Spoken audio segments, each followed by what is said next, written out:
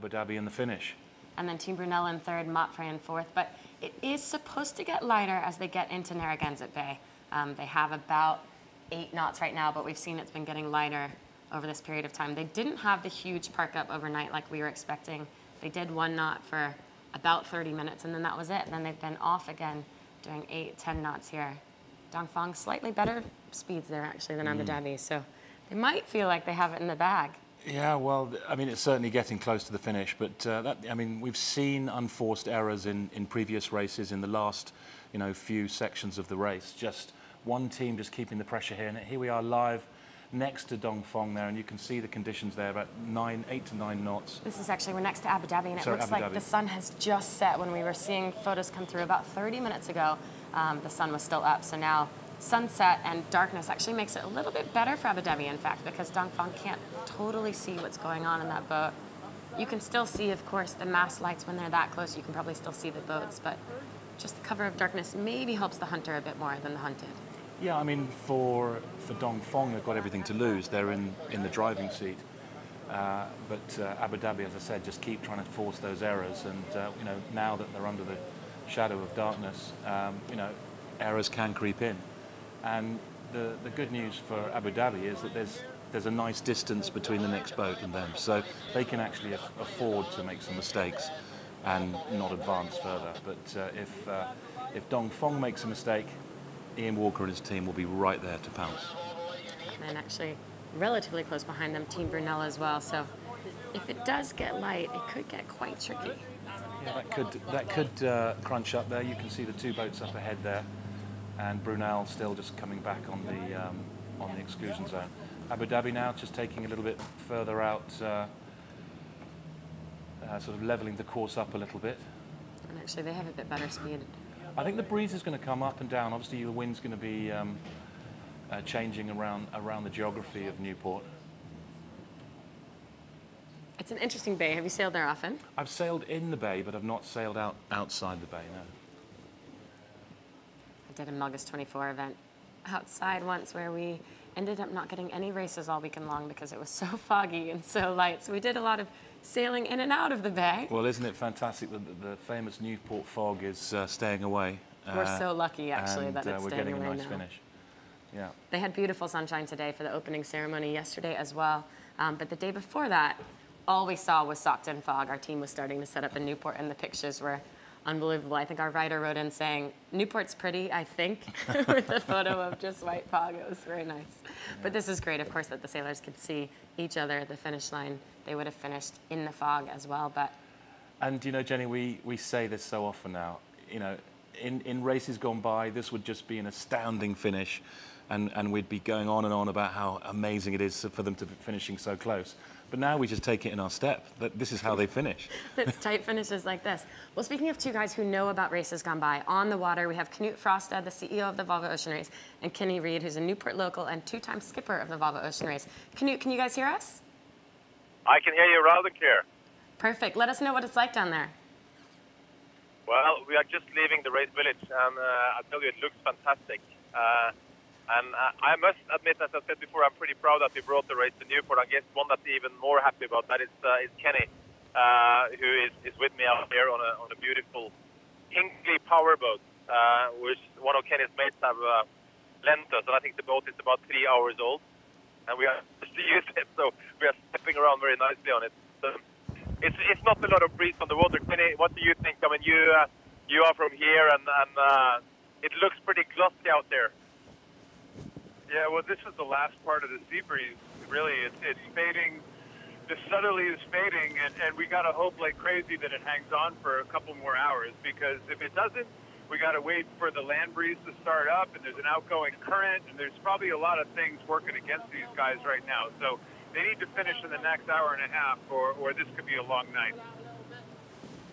Yeah, and I mean, it must feel weird for you. I mean, this is the first time I think you've been at the arrival of the Volvo Ocean Race, at least commentating it, and in your hometown. I mean, you should have been here racing, shouldn't you?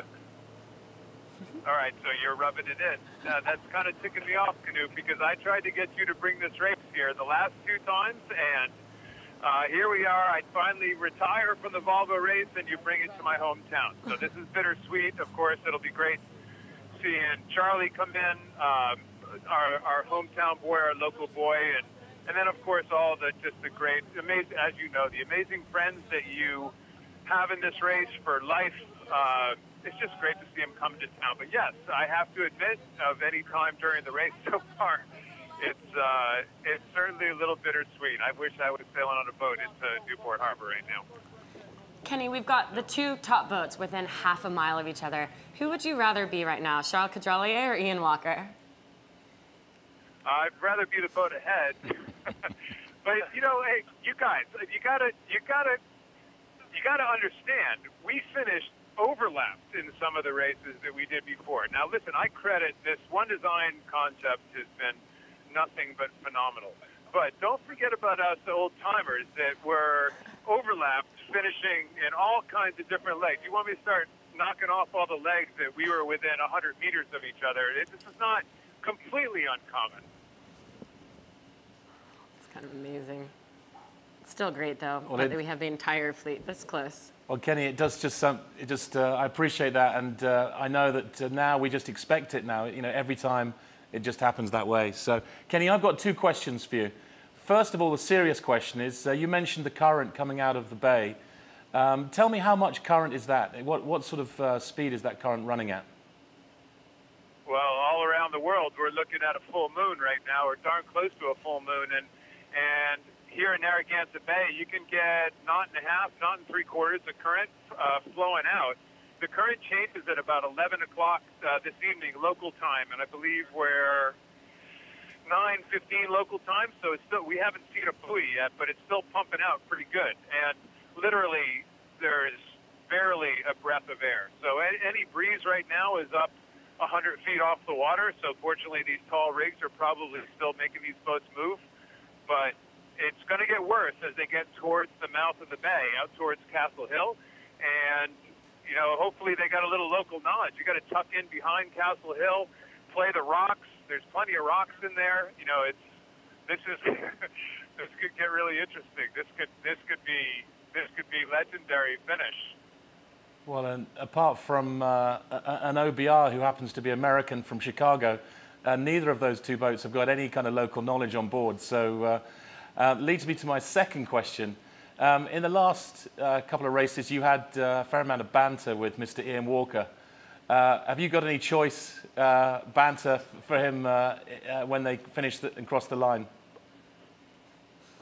Well, listen, these guys are all into social media, and I don't know where it came from, but about 45 minutes ago, North Sails, the North Sails Twitter account, got a message from @Abu Dhabi skipper, and it said, "Dear Kenny, do you have any local knowledge?" And I answered, "Yes. If you're celebrating, go to the candy store and have a snowball from hell. It's the best dessert in town." So that's as much local knowledge as I'm giving these clowns. Come on, Kenny. What about the mudslides? Mudslides, you could listen. The best mudslides are in Block Island. They just passed them about an hour ago. So that's the best mudslides in the East Coast of the United States. I was actually thinking that there were no jokes from the boats about getting mudslides in Block Island. I think they're ready to just get off. I was fully expecting at least one Block Island mudslide joke. Okay, so we're seeing some footage now of Dongfeng race team. Actually, some guys up on the bow of Dongfeng race team. So it must have gotten even lighter as we've been speaking to you guys. Can you see the boats yet? No, we're just passing Castle Hill. Canute, how much time have you spent sailing in this local area? Very, very little, I tell you. So I'm as fresh as anyone. So I think we're completely relying on your shoulders to talk us through the local knowledge here, because this looks Greek to me. It looks a bit like Scandinavia, where I come from. Lots of islands and dark continents of rock. Yeah, we're coming out right past Castle Hill right now. I think they're about halfway between Castle Hill and Point Judith. What kind of speeds are they doing, you guys? Give us a little update. Well, they're dropping speed all the time. I would say they're probably only doing about 5 knots at the moment. We've just had a nice close-up, and the water is looking more and more glassy, and the crew are slowly moving forward to the foredeck. you know, suggesting it really is flattening out. Yeah. Well, we have them doing 8 or 9 knots right now, but yeah, it's getting glassy. We're going to let you guys go. We're going to let you catch up to the boats. We'll check back in with you soon. I think we're trying to actually hear next from Kenny's brother, Brad Reed. He was the guy who essentially organized the stopover. He works with Sail Newport, works for Sail Newport, and has been a driving force as well behind sailing in Newport, and of course very helpful for his brother's campaigns. But what a legend the two of them are in Newport. I'm hoping Kenny can't hear us anymore. Dongfeng looking beautiful with their reflective lettering. That's actually really amazing. And Sam Greenfield, you just saw, if you caught that American flag, or if you can catch it in this shot, their onboard reporter is the one American on this boat, and I'm pretty sure he's either wearing American flag pants or he has just a flag wrapped around him like a skirt, but he is cruising around on the deck fully in American kit somehow.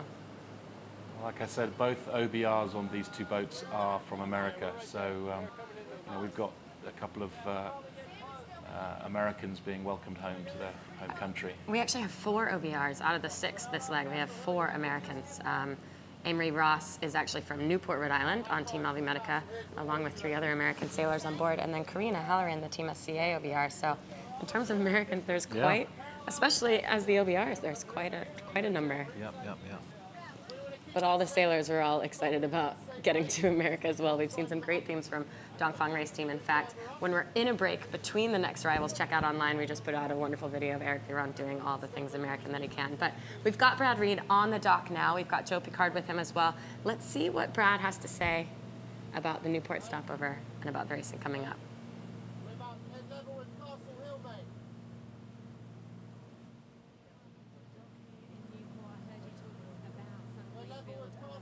The OBRs, and of course when they first set off, Sam Greenfield was saying it was the great OBR race, and we're waiting here on the dock to find out who is going to be the first OBR to kiss the ground here in Newport to be the winner of the great OBR race. But I'm joined here with Brad Reed, of course the director of the Newport stopover. Brad, thank you so much for your time.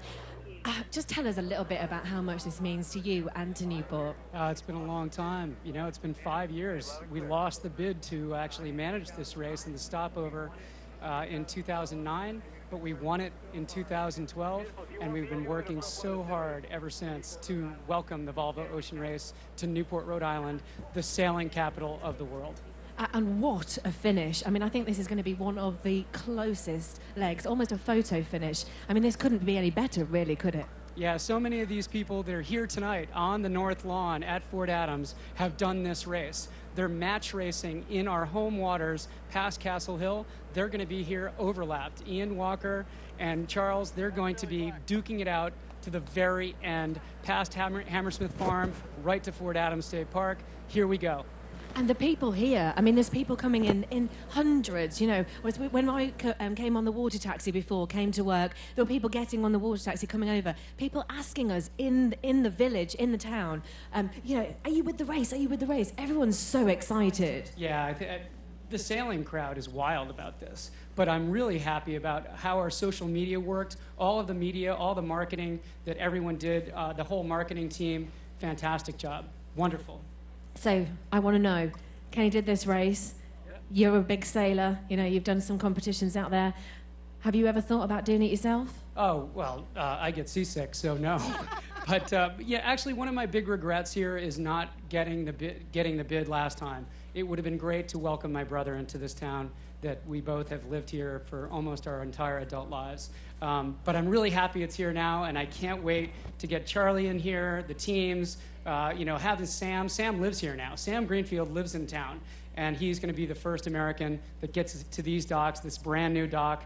And hey, Newport, how great is this? Fantastic showing. Like thousands of people on the North Lawn right now. I can hear you screaming in the background. Thank you for being here. This is fantastic. Thank you very, very much, Brad. Now, seasickness is never an excuse not to do this race. There's some very famous sailors on board the race so far that are doing it. We'll maybe next edition. I'll hand back over to the studio, and we'll hopefully see you back on the dock very soon. Thanks, Jenny. It looks beautiful down there. Very nicely lit. great to hear from Brad Reed as well. He's put in a lot of work, as he said, not just in this edition, but in both editions, to try to get the Newport stopover, and here it's happened. Absolutely. I mean, when you go to Newport, the place just oozes history and sailing, and you know, obviously they've had there's an America's Cup history there, and it's just great that the Volvo can come and enjoy that as well, and really celebrate sailing as a past and now a present. And I think fight for that title, sailing capital of the world. Brad said it pretty loudly. That was a good one. I wonder who else would fight them for it. Yeah, exactly. Hashtag sailing capital of the world. Where is it? We are trying to speak with Dongfeng race team. I think OBR Sam Greenfield, who we were just speaking about, who, as Brad said, resides in Newport and has called it his adoptive home. Sam, are you with us? Can you hear us? It's Jenny and Mark Cavell from Race Control. What's on Newport? Uh-oh, we got Sam for 1 second, and then I think we've lost him. He sounded really eager, though. Absolutely. I'm quite American with the "What's up, Newport?" Again, in between the next arrivals, make sure to check out, there have been some amazing blogs from Dongfeng's Black, one of the young Chinese sailors on the boat, who's been explaining quite how American Sam Greenfield is on board. And it's actually really neat to hear Black say it. He says, you know, people talk about their American dreams and how they would want to move here and start a company or do this. And he said his American dream is just to win this race and just to win this leg. And he was like, I might be a simple thinker, but that's all I want right now. And it was actually really quite beautiful and poetic. I think we have Sam back now. Sam, how much did you catch of that? We're talking about how Black is telling us about how American you are and perhaps how not American he is in his thinking. Hey, Jenny, yeah, that's the blog where he pointed out I was grumpy at times. I got Black right here with me. I was talking more about how he said his American dream is just to win this leg, and it looks like that's actually coming to fruition right now, or at least it's very close to fruition, within an hour, perhaps. Yeah. It's, as I'm sure you know, that we get all kinds of requests to ask the guys, you know, different ways to try and figure out what their stories are and how this entire experience is affecting them, but at the end of the day, what Black said just goes to show that he is 100% focused on the racing, and all these guys are, and well, I hope it shows today. It shows so well, at least. What about you? Are you 100% focused on the racing, or since you're going into your adopted hometown, are you thinking about Newport? You must be thinking about it as well. Yeah, I'm thinking about all the good places to go eat food in Newport, but first and foremost, I've been thinking about getting in touch with you guys, so it's great to be in contact.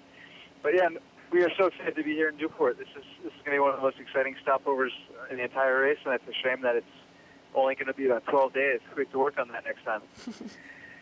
Sam, it looked like you had an American flag either on your body or you were wearing an American flag earlier. Is that correct? Yeah, may or may not have found a flag in China in the event. We came to Newport in the event it was appropriate to wear them. So, yeah, the stars are aligning today. Okay, we're going to have to actually get some footage of that soon. We caught it just in the half light from the rib camera relatively far away, so we don't have a perfect example of it yet, but we'll see it. So talk to us a little bit about... See, Jenny.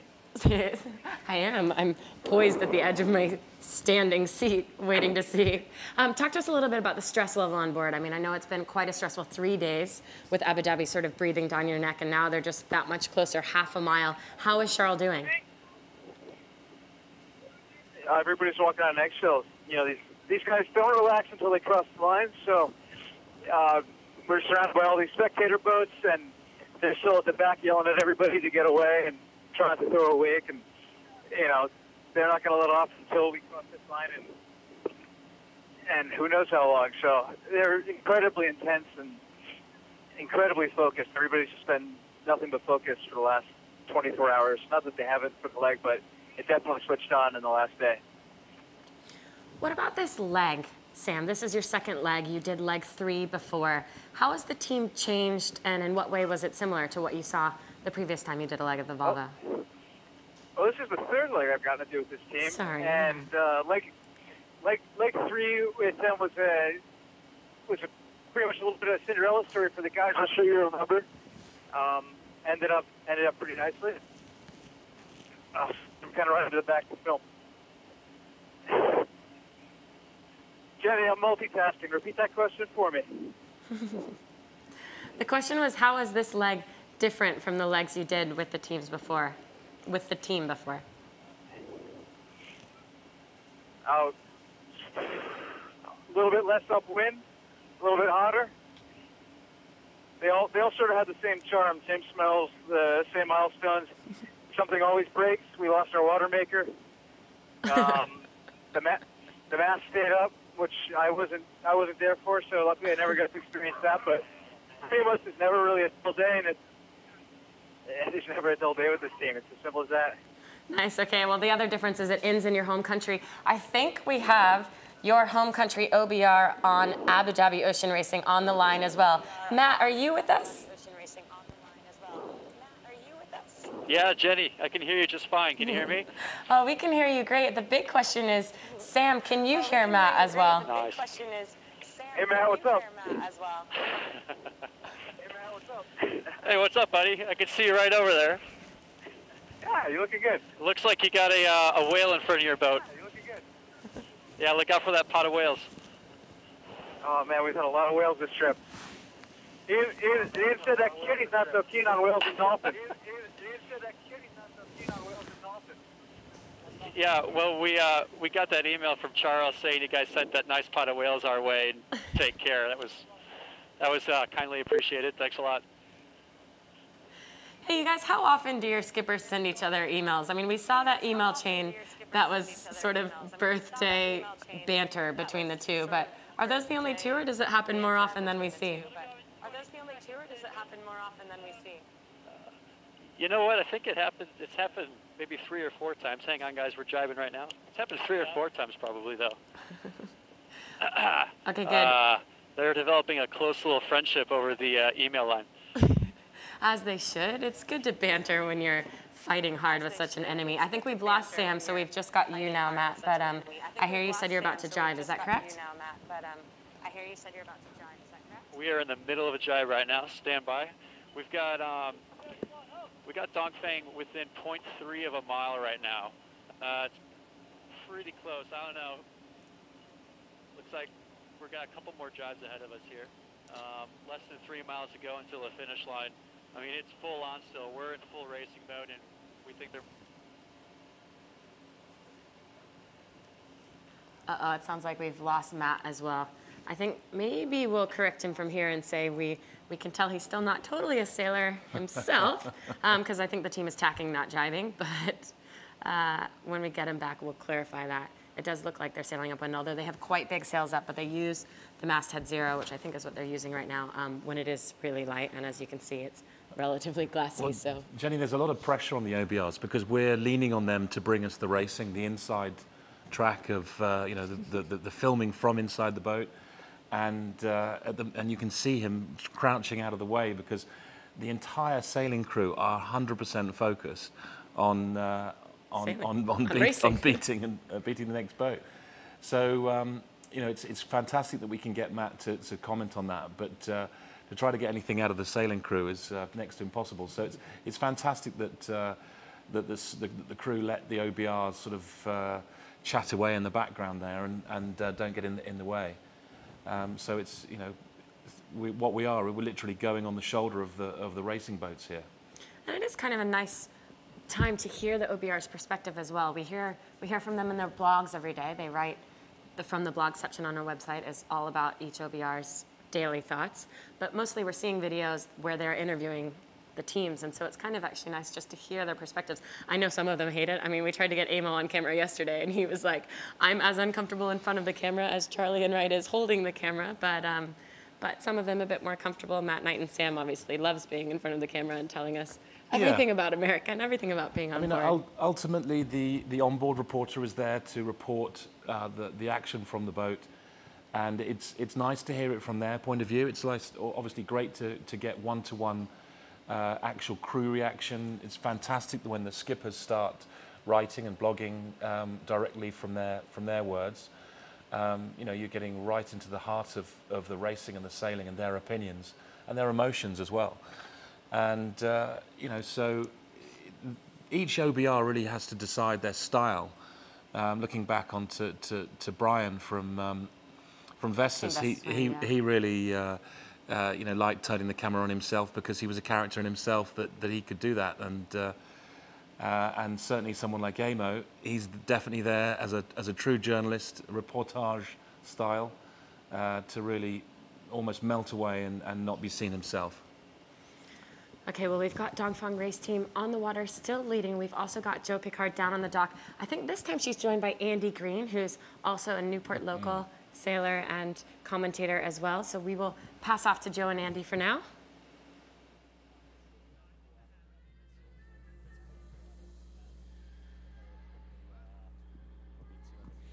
Hey Jenny, and welcome back onto the dock. And I'm joined with Andy Green, of course, local boy and sailing commentator as well. Andy, let's talk about the crowds here first of all. You were down before on the fort wall. Just tell us a little bit about what it looks like. Well, we've had about 5,000 people here throughout the day. There's probably 3,000 people now on the fort wall.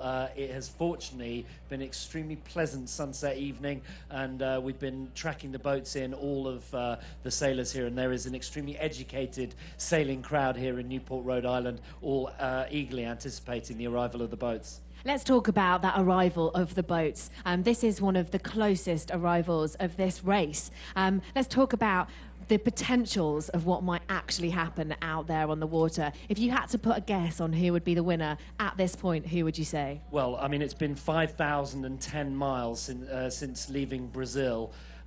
It's now between Abu Dhabi Ocean Racing and Dongfeng race team, and they've been, in the last 4 hours of watching them, there have been about 17 lead changes as the breeze has gone up and down. They've skirted their way around Block Island, and this is the final throws into Narragansett Bay. Who's going to win? I don't know. Ian Walker and his team have been hunting down the French-Chinese team of Dongfeng, and they are within a few hundred meters of each other. The breeze is light here off Fort Adams, so who knows what's going to happen. The Dongfeng team are leading at the moment. Maybe they'll hold on to it, but it's going to be a photo finish, no question. Great stuff. Typical commentator, absolutely no commitment whatsoever there, Andy. So let's talk about the tide. So the tide here in Newport is going to be very important. You're a sailor, you know all about that. So tide is changing right now. What impact is that going to have on our fleet? Well, it'll mean the wind is not so critical as they come in for the final half hour. It is now. They're going to be finished within half an hour. The tide is now coming in, so that will help them come in. It'll come in about a knot and a half, 2 knots, and that will increase their speed, give them a little apparent wind, but it's downwind, so there's going to be jibing as they come into the finish. Any sort of mistake, crew work on board the boat, very costly. They're with their big Code Zero Genicas, so they have to roll them up each time they jibe. Then there's loads of crew ballet that has to go on board the boat, and any mistake on those last few jibes on the way in here, and you could give away the lead, no problem. Well, I tell you what, Jenny, there is no fingernails left. There'll be nothing left here on the dock by the time this leg has finished. I saw Dongfeng race team and Abu Dhabi Ocean race shore crews and their media teams before, and they're all absolute nail-bite finish. It's really, really exciting. Hopefully, the crowds that are all the way down on the fort wall will come back here and we'll be able to show you them very soon. Back over to you, Jenny. Thanks so much to them. We still have fingernails, but like we said, the closest people with the best seats right now, the OBRs. I think actually Matt Knighton was right about jibing earlier. We've just checked the tracker, and as they've gotten into Narragansett Bay, the breeze has shifted a little bit, so they are now sailing downwind. I think we have Matt back on the line as well.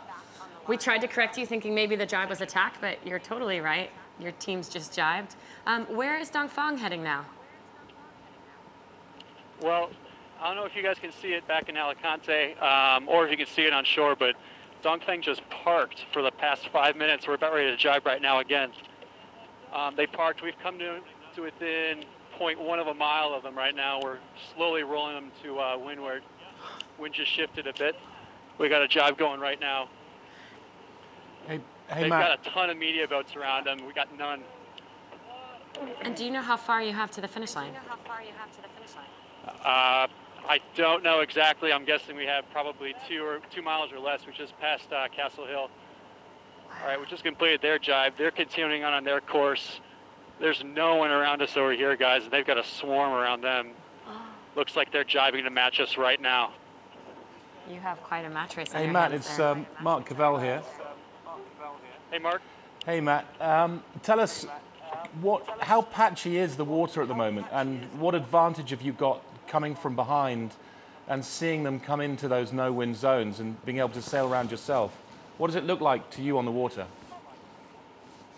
There's zero moon out tonight, so we've got no idea what's going on the water. We can't see any of the breezes. It's been a little bit gusty all day. More than that, the wind has been all up on top of the sails, so it's really glassy down flat on the surface. It's almost impossible to tell where the shifts are. That's kind of what's happening right now. I think we're just playing by feel, and we're counting on the fact that our jibes are faster, so we're trying to, actually all day we tried to engage them in a jibing battle, and we finally just got them to bite, it looks like. So still a little bit of golf left in this hole. Ian's favorite expression. Now, I can see that it is that light that you're actually having trouble getting the battens through. Yep, that's exactly right. We were just shaking out the battens up at the top. We had Parko up there for the past 3 hours kicking them in, actually. He was swinging one a halyard from side to side, but now he's down here to help with the pumping. So that makes a huge difference, whether you've got that wing working at the top, whether you've got that batten pushed through. And Juddy's a bit of an expert. Yeah, he is. I wish you could get him on comms right now, but it's full on. We're probably into another jibe here in just a couple seconds. No, don't just leave them to race at the moment. I'd hate to affect anything. Yeah, all I can say right now is that we've got him within 1/10 of a mile, and you know, right now it's going to be jibe for jibe, I think, all the way into the finish. This is a nice turn of events here. Matt, on a scale of 1 to shiny, how's Ian's head doing right now? Yeah, well, he's gotten the old polisher out. The hand has been rubbing, believe me. And I've had to actually stop taking pictures of it during my my boat feeds because it's taken up way too much time. It actually looks like he has a winter cap on as well. It's a bit cold out right now. Feels a little bit like Southern Ocean all day, actually. But no, this is good payback right here. We had them within 0.14 of a mile about 3 hours ago. The wind was very, very light, and we were about 5 minutes away from rolling them. And if that had happened, we would be ahead. But you know, today's played out well in the Dongfeng's favor. This is kind of their strength.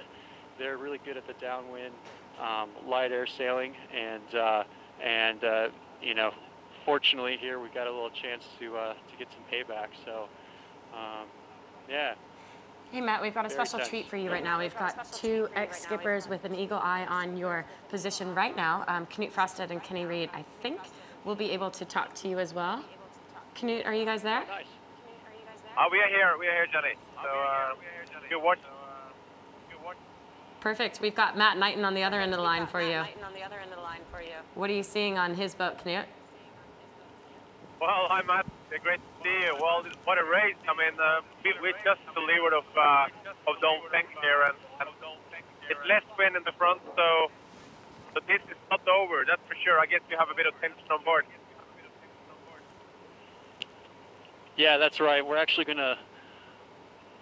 we might be setting up for a jibe here in just a minute, but no, I think we're going to keep going. Looks like Dongfeng's got a nice little gust over the water. They're also lower and faster than us at the moment.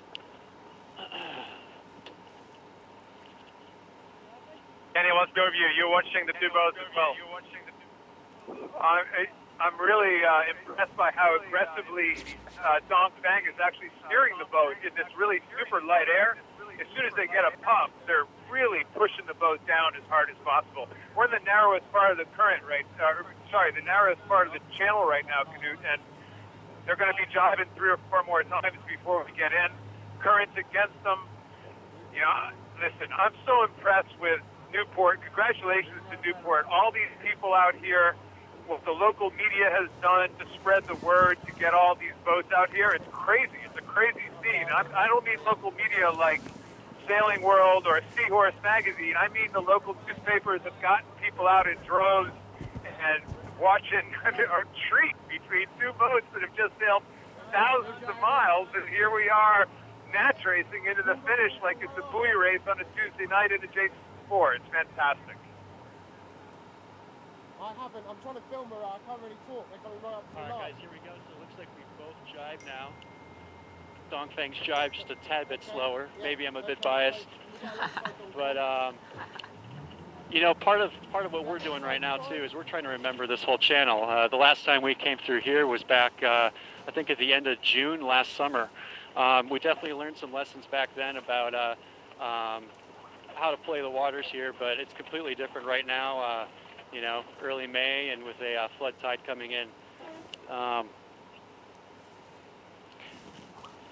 Still not bow forward on him over here. Ian's on the leeward side trying to keep an eye. We can't see anything through the mow.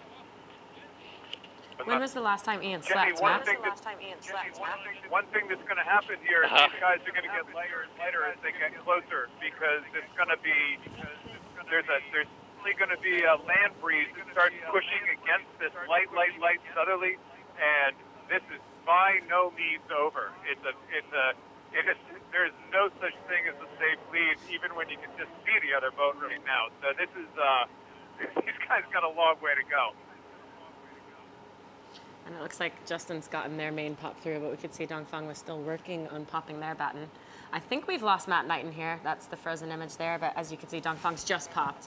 At least the leeward batten's We should just explain that again. You can see this big white stripe in the top of the screen there. That's the lower of the many battens that in this fully battened main. And at the top, the battens are so tight that in light conditions, they don't flip through. So what happens is it resembles turning a wing upside down, trying to take off from a runway with an upside down wing. So it's giving you reverse flow.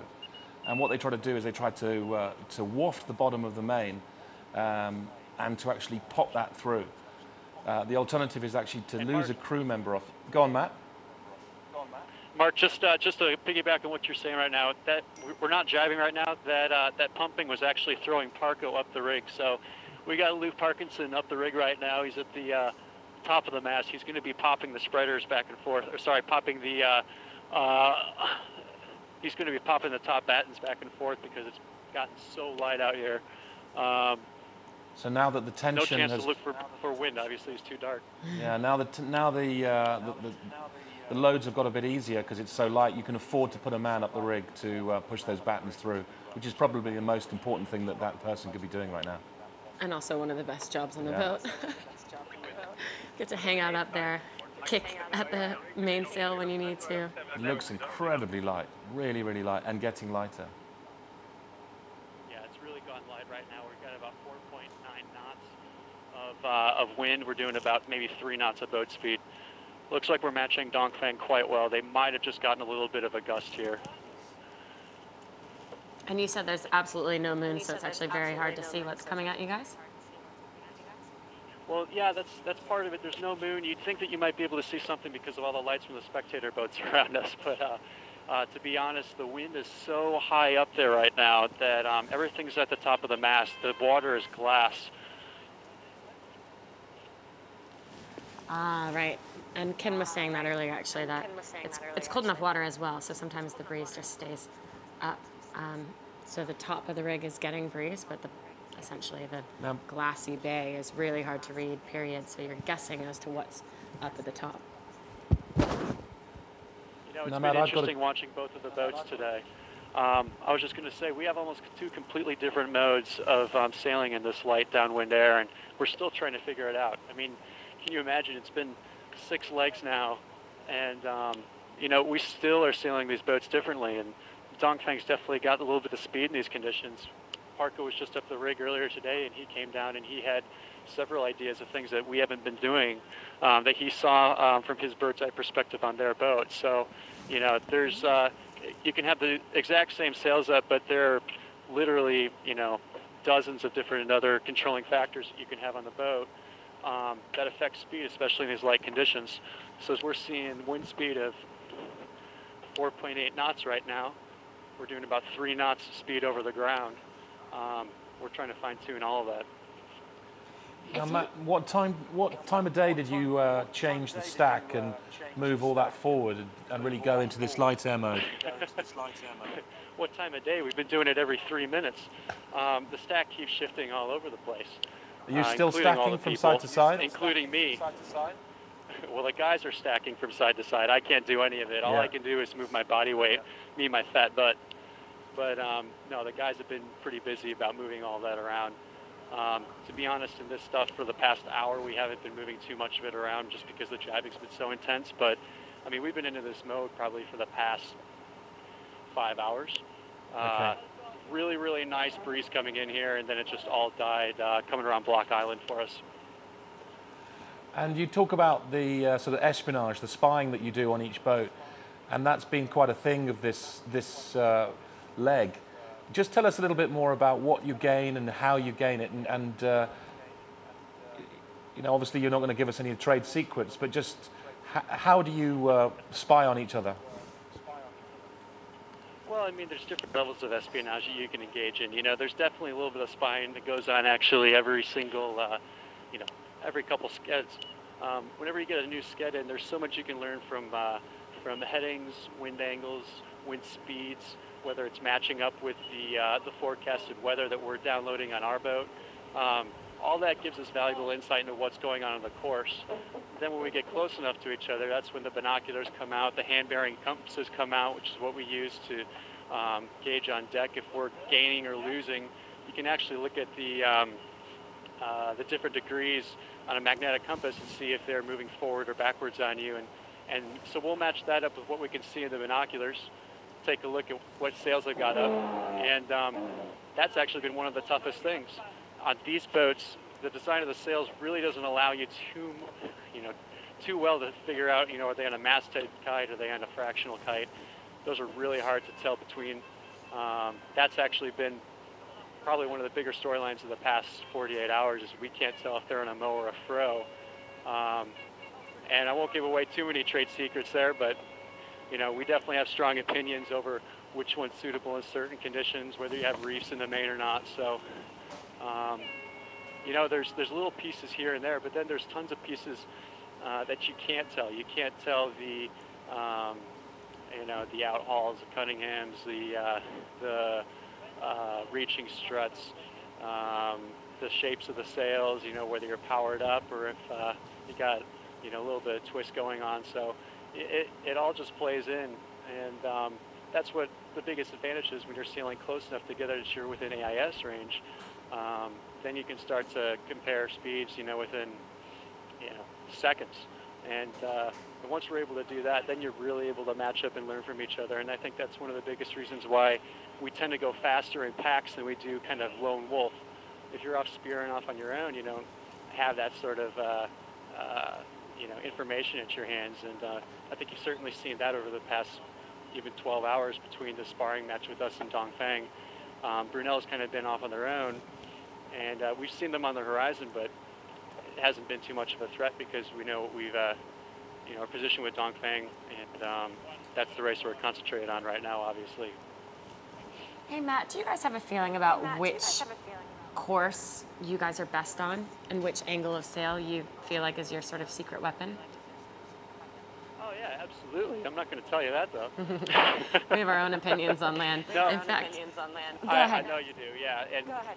I know you guys have your own opinions, and it's probably quite obvious to an educated eye. But I think if you look at the top three teams, Dongfeng, ourselves, and Brunel, we've each got our own points of sail that we're strongest at, and then I would argue we also have certain sails that are also kind of our secret weapons.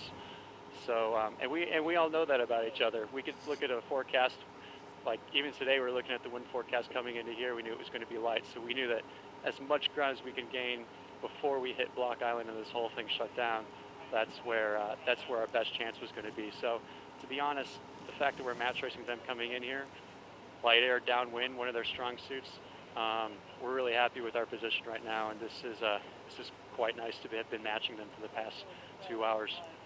So Matt, that's great insight. Thank you. Just looking out on the water now, just give us a state of play of how you feel you are against Dongfeng at the moment now. Yeah, we've got a bit of a just kind of a steady match race going on here.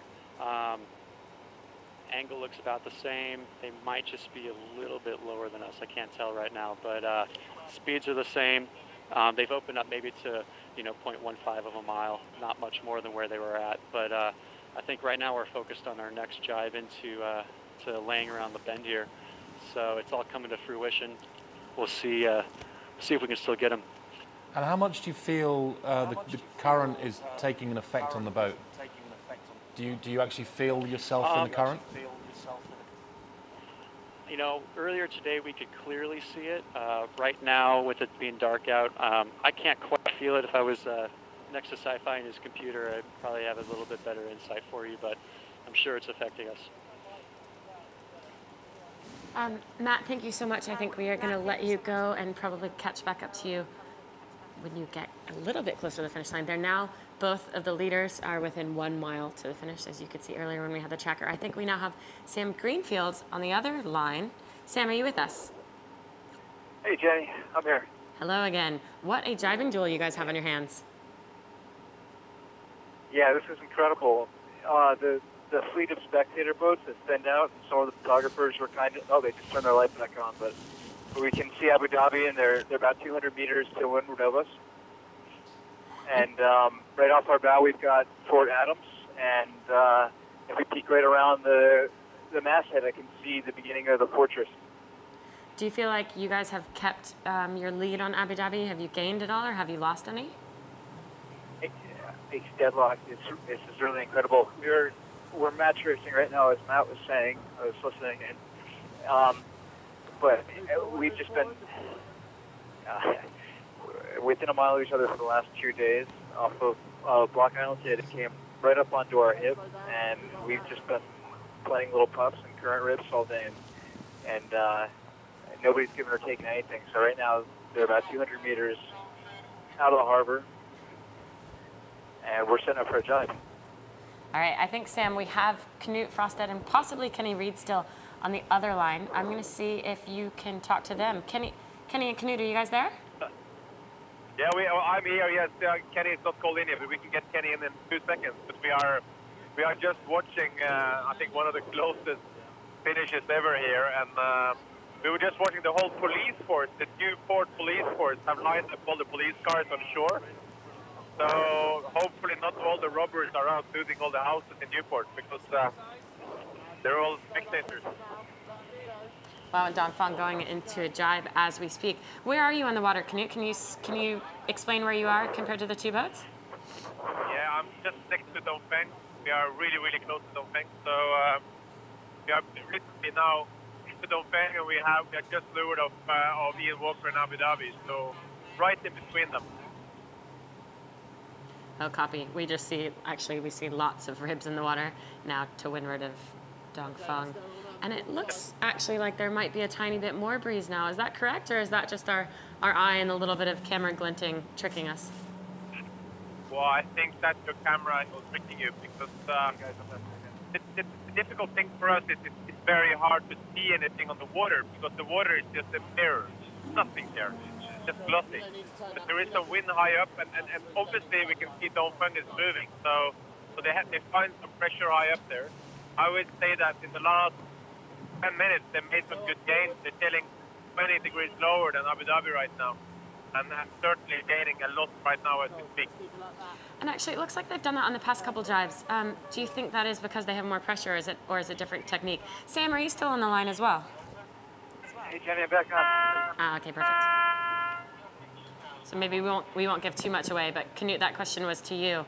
Do you think Dongfeng has a bit more pressure, or is this more about technique out of the jibes they're able to soak lower? Well, I can tell you right now as we speak, they have definitely found more pressure. They have more wind, and they are.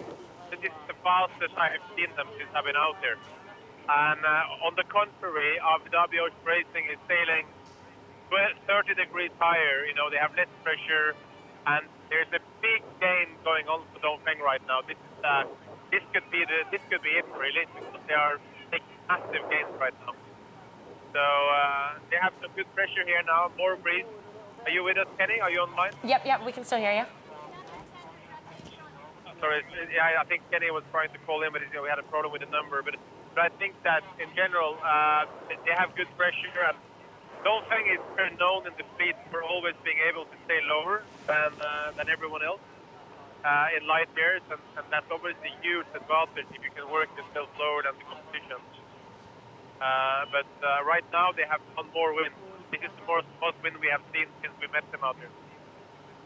Wow, that's incredible. I think we actually have Matt Knighton back on the line. Is that correct? Matt, are you with us? Yeah, hey Jenny, we're still here, still racing. Exactly. Hearing Knut talk about your two boats and possibly about pressure differences. It looks like you're all trying to keep windage down. Is that correct? Hence the crouching. Yeah, no, that's exactly what we're doing. We're trying to keep as many people inside the cockpit as possible. I mean, this is super light air battle.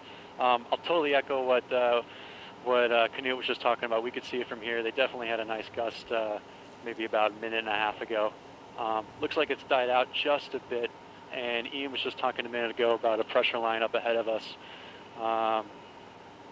Yeah, they've been sailing so well downwind and been able to soak through all these jibes a little bit more easily than we have.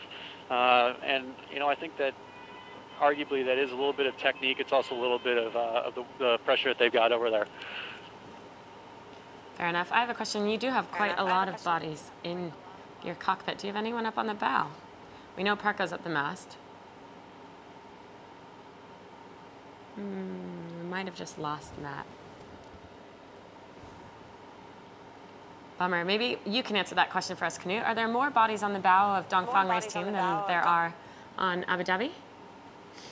Well, I'm too far away from Abu Dhabi to see how many people they have on the bow right now, but I can see Dongfeng very clearly. Obviously, they have at least I can count 5 guys up on the bow, so that means most of the crew, and they have a small crew, so they're definitely pushing the weight forward a lot.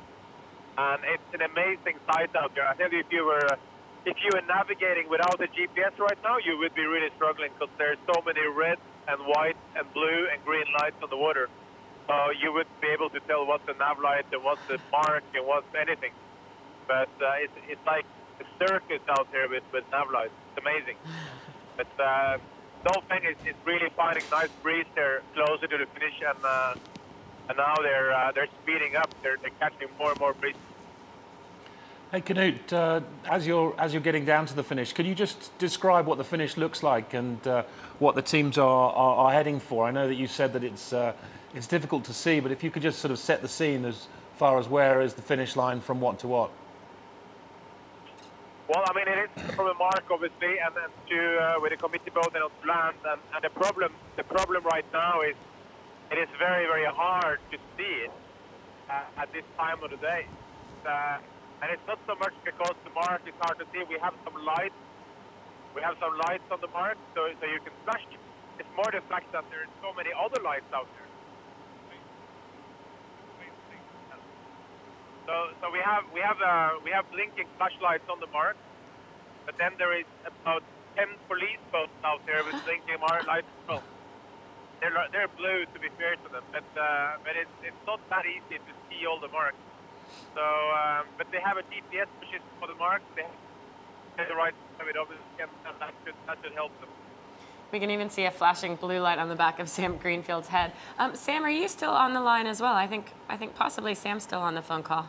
Can you hear us? Hey Jenny, I'm on the line. Yeah. Yes. Okay, we now have a full visual of your America's flag pants. Just FYI, we can all see ashore exactly what you're wearing, and the fact that you guys are driving currently. Hi, Mom. Hi, Sam's mom, in case you didn't hear that. Is she in Newport? Is she ready to greet you at the dock, Sam? Yeah, the things are all here, but let's talk about the finish, because this is the most incredible thing I've ever seen in the sport. Sorry, say that again? Let's talk about the finish, because you're asking what does it look like down here. The entire harbor is filled with motorboats. Fort Adams looks like a World War II air raid base. There are spotlights everywhere. I think this is mission success out here right now. It is actually unreal. From the heli shot we're seeing right now, it looks like phosphorescence. Do you guys, real life, actual motorboat size phosphorescence just following your boat. Very, very cool to see. There's more boats than people, Jenny. Well, that can't be true. You're hoping there's at least one person on each boat. Hey Sam, is the crew feeling the emotion, or are they still very steely into the racing? everybody is, horses on the bow with a flashlight. The guys are trying to find the finish. This isn't over yet. These guys are just trying to get this race done and packed away, but they are in full-on zone mode. What about yourself? Have the emotions hit for you, or are you still in a, oh my gosh, we're getting to the finish line and I haven't quite figured out what's going on scenario? No, I'm just trying to film while talking to you guys. I'm not very good at multitasking, so if I sound mumbly, my apologies. We're getting close, Eric just said. Okay, perfect. There it is. Go ahead. This is unbelievable. We might let you film for a bit then, Sam. It sounds like you're less than half a mile now from the finish line. And it looks like it's quite cold. You can see Charles also in a winter hat. Do you think that was the final jibe to the finish? Are you straight lining now, or is there one more? I think we... Well, that's it. That sounds like they've just crossed the finish line. Dongfeng race team. There we Winners go. We have of leg 6. Huge congratulations, Sam Greenfield, if you can still hear us, to your team and yourself on being the first team into Newport and the champions of leg 6. That's incredible. We have a winner. That's fantastic. Finally. So hard to tell with so many motorboats, exactly as Knut was saying, but here comes the Chinese flag on the bow. Huge hugs and congratulations all around. And Sam is still doing a great job of filming the whole thing. I think Big we smile. have Knut Frosted down on the line. Knut, that was it, the finish. That was the finish. And one of the cannons on the fortress went off. So that was a good timing on it. And I can see some very happy guys on Dongfeng racing there. What a relief. I mean, and don't forget that these guys broke their mast on the previous leg. And Kenny can speak later when he gets back online with us here now how it feels like when you have to crawl back from having broken your rig. But that is a really, really hard way to start the next leg, because you need to motivate yourself hard, because it's going to take you a long time to catch up what you lost. You know? They've only caught 1 point now on Abu Dhabi Ocean Racing, and they have a few more points to catch.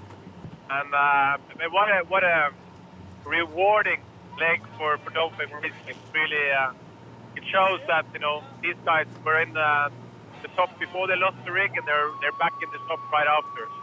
From comeback.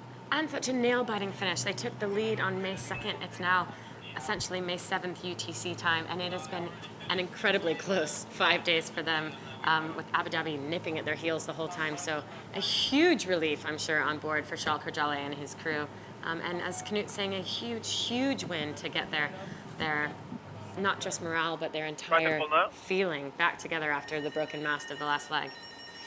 This race is definitely not over for Dongfeng Race Team. No, there's still a lot of points left on the scoreboard to both get and fail to get. And we can see now as the camera fades back up, we should be able to see Abu Dhabi. There we go, coming out, and all the spectator boats now going back to see them cross the line. It looks like that they probably, I might be wrong, but they look like they're straight through with no more jibes. Look like they were set up for the finish. On the same line as Dongfeng. It's a huge relief. They managed to get the masthead out of the way. Front sail furled up. Next will be the mainsail, which, as we always say, every leg goes up once in the leg and hopefully doesn't come back down. Sometimes they have to fix a batten or something else. But Jenny, at one stage, back on board with Abu Dhabi here, and they will still be working hard to get that boat across the line because they're not finished yet. They look like a little bit more pressure now. Looks like they're going nicely there. The Abu Dhabi flag starting to fly. They're actually furling their... Maybe there is one more jibe in. Yeah, furling their masthead now. At one stage, what Kenny was saying, you know, with the current against and the wind dropping, I was worried that these boats were going to park up just off the finish, and the next boats try to slowly catch up. It looks like Abu Dhabi has now finished. And I believe that was the final furl for Abu Dhabi Ocean Racing. Crossed the finish line, front sail up. Here's all the congratulations on the team, and a very, very well fought leg for them as well. Slightly muted. I mean, obviously they didn't get the win, but you know, again, they've achieved what they set out to do before the race starts. Another podium finish. And stay in touch with Dongfeng Race Team. That was essentially their second big objective points-wise overall on the leaderboard. That's what they need to do. Adil Khalad with his Deal with the flag of the UAE. Nice to see him back on board for this leg as well. Yeah, great to see him back on board. Yeah, he's a great member of the crew. And there's the shore crew just pulling up alongside. We have Knut Frosted back on the water. Knut, a huge relief for these guys. I mean, there was a moment in this leg where they were in last for almost a day. And I don't think they necessarily saw the end in sight at that point in time. They thought they maybe made the wrong decision with that very first tack off the coast of Brazil, but quite a climb back up to finish second place. Yeah, I mean, I think in the beginning of this leg we saw quite a few boats in different positions, but I think Ian Walker and Abu Dhabi Ocean Racing, you know, this is all they have to do is to stay close to the Dongfeng race team. You know, that's the biggest threat they have, and as long as they are as close as this, it's really, you know, it's the perfect scenario for him. I think Ian Walker has all reason to be happy. I spoke to Jamie Bogue, the team manager, just an hour ago, and Jamie had spoken on the phone to Ian, and Ian had said, you know, I'm super happy. If I'm second here, I'm super happy. There's just 1 point. 1 point is nothing right now.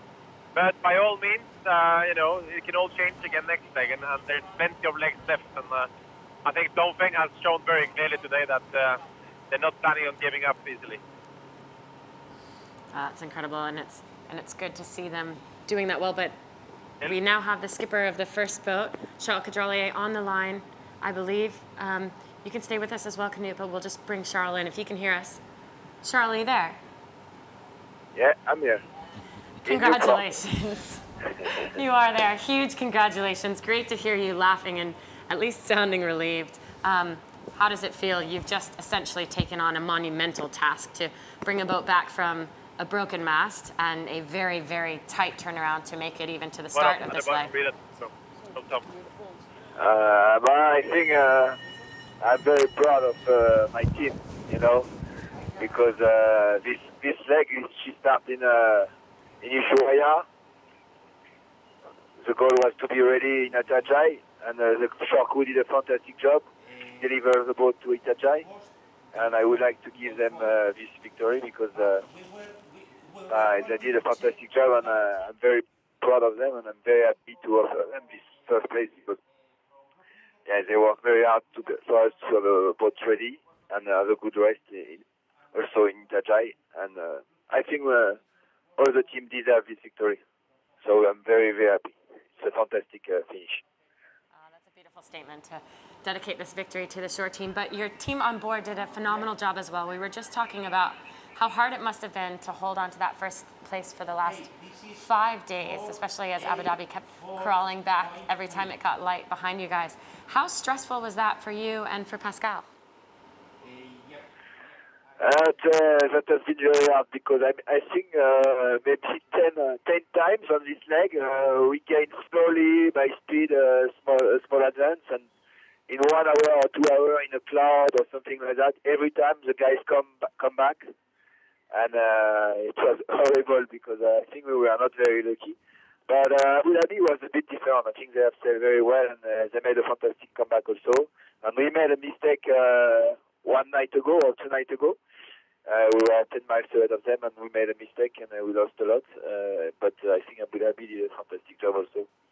But for sure, each time we managed to have a small advance, in a few minutes, we lost it in a cloud or in a transition.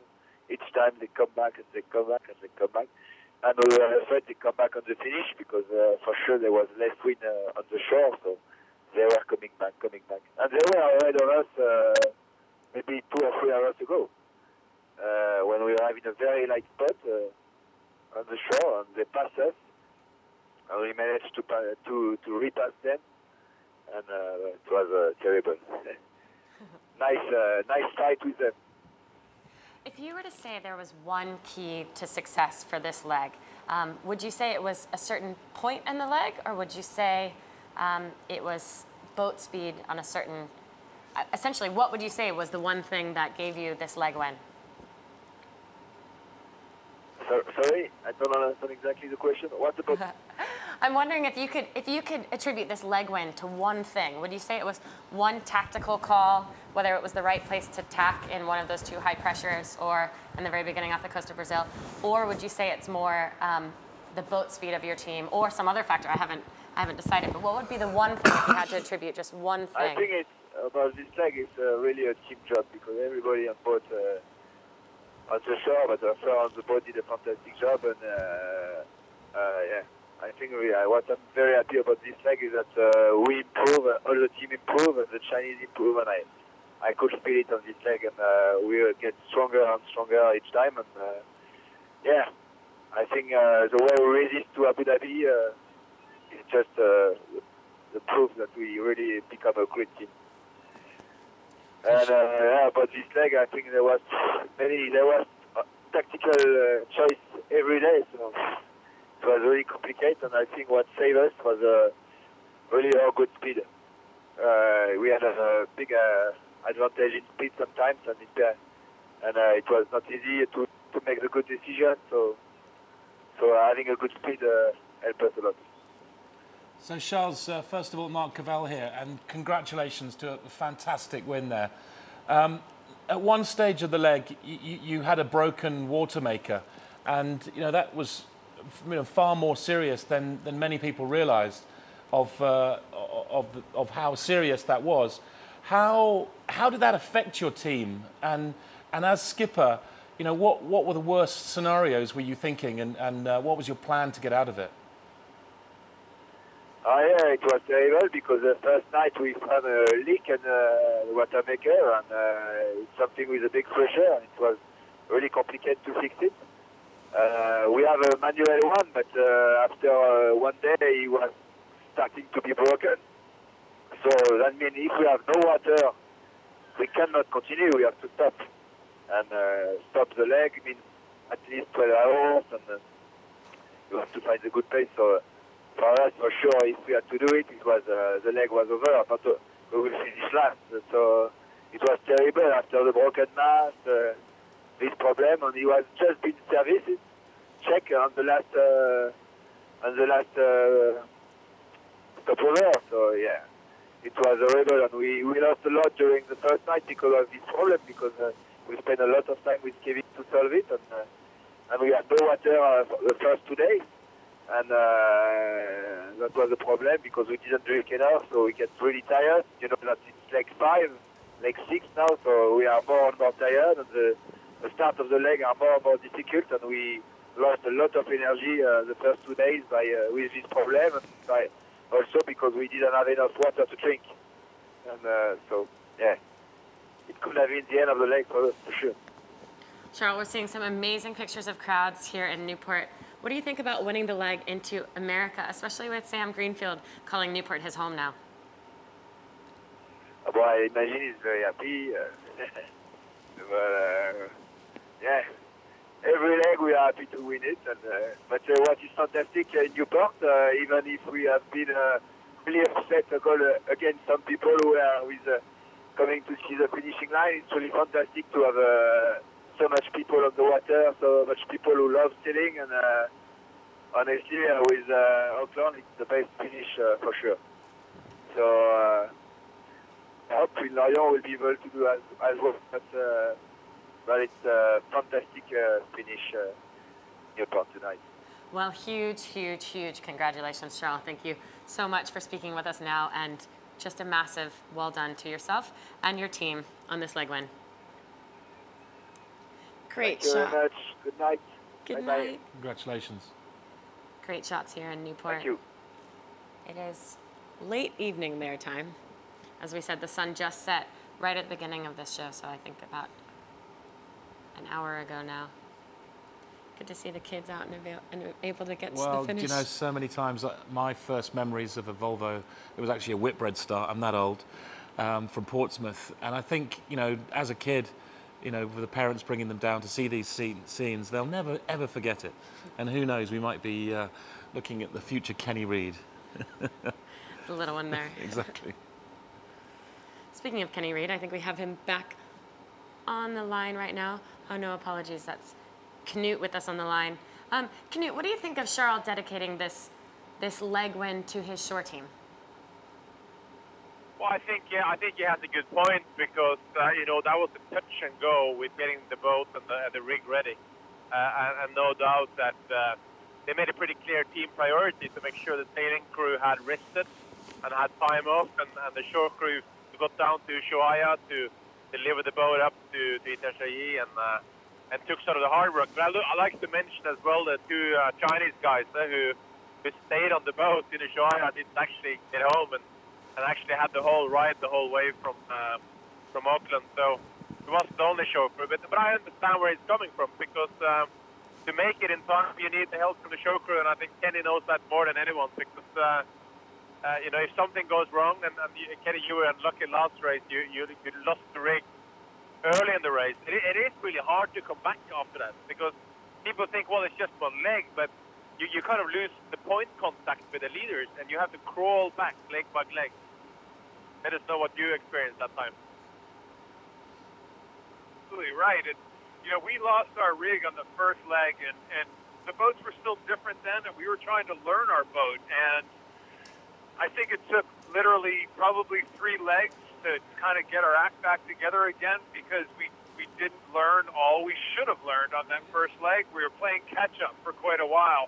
I'm very, very impressed with how these guys came back, got their act together. They had all the opportunity in the world to be down, to feel sorry for themselves, and clearly they haven't. I mean, the pressure on these guys to such a close race, to be ahead by such a small amount of time, amount of distance for such a long time, it's incredible. And guess what? They're going to sleep well tonight.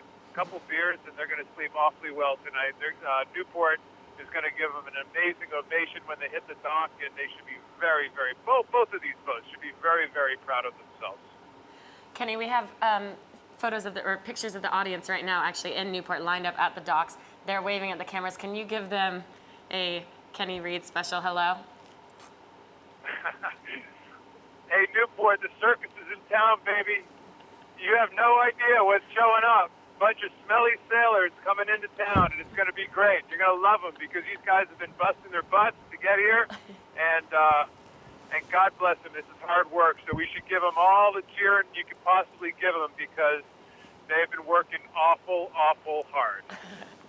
Have you warned the town to stay open extra late tonight?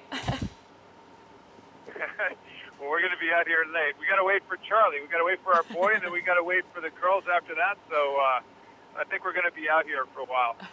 It might be midday tomorrow.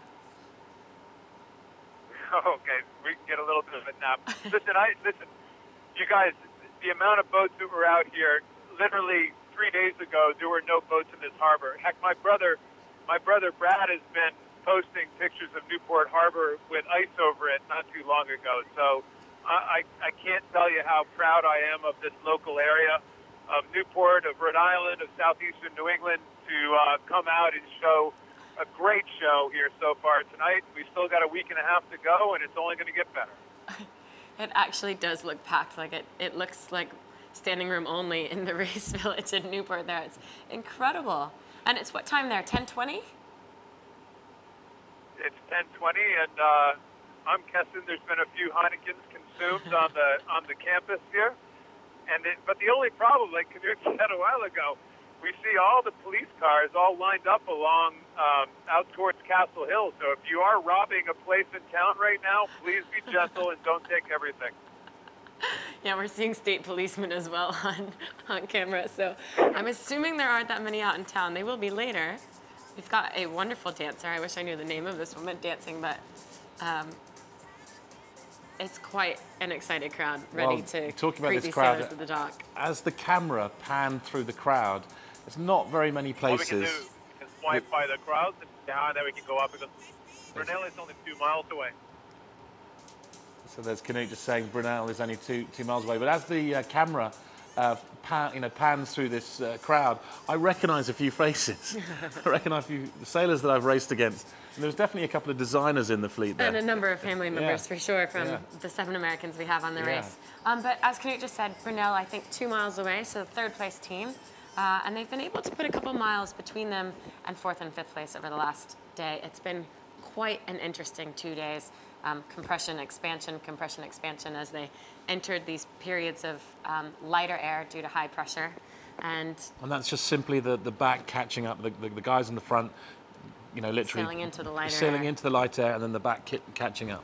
And then as they sail out of it, they sort of do the same. They accordion back out. Yeah. The sailors call it everything from bungee to it depends. rubber band to... I love the French, they call it the accordion. The accordion? And The here's squeeze the box. the leaders. They made it out of the accordion the best, obviously, playing the best notes. And we had a really interesting one about Pascal the other day. Here's Team Brunel in third, and as we said, now 1 mile away from the finish, probably just over a mile. But we heard from Pascal Bittegori about how he spent 12 years in music school, and he thinks it actually does really help him to hear the boat and hear how it's performing, and I think probably most importantly, notice changes. So as the breeze increases or decreases, the hull might sound a little different, the water rushing by sounds different, the sails, the keel, the rigging, all of that sort of has a different tune, and Pascal, I think maybe that's one of his secret weapons on board Team Brunel. They've got a lot of secret weapons. One of them is experience. Andrew, Kate, Bauer, Becking, those guys have done miles on the ocean. Yeah, no, I mean, Bauer's one of the most experienced helm amongst this fleet, and you know, really, together with Capey, it's a very powerful crew. Just talking about the sound of the boats, when you're lying in your bunk, you know, you lose the senses of sight and feel of the wind. You can only really, the sense of hearing comes to fore, especially in your sort of subconscious sleep pattern in the bunk. You're listening out for bangs and stuff, but the boat does have a resonance. It has like a tune, almost like a tuning fork, especially in the lighter, flatter water conditions. And then when that hum, that change, that sort of tuning fork sound changes, you know something's changing, whether the wind's come up or they've changed angle or something's happened. And all of the sailors on board developed this sixth sense of sound. And it was interesting to see that Pascal was recognizing that as an advantage, you know, having a musical ear, you know, that he felt that certainly when he was single-handed sailing, that it was an essential skill. Yeah, very much so. But as you say, down below, it's almost more important because that's where you hear it. That's where you're not seeing everything. And as a navigator, you spend a bit more time down below than the rest. Absolutely, yeah. So you get quite used to that. Team Brunel, 1 mile out. We are trying to get them on the line, so we'll bring them to you as soon as possible. Kenny was talking about the wind, the tide changing at 11 o'clock local. And it's 10:30 right now, I think. So that current against is slowly dropping away, which is probably quite a good advantage for Team Brunel to be able to stem that current. Certainly it was more of an issue for the two leaders up ahead. Although currently it looks like they're only doing 2 knots of boat speed compared to the 8 knots of Motfre behind, so hopefully that 3 mile advantage stays there for Team Brunel. Yeah, slowly up the coast. And of course, a lot of those spectator boats, I'm sure, will have now been heading back out to join the Dutch and welcome them in as we see Dongfeng backing up into the dock. Yeah, we know the spectators might be headed out, but the people at the dock are waiting for this, the moment of the winning team arriving. One American aboard, as we've said, Sam Greenfield, and he pretty much said his entire family is coming to Newport for this. I think a lot of the Americans have their entire family there. And of course, the race control would have come on board and checked the seals that the teams use to seal up the engine.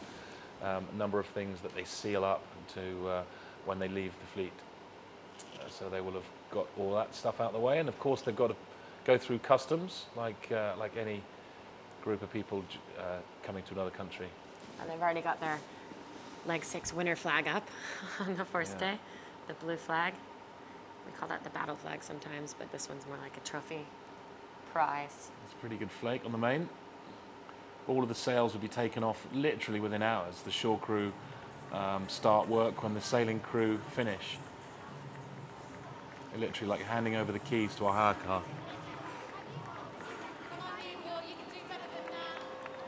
Just hearing a little bit from Joe Picard down on the dock.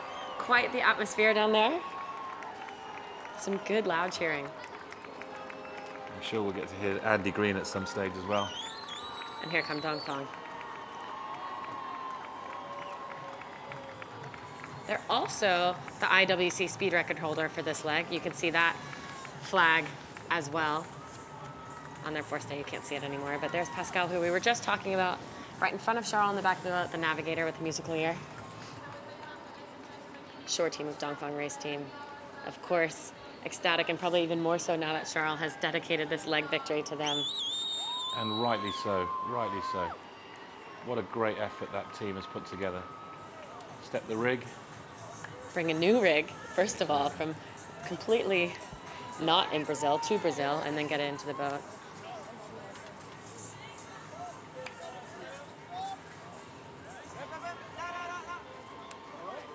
Wow, they're going for the handshakes without even tying off. That's a first.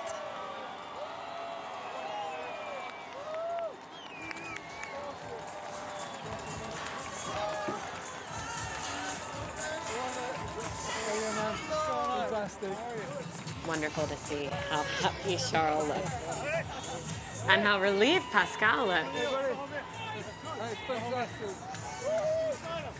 And here's Horace and Black, who they said were not able to leave Brazil. They stayed on the boat in between the last two legs.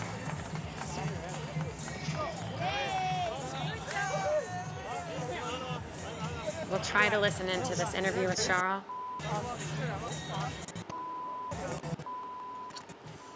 But we're having connection problems, unfortunately. I'm sure we'll come back to them very, very soon. That rainbow color is never a good color. Here we go. Shots from the heli. You can see the crowd swarming around the dock. They aren't allowed down to the dock. As you can see, the policemen are holding them off, just shore team and families. Well, in the past they used to, but what happened was the dock would sink. You get water around the ankles. Floating docks are only so helpful. Exactly. They can only float so much. So yeah, it's a really special moment. You know, you tie up, and what it is, it's a massive change of environment. You've gone from being alone, you know, just with a small crew. That was your environment, you know, for the last few weeks, and then you were inundated with different smells and different voices and these flashlights everywhere. It really is quite a freaky experience. That just to get over that. You know, you literally are like, you know, sometimes people say, well, why aren't they more animated? More animated, they just won. It's because they're like deer in the headlights. They're just like, wow, what's this? So many people. Yeah. So many lights. Yeah. So many food options. And they never want to get off. They just like, they crouch down and do their interviews from there. And, you know, babies are passed on and off the boat. And no, it's an amazing moment. It really is. And I still believe it's a huge motivation. That moment that you know is coming if you win the race, if you do well, that's you know, these pictures here are really what motivates you. You can see your friends and family in your mind's eye, you know, on the dock, and that's what really drives you through those difficult nights and those difficult times. And gosh, this team has had some. I cannot believe what it must have felt like on the boat. Pumping away with that water maker. We're going to try to listen in now to Charles. Come here, I need you 1 second. Come here. Can you just tell me what went through your mind when that water purifier broke in the second leg, in the second day of this leg? What went through your mind? Did you think that you were going to have to retire again from another leg? Yeah, no, not to retire, but made a stop to somewhere to fix it, and made the stop. In this race, when you see the difference between the boat, that means the leg is over, because we'll have lost at least 12 hours, because you have to stop 12 hours when you stop, and we have to find a place, and to go to this place we will have lost a lot. So yeah, it will be another leg last. And after the broken mast, it was really hard, but we fixed it.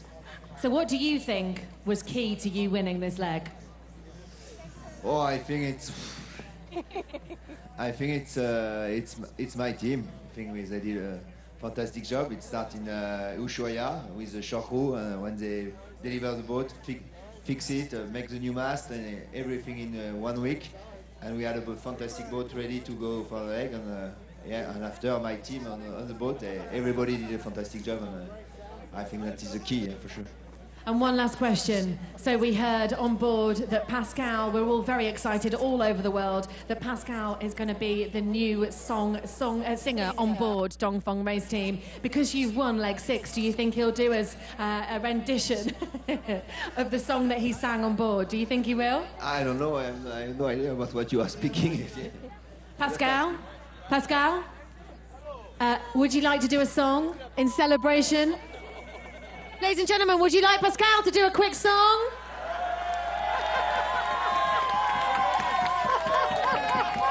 Pascal, come on. Merci. Merci, Pascal. He said he'll do it for us later. Boo boo. So congratulations to Sam Greenfield as well, who has won the great OBR race, the Volvo Ocean race. Ladies and gentlemen, the winners of leg 6 of the Volvo Ocean race, Dongfeng race team. Congratulations.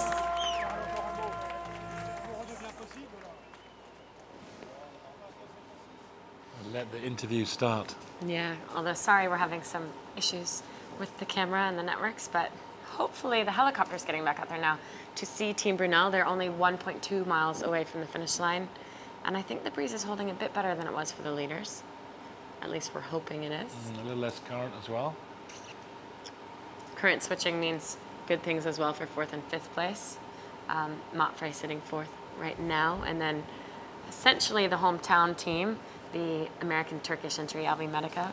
It looks like the wind's shifted round quite nicely, so they're actually laying down with less jibes, and also probably a little bit more pressure, we hope, because their angle into the finish is a lot better. So breeze has veered a little bit, or gone essentially more left on our screen. I'm sure when we come to live pictures, we'll see them struggling just as much as the others. But and there's that fantastic picture of the moon, and responsible for the spring tides at the moment that are giving them so much current. Remarkable color as well. The moon, the sailor's friend. Maybe I spoke too soon. Team Brunel doing 1 knot right now. Yeah, like I thought. The kiss of the commentator as soon as you say they're doing all right. It is, isn't it? Murphy's Law. Although nothing's going wrong, the breeze dying isn't necessarily going wrong. So this Dutch team has really impressed everyone with the stories that come off this boat through the wonderful OBR, Stefan Koppers. He seems to capture what's on board, and even when they were going through the Bermudan Triangle, he managed to get all the crew to show that there was no one on board. It was a great, if you check out the channels and check out the video there, great Bermudan Triangle piece. It's called Abducted. Abducted. On our YouTube channel. I was trying to work out how they did it. Some of the highlights of Team Brunel from leg 6, some of Stefan Koppers' work.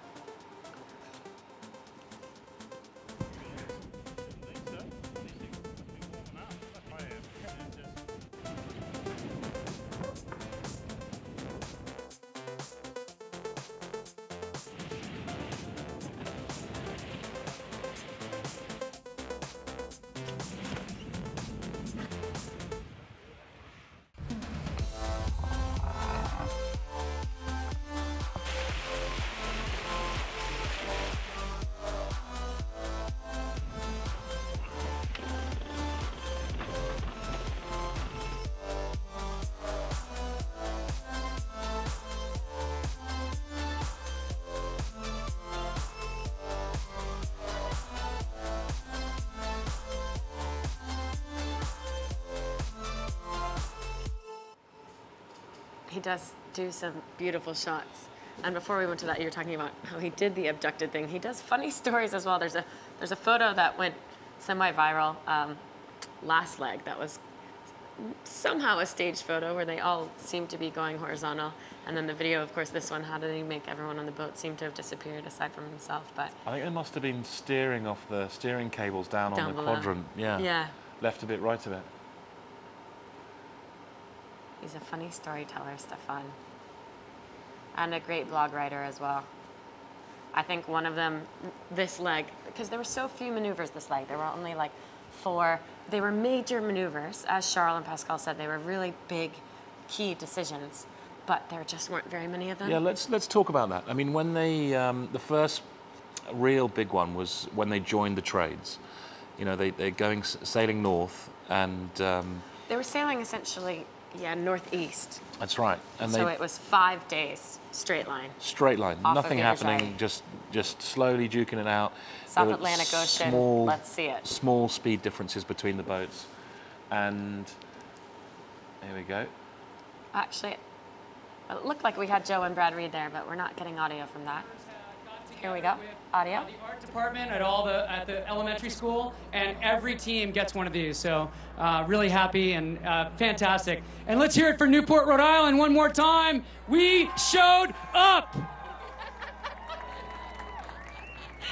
You absolutely did. Let's see if they've got room. Let's see if they've got room underneath to be able to put that up. I know that a lot of our teams have got paintings and drawings and good luck wishes from all over the world, from different school groups and different well wishers, and they've put them downstairs. Obviously, paper's great because it doesn't weigh that much. They might need to laminate it. Yeah, that one's a little bit bigger. The public schools on this island, the schools around New England, really embrace this race now. They're learning about the oceans, they're learning about geography, and they're taking the race into the classroom, and it's been phenomenal. So our education committee, thank you very much to everybody who was on that, because we brought the race into the schools.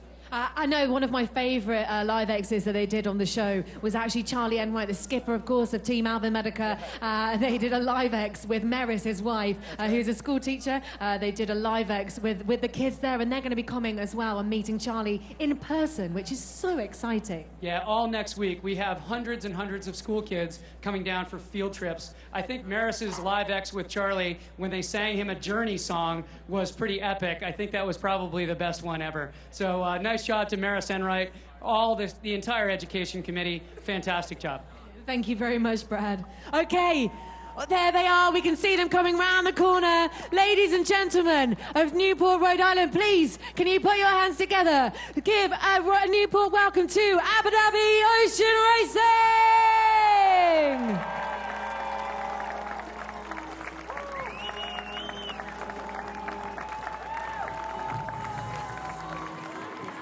Wonderful to hear from Brad, especially about Maris and Charlie, as we said, the first Volvo baby of the sailors.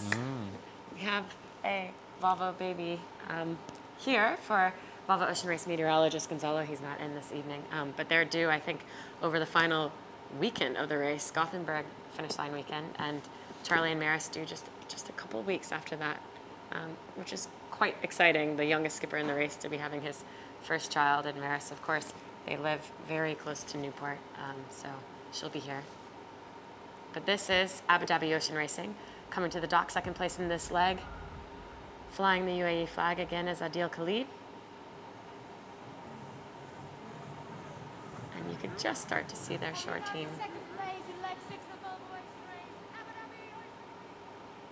We can hear Joe as well. Matt Knighton, as you said, an American from Chicago. Yes, no, it'd be great to see him. And don't forget, this team actually did the transatlantic into Newport a year ago, and so they've spent time in Newport, and that's what they were saying. They did some practice up and down the Sound there, probably in daylight. And they weren't the only ones. Team SCA as well, and Avi Medica have done some training in Newport too. But this Abu Dhabi Ocean Racing skipper in the back of the boat there, Ian Walker, in the winter hat. Matt, who we were speaking with earlier, in the black fleece, now doing his job. And a deal with the flag.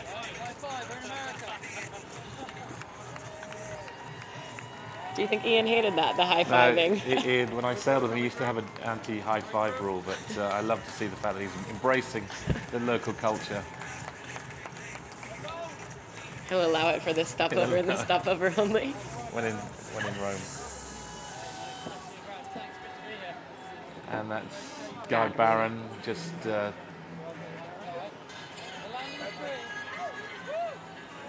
these teams, as we've seen with Charles Caudrelier, just really respecting their shore crew. Now, who has Ian spotted? Oh, Ian with the quick dock. There There we go. It had to be Charles. Quickest dock off we've and ever Jamie seen. Bogue, manager of Abu Dhabi Ocean Racing. I want to get into this conversation here and hear what they're saying. I heard Charles make fun of his hair. Yeah, where's your hair? He's covered up your hair. And that's, I mean, we saw that from leg one coming into Cape Town, where they had a very tight finish, and that time the tables were turned. Ian won. Congratulate Charles. Just, you know, they love racing against each other, these two, and you know, really do enjoy the close racing that each other gives, and real mutual respect. And you know, especially from Ian, not really knowing Charles from previous racing. No, so beautiful much camaraderie developing. Yeah. As Matt was telling us earlier, the emails between the two of them, joking often. And I think that there's a friendship there that's going to last a very, very long time, and it'd be amazing to see them even sail together one day. Well, a bit like Charles and Pascal, sailed against each other and now we're sailing together. And actually, Pascal was the skipper for Charles before, and now they've swapped roles. It's quite a small world, of course, of ocean race and ocean racing altogether, but it is great to see, as you've said, this budding friendship between the two of them.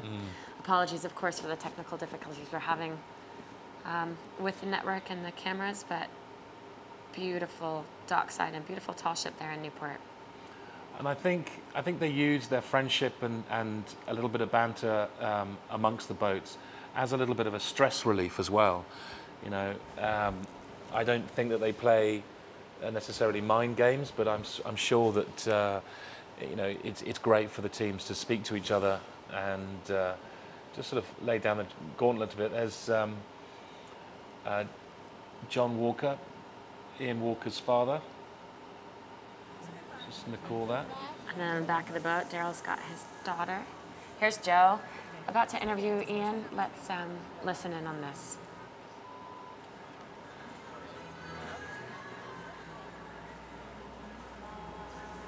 So welcome back down onto the dock. You can hear them sounding. I think Brunel's crossing over there. So I'm joined with Ian Walker, of course, the skipper of Abu Dhabi Ocean Racing. First of all, Ian, congratulations. I mean, you wrote in one of your blogs a few days ago, there is one thing that you are definitely sure of, and there was a list of them, but the one thing that you're definitely sure of, it was going to be a close finish, and my goodness, you weren't wrong. How are you feeling? We're all right. I mean, yeah, it was a very tight finish. I spent most of the last few days just hoping we could hang on to second. I mean, that's what's important for us overall. Obviously, we wanted to have a go at winning, but you know, getting second was the most important thing. So we finished today very, very pleased. We had a difficult first week, and the lads really dug deep, and I think we sailed better in this leg than any leg of the race so far. I was going to talk to you about that, because actually you did say, Matt said in numerous blogs, you know, it's almost as though you had a magic hat and you kept drawing things out of that magic hat. You know, you talked about the perfect cloud.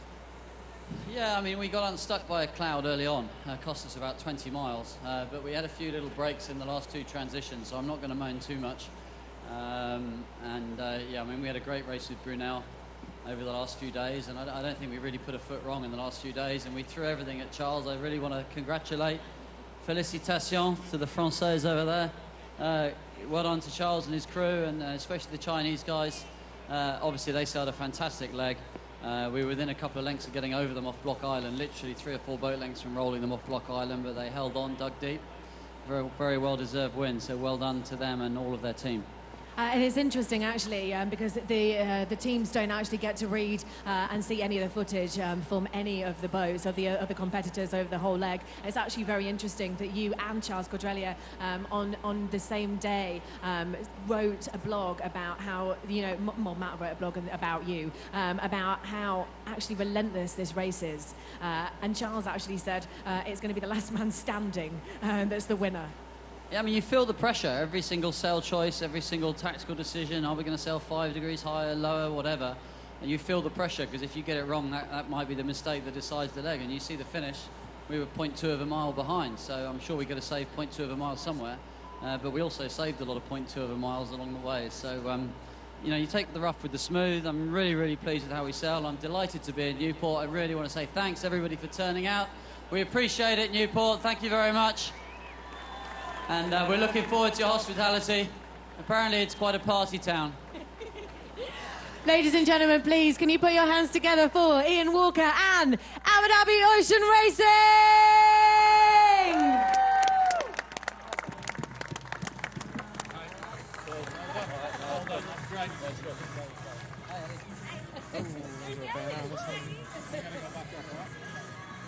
It's really interesting to talk about the relentlessness and the fact that they are admitting that they're tired. And it wasn't just the two of them. It was Charles, Ian, and then I think the same day or one day after, Bauer on board Team Brunel did as well. I think we still have Knut and Kenny on the line. Can you guys speak to us about what this feeling is like now, 5 legs in with 3 legs left to go, and knowing that you're sort of getting run down a little bit as a skipper or as a team? Well, I think I'll get to Kenny after, but I think, you know, the fact that they have been racing non-stop now for 6 months, you know, it's starting to wear on the body, it's starting to wear on the mind, and in particular, if you have been sort of not winning, they're all in the race to win, and they all have that ambition. And I think we're just next to Brunel here, and I know Bowie Becking had a very clear objective. He was very clear before the race. He said, I'm doing this race to win it. I've done so many of them, and he hasn't been winning so far, but you know, it's just close to, and it's sniffing on the podium all the time, and that's when it really starts to be hard. I think, at least how I remember it, is that psychological pressure wears you down more than the physical one. Can you hear as well? What's your thoughts about that? Yeah, I totally agree. But for me, it was always the mental side more than the physical side. Yeah, you're beat up. Everybody's beat up. You know, you hear hockey players and football players or whatever. By the time the season's ended, they're all beat up and all hurt. So everybody's beat up and hurt. But the mental side is what just simply wears you out, and you can't fathom how the miles chip away at your mind, and at the same time how close this racing is. And everybody thinks, yeah, this is a 5,000 mile leg. Well, no, it's a 6-hour leg now, right? I mean, think about it. That in these terms, these guys get graded every 6 hours. This is 6-hour race after 6-hour race after 6-hour race, and it just wears you out. So, like Knut said, if you're not in the hunt to win right now, it's hard to keep that energy. And the guys that aren't doing great, they're going to have to dig deep and figure out a way to make it work for themselves mentally, because it's not easy. We also heard from Bauer in this same day. He basically was talking about the team dynamic and the strategy of not rotating through as much as the other teams are. What are your thoughts on that, Kenny? Sorry, you were broken up, Jen. No problem. Talking about the rotate mode in the cruise. That you know, Bowie has been very clear that he didn't want to rotate cruise. He wanted to keep it the whole way. While, for example, Dongfeng has been rotating quite a few crew members, and they seem to be successful for it. What's your thoughts on that? Well, we did it both ways. As you remember, the first Puma program, we rotated crew all the time. We had at least 2 guys rotating every single leg, and thought the freshness would be an advantage. And after that, we had a long, hard think about it. And I think what happened is if you missed a couple legs, you kind of fell off as to the little tiny idiosyncrasies as to make the boat. Every maneuver has its tiny little bits and pieces that makes a maneuver good.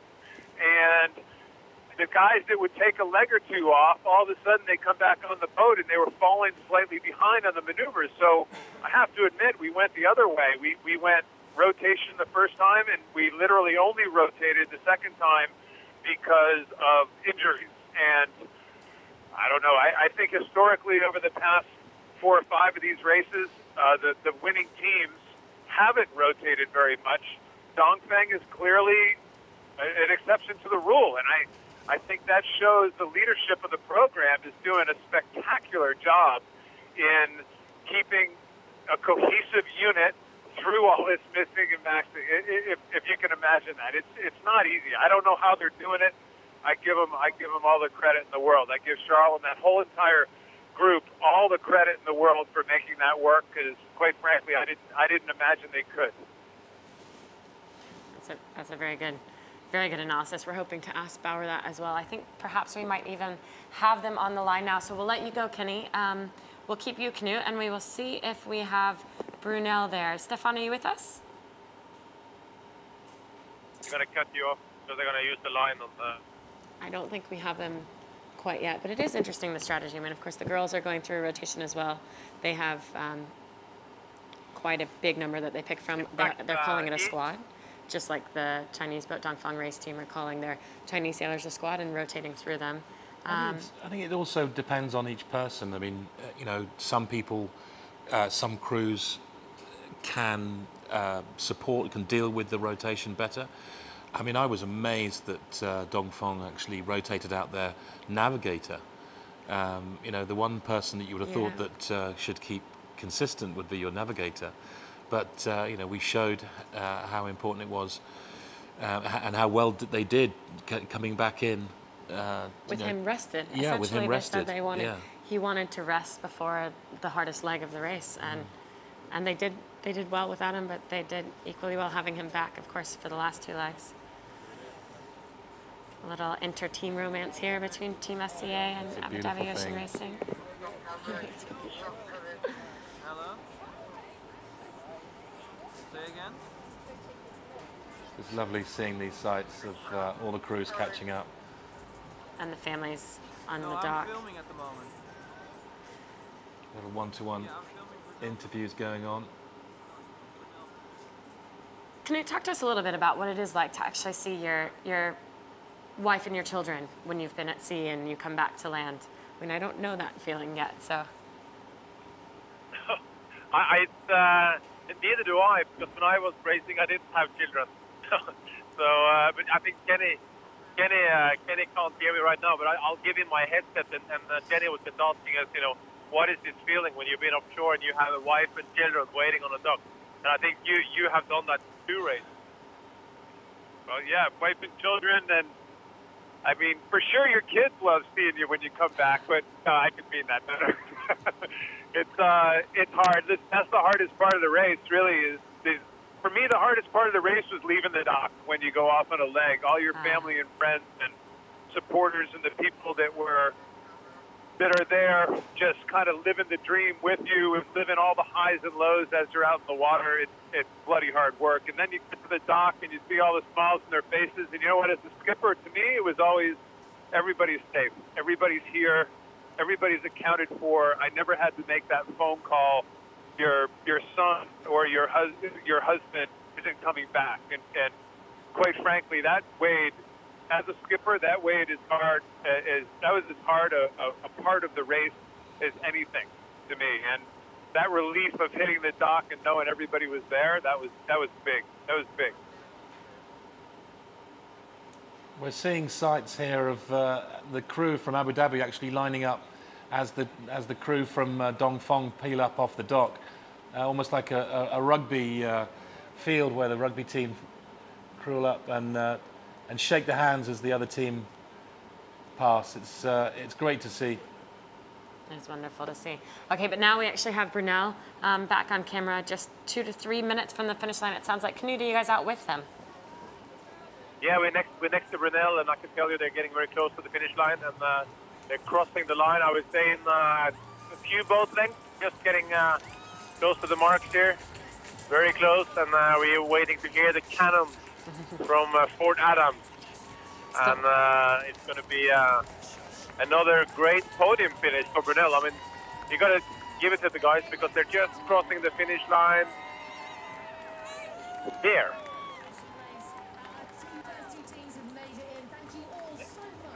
I think Knut thinks that was the finish just there. It is hard to tell. We see all the motorboats with all of their lights. Yeah, they're not, sorry, I was a little early. They're just about crossing now. So they're just coming. They're just coming between the mark here now, and I was calling it a little early. It's actually quite hard to see at dark with all these flashing lights, and they have about 2 boat lengths left. But I must say again, you know, even though I'm sure Bowie rather wanted to win the leg, It is the podium finish, and if he can be consistent for the rest of the race with podium finishes, he can be up there, and you just don't know what's going to happen to the others. We know it's hard to stay consistent there. And Team Brunel from the Netherlands is crossing the finish line there and have secured the third place in leg 6. And that was the cannon shot from Port Adam. And now we're hearing some wonderful foghorns as well. We can actually even see the white mark. We were just seeing the white mark. But we have Dongfeng now for the awards giving, the prize ceremony. So we'll leave Team Brunel there, and we will just check out the prize giving of the first place team of leg 6. Of Dongfeng race team. I'm paranoid about it.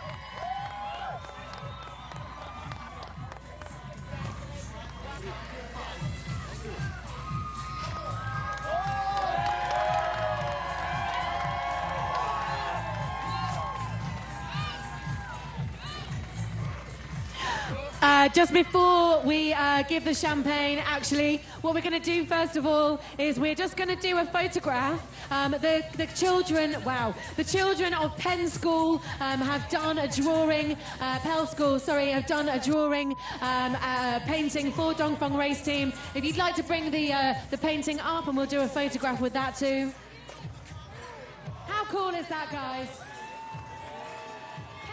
Very cute what's happening on land. And now Team Brunel furled their front sail across the finish line. Next steps, as we know, mainsail down into the dock. And third, podium finish. I mean, even though they were a little bit further back, that's a great score. That really is. And, you know, there's a lot of tight, close racing back, you know, on the points further back down the leaderboard. We're not just talking about the race for 1 and 2. But also with Brunel, they haven't actually had a podium finish for 3 legs. You know, I think at the beginning they won into Abu Dhabi, and it's been a while. Yeah. It's been at least 2. Speaking of podium finish, though, here's the first place team celebrating with their champagne. Horace in black. I think Horace is actually the good singer on board. Pascal went to music school, but it was more for piano. And Charles with the big good glug. Time. Please, can you give a huge Newport, Rhode Island welcome to Dongfeng race team?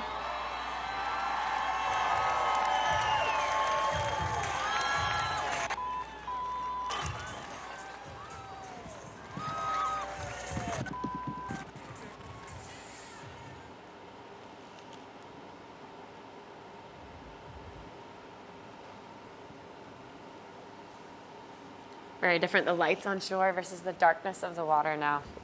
And you can see not quite as many boats out, but still plenty of traffic. Welcoming in Brunel, third place team. We were just trying to talk earlier about how they have missed out on the podium the last couple of legs. And I think as one of the forerunners before the Vava Ocean race started, you know, it might have been a question mark as to whether Brunel would be leading at this stage. So it was interesting to see them fall off the podium with a 5th and 2 fourths. So I would like to hear from Bauer, actually, what it's like to be getting back on the podium. But what do you think for them? Is this the beginning of a resurgence, or is it just that they had a couple bad luck gambles in the last couple legs? I think, you know, they in the early stages of this leg, they were really complaining about their boat speed. They were worried. You know, repeatedly they kept on mentioning the fact that they were doing everything right, but they just weren't going fast.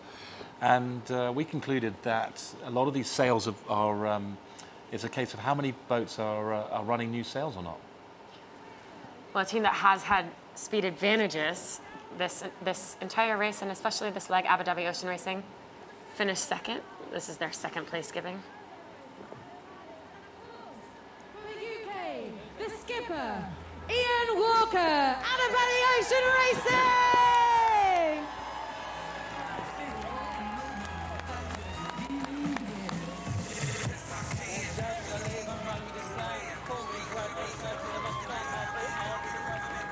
To present the second place award to Abu Dhabi Ocean Racing, we're going to welcome back onto the stage Mayor Italiano, the Mayor of Newport. Thank you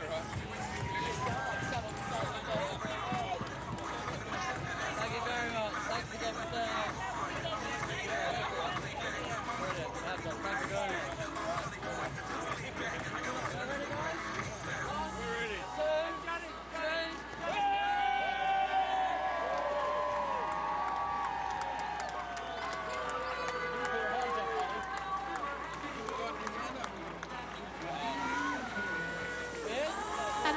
Pelham High School has done. God!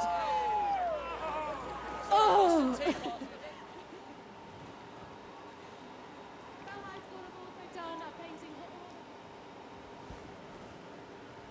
Adorable to see Justin Slattery's daughter. We've heard about her before, 7-year-old, but we haven't actually seen her yet. I'm not quite sure what the pineapple was all about. He's holding a pineapple. Do you have any idea? I don't know. I don't know. A pineapple has featured in past history in this race, but that was for different reasons. Yeah. Which we won't get into. No, Justin's Maybe, totally got a pineapple in the left hand. He's talking about the lack of fresh fruit, and his daughter has bought him a nice fresh pineapple. And Sci-Fi there with his 1-year-old son. Ian's going to give the crowd a really good spray here, I bet. Oh no, his own head. That was unexpected. Well, the grape juice, I'm sure, will taste fine. Maybe he looked at the crowd and thought, better, I'd rather be nice to them and mean to myself. Oh, good on him.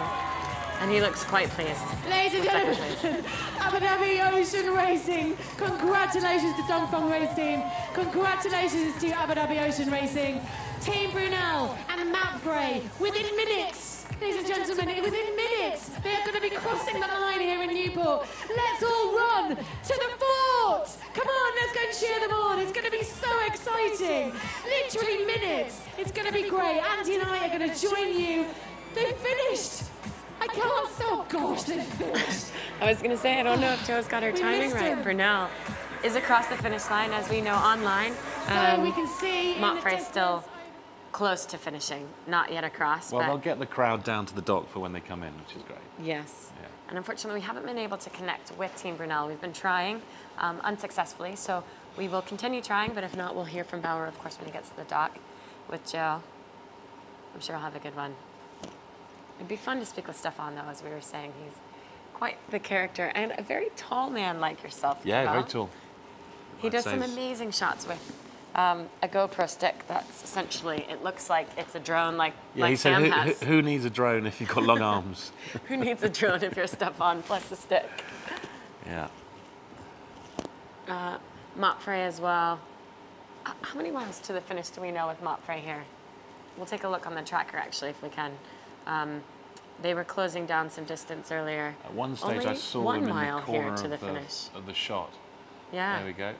They gained big time in the end there. It was still a bit of breeze for them. They're moving nicely. So they've made it into Narragansett Bay. 0.9 of a knot. No, not moving nicely. Okay, so they've also been sucked in by the light air of Narragansett. Slowly they'll have a little bit of positive current pushing them up there as well, which should help things, yeah. Didn't look like they had the right shift that they'd gotten on board Brunel, unfortunately. So won't be able to lay the finish line nearly as easily. And it doesn't help when there's no wind. No. It's not very easy to go forward like that. Team Brunel, though, across. It's a bit of a relief, the final podium place. It's like, yeah, we were talking just earlier about, Brunel complaining that they didn't have the speed. And we touched on the fact that all of these boats have got a set amount of sails that they can use, more sails that they can use in any one go. So that means that they're going to have some spare sails on the dock, and it's up to them when they use them, and whether they go quickly through and rotate around the sails, or use a sail right to the point they think that they're struggling on speed, and then they change to new sails. And I think one of these boats are one design. But that is an element that human decision can actually start to play. And to be able to bring out a new sail, and you have suffered on speed up to now, and to bring out a new sail in these final stages could be a real advantage. and as we're aware, it's a bit of a disadvantage for Team SCA right now, who didn't have a spare froe in their wardrobe of sails, and then damaged it quite badly in leg 5 in the windy Southern Ocean leg. So they've repaired it, but they weren't able to replace it with a previous to the race sail, because it wasn't one of the sails they'd picked as a sail they'd want to replace. To rotate, yeah. They're a little bit worried about using that sail. I think they were using it a bit during this leg, but they might not have leaned on it quite as heavily as some of the other teams. One of the teams that we know who are happy with their sail selection, Abu Dhabi Ocean Racing. We have a nice little montage of their shots from this leg.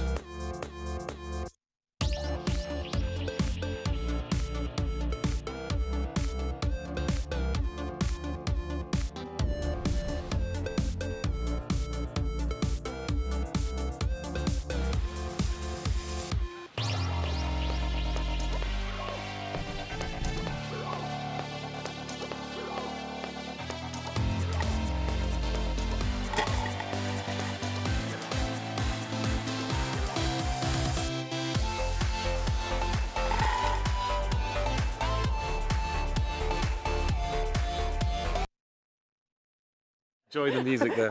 We were totally enjoying that music. It's I was 5 a.m. in the saying, morning here. Yeah, well done on the music. It's giving us a little extra pump in our step. It was also great to see those montages, of course, of Abu Dhabi Ocean Racing. It was a sailing video, not a video game. Oh, it's a little bit of both, isn't it? Yeah, exactly. and of course, we mustn't forget the gamers out there. No, we shouldn't, Yeah. in fact. Or the fact that a lot of people are watching the virtual eye and the tracker and thinking of it like a game. It sounds like we do actually have Brunel on the line. I don't know if I'll believe it this time. We've thought we've had them a couple times. But Louis, can you hear us? You can hear something. Ah, we can hear rushing water. Louis, can you hear us? Yeah, I hear you guys. Ah, Hi. perfect. We have one of the under-30s on board, Brunel. Louis Balsian with us. Yes. Excellent. We've been trying to speak with you for quite a while now. We were talking about how you're one of the speed demons on that boat. Essentially, Bauer's quite proud of the fact that you've become and are a really good helmsman. What do you think you can attribute that to? Sorry, can you repeat your question, Jenny? It's a lot of noise inside the boat. What makes you such a good driver? Yeah, I don't know. It's difficult to say for myself, but I do quite okay if it's breezy. If in the light conditions, it's more difficult because I'm not so experienced, but if it's breeze downwind, I do okay. Yeah, I love it. Well, you must love it. We can actually see your boat now as well. Mainsails come down. What was this leg like, especially after leg 5, the Southern Ocean leg, the hard leg? Was this one a bit of a, I mean, it can't be a walk in the park, but a bit of a relief that it wasn't quite as difficult as leg 5? It was fun. The first week was really slow, and then we got into the more breeze around the Caribbean, which was really nice.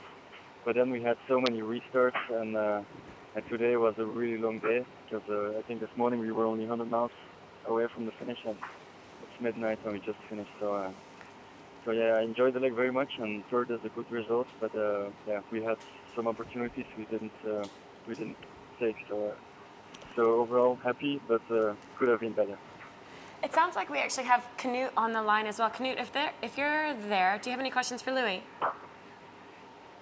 Well, I know I'm just great that you guys have done a good leg, and I'm sure it's been hard. I mean, Newport's been waiting for you, but I'm sure the last leg pieces here has been really tough with wind dropping. Tell me, did you feel you had an opportunity in the end to catch the first 2 boats as well?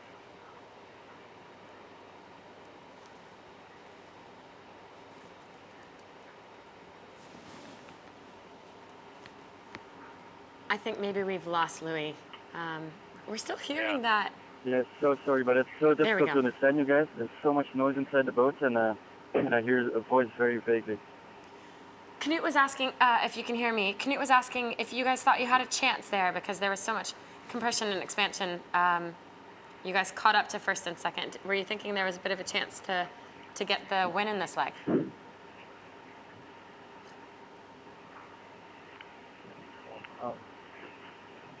Well, I think he's just not quite hearing us well enough. He's actually speaking to us from inside the boat, Yeah, he's and down there. it's like it being inside a drum there. He's actually at the media desk with an earphone in his head, so... The earphone isn't loud enough for him No. to hear us. Try again, louder. Okay, Louis, one more time. We'll ask you a different question, a quicker question.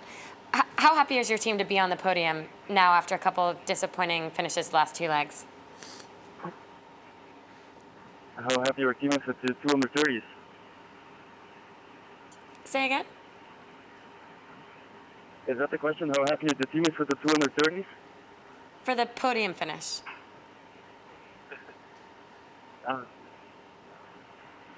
Okay, I think it's not working, you guys. Massive apologies. Louis, we'd love to speak to you when you get to the dock. We'll try to speak with Bauer as well then. We still have Knut on the line. What do you think about this, Knut? The fact that they have now reached the podium after a couple of tough legs. Do you think that they'll be able to stay on the podium for the next couple of legs? Or possibly win? I think nothing is given.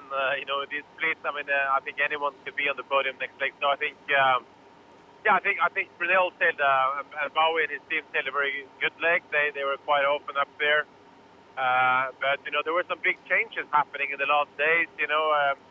Some big miles gains and lost, and some good restarts up and down. And I think from now to the end of the race, people think that there is only 2 months left. There's the transatlantic. There is 4 legs left in the race, really, and there's kind of 3 legs, but there's a pit stop in between, and a lot of points to be handed out, and a lot of things can happen. So I think nothing is given, and we saw the last. You kind of think that you can read the pattern for the end of the race, but then something changes. Like last race, Camper came very strong in the end of the race suddenly, with surprising, and you don't know. It could be Alve Medica with transatlantic leg. It could be Brunel. It could be Mapfre. We are next to Mapfre. We are. The interesting thing is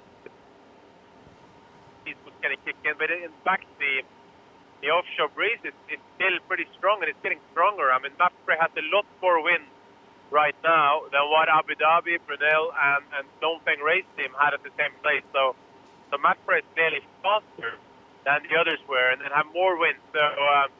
In one way, that's good because they're quicker to the finish, and it also means that the next boat, their Alve Medica, the local boat, is going to get quicker to the finish. And I can tell you, they have a lot of supporters. There's some friends of Charlie Enright who has rented a house out there.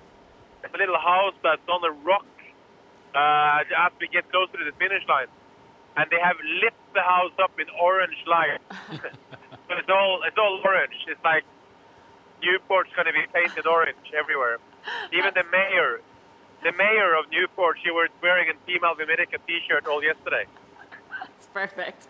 Well, Charlie's not only from Rhode Island, but he also went to college in Rhode Island along with Mark Towell, who was the co-founder of Team Alve Medica. So, you online? Of course, they have quite a huge presence there. They also have the most Americans of any boat in the Volvo, so it makes sense that Newport's come out fully to support Team Alve Medica. But I think we also still have Kenny on the line as well. Is that correct, Kenny? Are you there?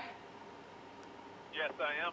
Yes. Okay. We were talking to Louis about his driving. He wasn't really able to hear us that well, but he's one of the under 30s. I think he's only 26 actually, and he's been called by Bauer a couple times as one of their fastest drivers. And I was just wondering if you could talk to us about what that is like to sort of have the instinct to be able to drive offshore. He hasn't done much offshore sailing at all. I mean, he really only started it about a year ago, but he's definitely got the feel, as they say. Well, it's a great point.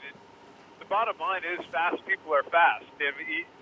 I always used to joke around, if I was down below at the nav station and Amory Ross was sitting next to me, we would joke around as who's driving. I could tell you exactly who was driving just by the motion of the boat and how the boat was responding at the time. It was almost 100% of the time I could tell you who was driving. And just watching, like for example, watching Dongfeng come in and how really almost rabid they were driving the boat. Any little puff, they were working the boat so hard in super light air. This is a different game now. These are dinghies. These are not big boats. These are dinghies. And kind of like when we watched the America's Cup, this is planing boats, and you're planing around the world, and young kids, quite frankly, they got a better feel for it. They've been doing it longer. They're sailing better, faster, lighter boats at a younger age, and I think they're going to come up and they're going to continue to be dominant. So that's great. I think countries like the United States have to move into more planing-style dinghies quicker because some of the countries like England and New Zealand, Australia, France, they're getting into lighter, faster boats at an earlier age, and you're seeing these kids come up and sail these things, and they're just simply doing a better job. Very much so. Thanks, Kenny. That was perfect. I think we have some footage of Team Brunel that you spoke about earlier, but essentially of no one at the helm. We're going to play that now. Bauer. Louis. Dukes, where are you? Jensie! Jens! Keepy, do you know where the guys are? Keepy. Triangle. Johnny! Johnny! Hey guys! Guys! Guys! Guys! Holy shit. No way. Jensie! Jens! Power!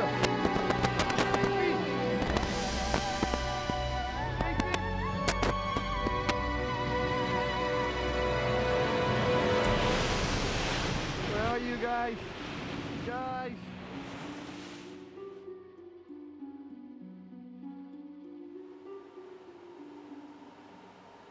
He's pretty funny, huh, Stefan? Oh, it's great to see the OBRs, playing with the ideas. I mean, we literally said, can you get some reaction of the crew of how you feel, what it's like to sail in the Bermuda Triangle? And that's what we got. He said that. Yeah, it's perfect. It makes sense. He also wrote a blog that said something like, "Dear fans, just to alert you, we have moved. We're no longer residing on Port Avenue. We're now on Starboard Street." I was like, it's genius. I mean, how do you think of that? They had been legitimately on port for multiple days in a row, and we're now on starboard. But it was quite a funny beginning of a blog. And they're all good, of course. Every OBR is different. Every blog is different. He just had a very, very amusing leg this leg, I think, as well. Yeah, I mean, as the race goes on, you're having been there and done it. You're on a very small boat. You've only got so many people. You've got a race story going on, but much of this race, nothing is changing. They're just all sailing along on the same heading.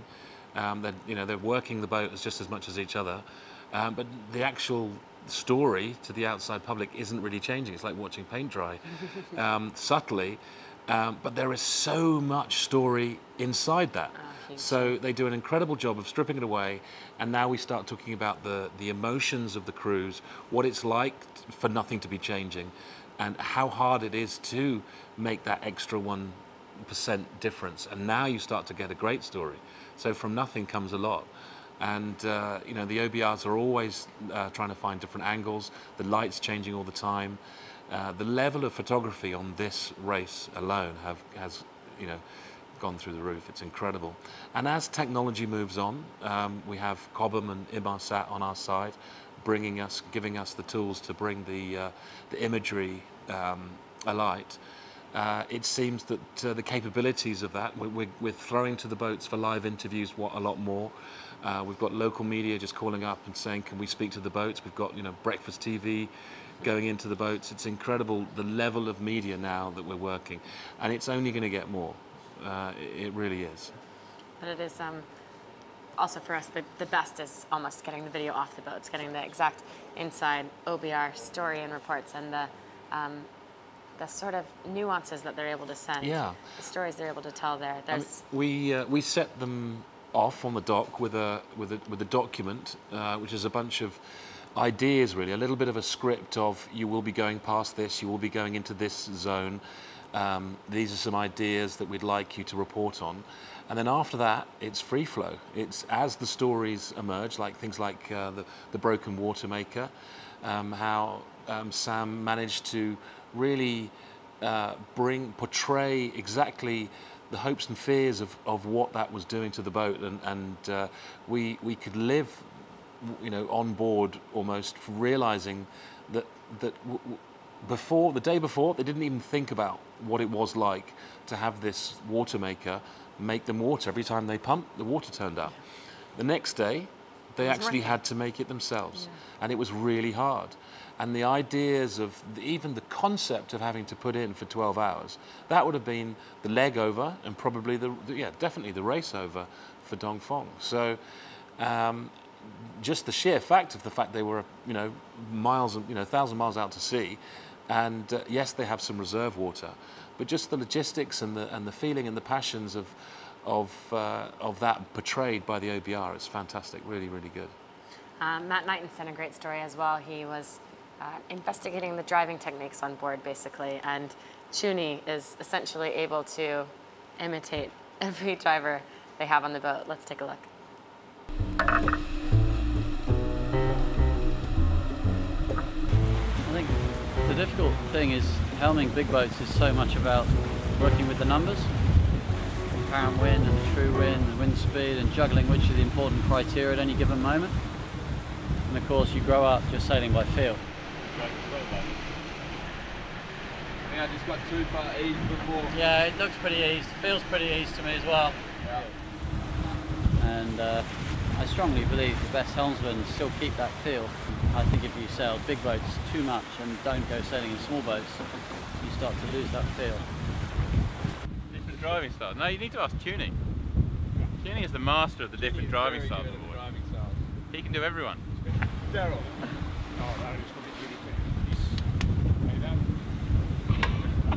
They're moving on the hand and the hand. Oh, yes, it's Battery.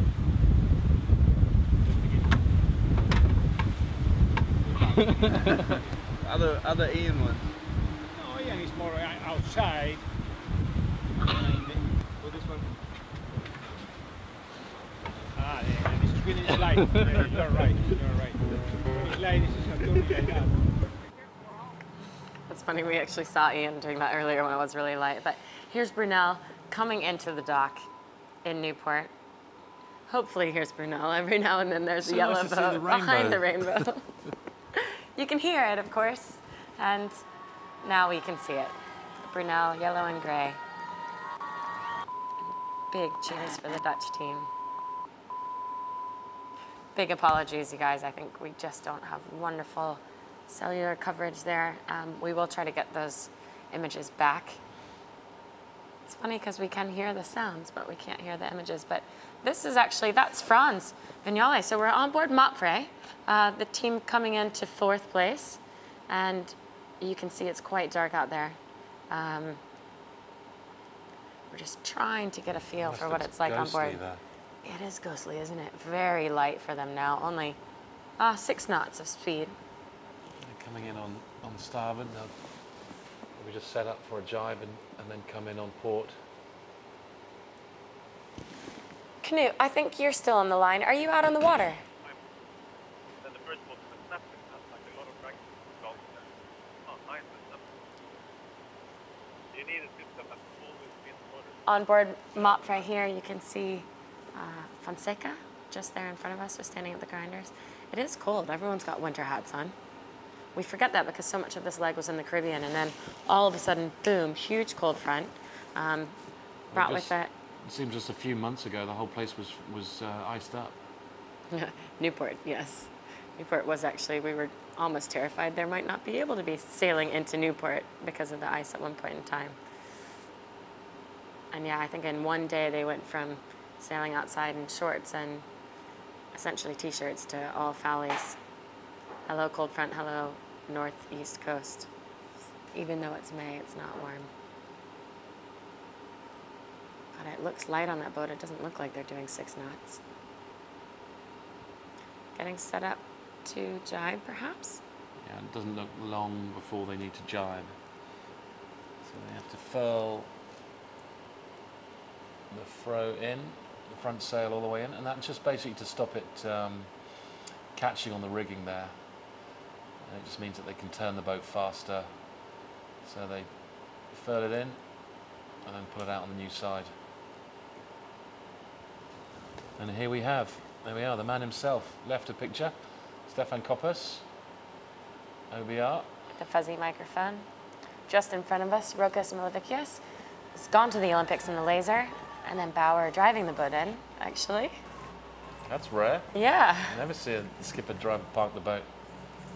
He's pretty happy. It's usually the boat captain job at that point in time. Got a beer in his hand.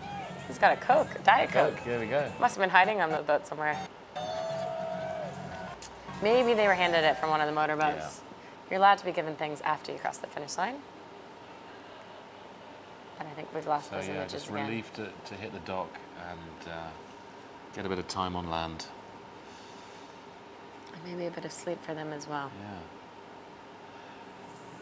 These final stages of the race, the watch systems get broken up, and basically it's all hands on deck. You know, so although That's Louis just there, the one who we were speaking with earlier. 26-year-old. Just seeing him give some shaking of hands, but don't have great system. Don't have great signal, I mean. Go ahead, though, about the watch system. Yeah, I mean, as the intensity of the last stage, I mean, basically you sleep when you sleep when you get in. So the watch systems of they melt away, and everybody is up on deck giving it 100%. You know, both helping with the stack, and just trimming more intensely, especially when you're next to another boat. Just so when you finish the leg, you can hand on heart feel that you've done absolutely everything you can to take another place. Will Oxley gave a great one a couple legs ago at the end. He said, we sleep sort of 4 to 5 hours every day during the leg, and then towards the end I want to make it so that the second that I hit land, I've completely run out of energy. Yeah. It was a really interesting way to put it as a navigator. Yeah. It's already so little and why sleep wouldn't anyway. You? Why hold back anything? Yeah, exactly. For the dock, yeah. We tried actually to ask Matt Knighton earlier how much Ian had been sleeping in the past couple of days. He seems to give up sleep near the end very quickly. I know that Black on board Dongfeng said he hadn't slept in 24 hours, and that was earlier today. That was about 6 p.m. our time, so almost 12 hours ago now. So he might be going on a day and a half of no sleep.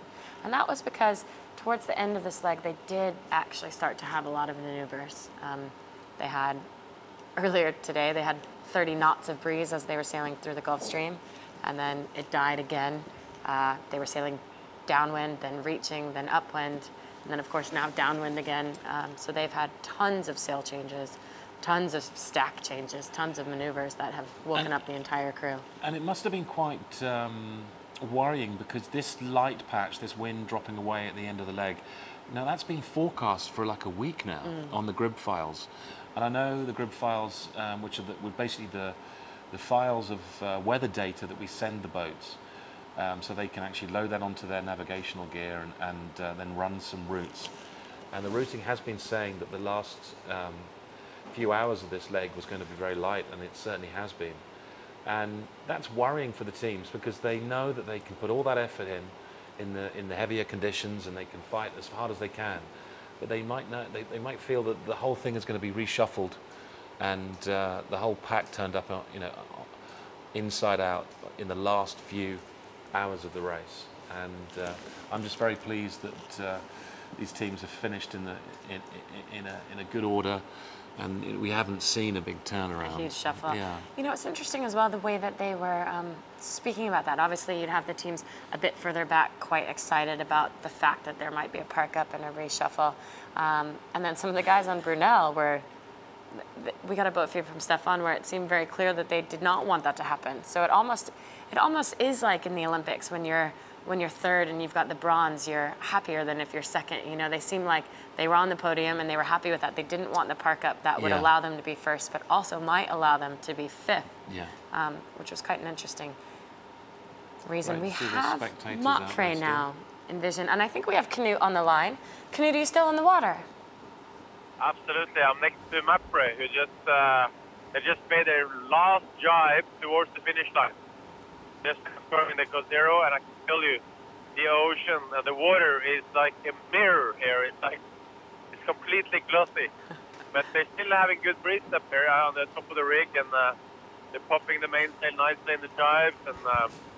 And even though the water has, you wouldn't think there is a drop of wind anywhere when you look on the water, but there is it's definitely something out there. They're 4 or 5 boats still away from the finish line, and I'm sure these guys are very happy to get across and get back into a nice bed for the first time in a long time. And you can see actually just what Knut was saying. They're trying to pop the main battens now. You can see that with the mainsail flicking like that, the top batten still hasn't popped. But if it's only 5 boat lengths, they should glide across at this speed. Absolutely, I mean, they're actually crossing the finish line almost as we speak. They're just now close to the weather mark of the 2 marks, and we will see if the guys in the port still have some gunpowder left in their cannons. I saw some of the guys earlier today. They looked like they were coming from the same time as well, as they had the original guys here. And then now we have Mopfre crossing right there. I would say right there. Mapfre crossed the finish line there. So. Fourth place, great. leg 6, Mapfre, the Spanish team. Yeah. Yeah, we can see your yellow mark just left of camera, and I think they've just gone past the white mark. I felt pretty close. Cannon works. Cannon definitely works. The cannon works. Ah, good. Okay. Shrapnel in the back of your head. It's funny because we don't seem to hear it here. We hear the foghorns with the spectator boats, but we hear the telephone going on exactly. just next to me with race control. Bill O'Hara ringing race control to send him the official time. Here's the official time. They've crossed the line. Listen in and we'll hear. Race control here, just taking all the data. And Mapfre has taken a while to furl their foot sail, actually. Armel still up and dragging. And still quite a flotilla, but I guess we'll continue to see that. Alvi only 15 nautical miles away from the finish now. And doing 10 knots, I think. So hopefully it won't be too much of a park up for them. Do you guys think, is the breeze going to stick like this, Kenny? Or is there a possibility that it will build for Alvi Medica?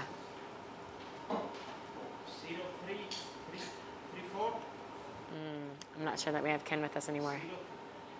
Ken just went in, but I think the question, Kenny, was whether we think there can be more breeze for Alvi Medica, or are they going to have this kind of stuff? It's a good question. I'm actually quite surprised this southerly has lasted as long as it has. And it's gotten these guys here. It's so finicky. Who knows? Right now, it's predicted to turn around to the north by 2 o'clock in the morning. So can they make it in on this last gasp of a southerly? I think you'd be a brave man to try to predict that, quite frankly. Fair enough. Okay, front sail finally furled. I think we actually have images of Brunel in the dock. Hopefully we'll be able to listen in here to some interviews. So thank you guys so much. We'll come back to you, Knut and Kenny, and we will try to hear from Brunel. We're at least seeing Stefan Koppers, the tall giant who we've been talking about. And that's Javier de la Plaza, who joined the team just for this leg. He was replacing Dirk de Vedder on the last leg, and before that, Pablo Arate. I think he will stay with the team for the rest of the legs. And Javier had actually sailed with Bauer before with Telefonica Black.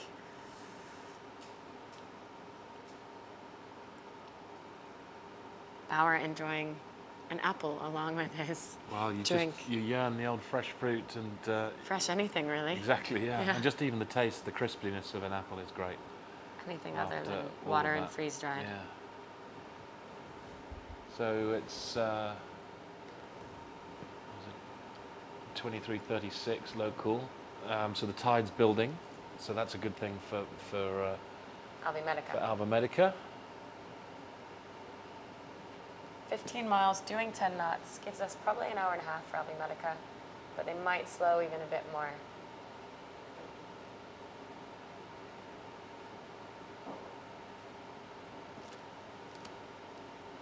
Mapfre there going past the channel marker that marks the channel to Fort Adams. Fort Adams, the place where the Newport Race Village is. If you happen to be watching this online and aren't in Newport but can get there, definitely get there. And if not for this weekend, then for next weekend, which will be the import race on Saturday and the race start on Sunday.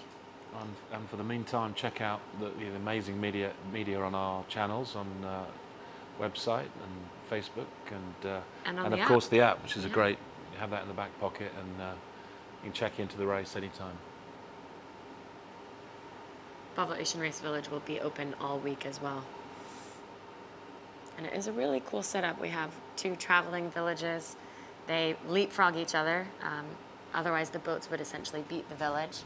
And the Newport one, then, instead of going to Lisbon, which is the next stop, it'll go to Lorient. And it's a beautiful day, either with your family or just to go and check out the boats and the race village with friends. It's a great setup, and you can learn all about these boats. You can see the boats, and you can see a lot of cool exhibitions and videos, and of course, all of the. I mean, the boats will be lifted out right there, and you know you'll be able to see all the maintenance going on the boats. You know, literally just sitting within the pit lane, if you like. You get very, very close as the centralised boatyard supplied by Volvo maintains these boats from leg to leg. And the sailors will take a couple days off, and then they start to come back and practice, and then they have Pro-Am racing, I think Wednesday, Thursday, and Friday. So cool afternoon racing. All 6 boats there racing against each other. Team Vestas Wind, of course, still getting back into the race. Their boat has just essentially been virtually finished in Persico Marine. They're trying to get back into the race as soon as they can, but there are many Team Vestas Wind members on the docks in Newport. You can often see them in their blue shirts. And I think they have a big announcement coming up about who their crew will be when they get back into the race. And you know, after this stopover, we're into the transatlantic over to Lisbon, and it's almost a sprint. It's sort of 8 or 9 days across, depending on what the conditions they have. And then the whole race changes into a much more sprint, coastal, fast. No longer are we talking about 3-week legs. We're almost talking about 3-4 day legs. The whole ethic of it changes, and of course, the points are the same. Yeah. You know, as Knut said, there's still plenty of points left on the table, even though the legs get shorter. Yeah.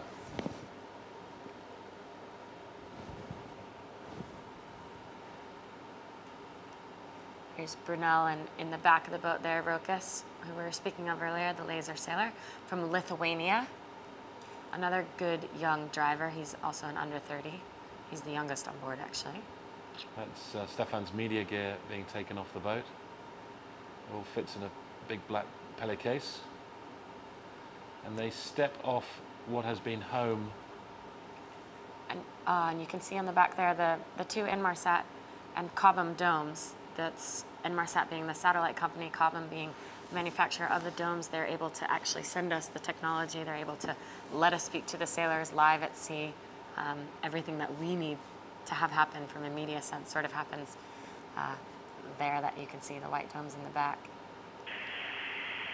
Sounds like we can hear Mopfre, but we're not. Hello? Yeah. Fran, are you with us? Hello.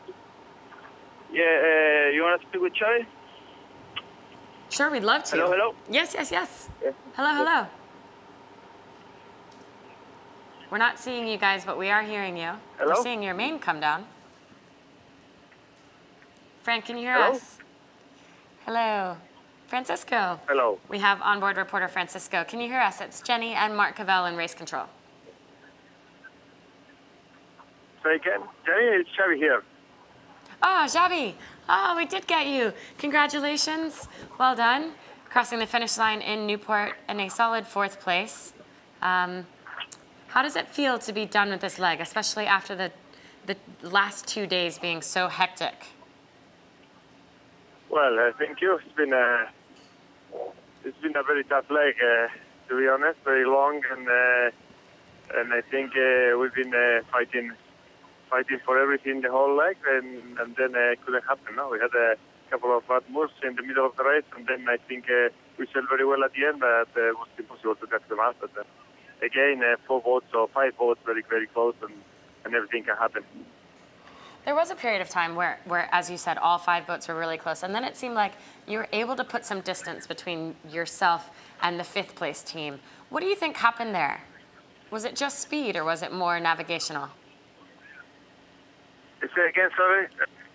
I was wondering about yesterday when you were actually finally able to separate from Team Alvi Medica. Can you explain to us why you think you were able to put such a big gap between you guys and them?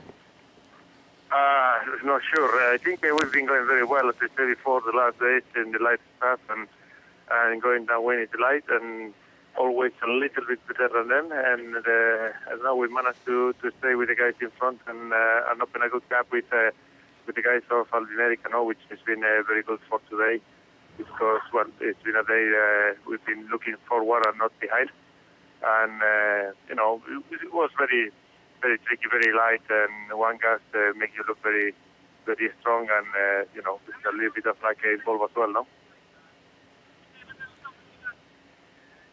Xabi, it's Mark Cavell here. Is looking back in the leg, can you point out the defining points in the leg where you feel that the changes were most obvious? Well, it's been a couple of moments. I think we start very well, very strong in Itajaí and always in the front.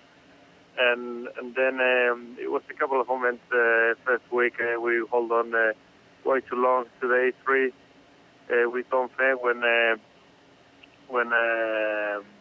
Brunel and Abu Dhabi went for much faster mode with the maskets and stuff. And you know, it's been a couple of moments positioning when we've been doing some mistakes with the safe selection, you know, and you know, when you lose 5 minutes here, 5 there, and then it's so hard to come back up.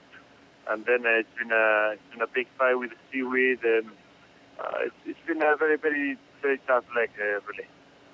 Tell us a little bit about the seaweed. I mean, it seemed like you guys battled seaweed for days, maybe even 4 days. But how were you able to essentially sail through it and get rid of it in the end? Did you adopt any special strategies? Well, you have to, but it's very hard because sometimes it was so hard to steer the boat, and you can see you're sailing okay, and then you know, your numbers, your polar percentage are going dropping very fast, and you know you have something, no, and you have to get to a compromise. You cannot stop every 5 minutes. You cannot do back downs every 5 minutes either, and you have to live with them, no. But it's been very, very hard. I never remember sailing with so much seaweed and stopping so many times and bringing away so much to clear the leeward rudder, and it's been checking the endoscope every half an hour. It's been bad. It's been really bad, but always assuming that was safe for everyone. Xabi, we're seeing some footage of Brunel right now in third. Could you give us a couple words about Brunel and how you felt they've done this leg compared to their performance, maybe in other legs, or just what you expected of this team? About whom? Of Team Brunel. Team Brunel? Well, we know Team Brunel is a strong team. We know them very well. I know Bawe.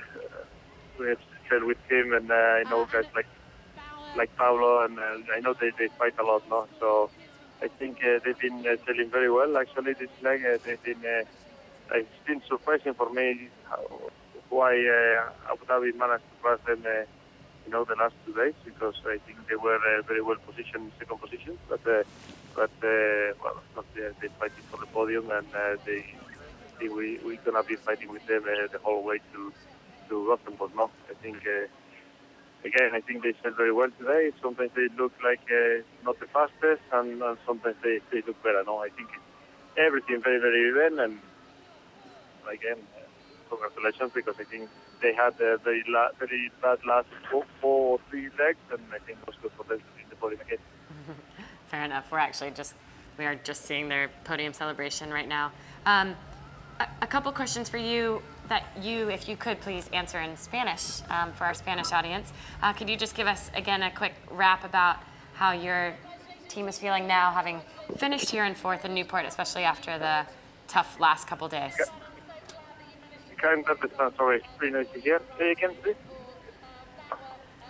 Could you give us some words in Spanish about how you guys are feeling now, having come into the finish line in Newport after such a tough last couple days?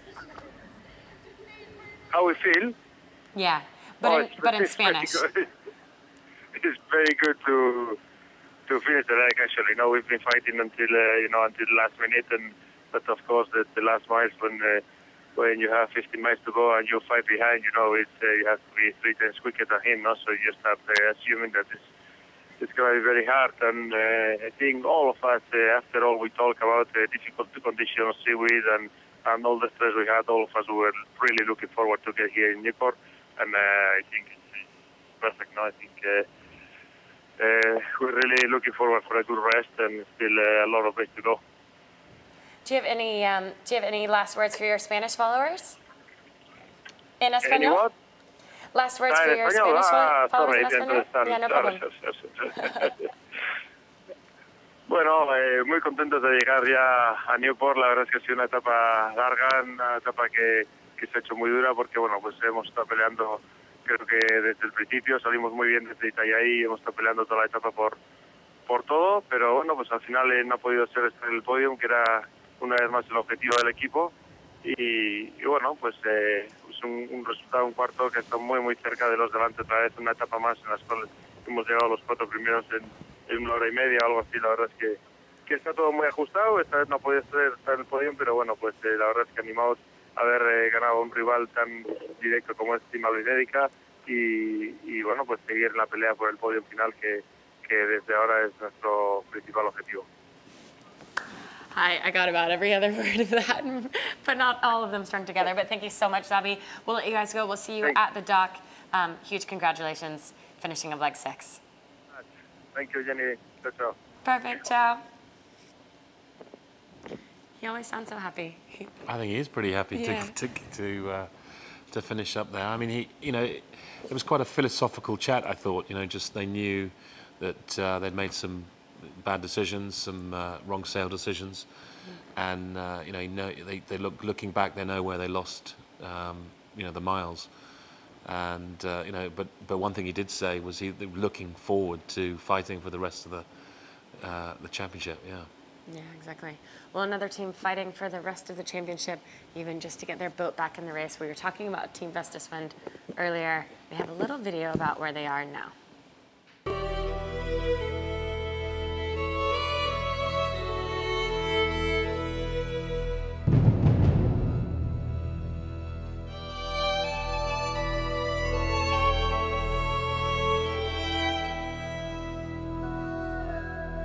Right now we're in the position where we've actually got a boat. So right now the hull is now attached to the deck.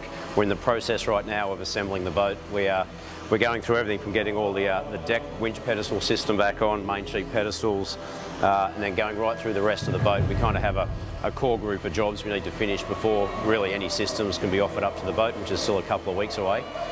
So we've got a pretty busy team inside the boat doing an enormous amount of detail laminating and finishing off certain components that just we can't get anything happening until these really get in. And then we've basically divided up the workforce here into teams, and each one of them they've got almost like a team leader and a task force that work with them to try and knock out the bigger projects that are still to happen. Now we're in the beginning of what I'd call the fit out of the engine bay. I mean, right now there's one of Volvo Penna's finest, the green machine, the D275. The reality of it is an incredibly reliable engine. If that shuts down, pretty much everything shuts down for you. You've got no means to run your hydraulic system, charge batteries, all that kind of stuff. So gone through the whole process of getting all the keel structure that you would have seen earlier that was outside on the shop floor. This has now been installed in the boat using the required jigs and everything. So basically we're bulkhead D, which is the primary structural bulkhead in the boat. Bulkhead E here, which helps carry a lot of the structural load from the keel. The 2 ram wells that the Caraboni hydraulic rams go in that run the keel system. It looks like a bit of a war zone in here right now. The reality of it is we've had up to 4 to 6 guys in here every day just finishing off all the secondary bonding, the final fitting of everything. We've had the race measurer here this week for a couple of days. He's just been taking some measurements to make sure that everything's as it can be so that we have no little surprises later on. So over 40 days we have left before we're on a truck, and then I think it's just under 50 before we're trying to be sailing, or maybe a bit over 50, but the reality of it is, we've got quite a timeline that we're up against. From day one, it's been an ambitious schedule, without a doubt. I mean, by no means are we falling behind that schedule. The boat's one thing, we've still got then the added complexity of once we get to leave the yard, we've still got to get the boat to Lisbon in 7 days, and that's a whole different story again of logistics. But again, that's all going on nicely in the background, and we have a good plan A and a good plan B for that. But for right now, even just with the meetings we've had with the yard here over the last couple of days, there's a very concerted and conscientious effort to make sure that we can try and finalise the boat building before the end of April.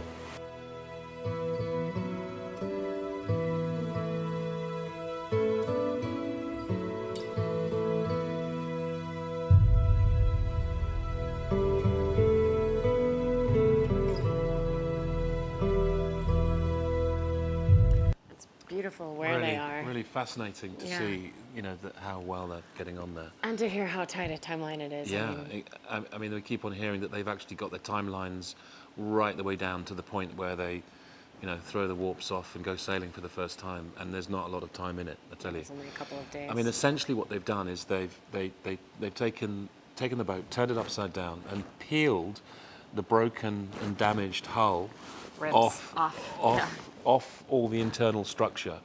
Kept that, I mean, from a car point of view, kept the chassis, kept all the steering wheel and all the seats and everything, and then built a completely new boat, new hull, and then dropped that back on and turned it back on. And then all the components, all the little pieces, rams and all the hardware are now going back on the boat, which, you know, in a way it was easier to build the big hull and do that than it is to add all those little last bits in.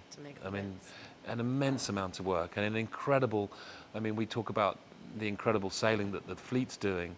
At the moment, Vestas is you know, really climbing their own Everest as they speak. It's amazing, and I can't wait to see them back on the line. And they've had guys in 24-hour shifts, essentially since they started the project, to actually be able to complete it in time for them to make it to Lisbon, which is phenomenal in and of itself. It's just, and it's good. I mean, fingers crossed right now, and no Murphy's Law, but it looks like it is going to plan, which is, I don't know if we could always say that they were thinking that they wanted it to. They could, and then it's always been a push to make it happen. And just like Dongfeng with their broken mast, the question mark, could they make it to the start line in Itajaí? Well, it's a race they must win. Yeah, for Tim Vestas, very much so. Well, up next, we will have 5th place Team Alvi Medica. I believe they're now about 12 miles out, doing about 10 knots, but as we know, it's getting lighter in Narragansett Bay every time the previous 4 teams have sailed in. So we're expecting about an hour and a half, perhaps, for the finish of Alvi Medica. We will leave you now with the tracker. We will be back live with Alvi Medica, the hometown boys on the American-Turkish boat. I'm very much excited to see them. I'm sure there's a huge Newport audience waiting up tonight just for this finish, especially. Sure. And we'll be back there then. Until now, we'll sign off from here in Race Control. See you soon. Really a pleasure to be a part of. We also have Knut on the line. Knut, I'm going to have you speak with Mark, if you're still there. I'm here. Yep. Great to see you, Mark. Great to see you guys. Hi. Yeah. Hey, Knut, how are you? Good, thank you. God, you have a lot of orange friends on the dock, I can tell you. We're looking forward to seeing them in a few minutes. Yeah, there's a house up here somewhere that's painted orange. And I think some of Charlie's mates have rented a house out of the water here. It's like fully orange, light. Yeah, I'm guessing it's the Clingstone house, the one on the rock. That'll be the best view for the whole import race. That's some great friends of Charlie's. Kenny tells me it's a famous party place. I'm sure it's going to be some action up there. I think Charlie's been there before. Charlie's parents have been there before. I can guarantee you that. I think if it's the people who I think have rented it, I'm sure it'll be a good time. I think the team's going to head out there at some point next week. Yeah, that sounds great. Well, we hope you guys are going to get a little bit of pressure so we get you across the line, because you're so close. The boats ahead of you had pretty glossy on the water, but they just managed to find some breeze higher up and get ahead. Yeah, we're right in the middle of the channel here. We just jibed.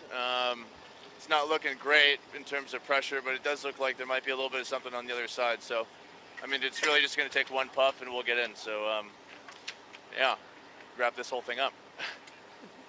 Hey, Mark. Look forward to see you on the dock. Mark Cavell here. Yeah, see you soon.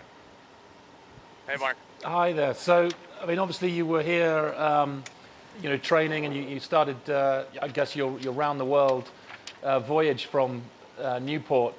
How much of a motivation has it been to come back into your home port of Newport as you've sailed around? I mean, you've talked about looking forward to rounding the Horn, and you did that in style, leading the fleet.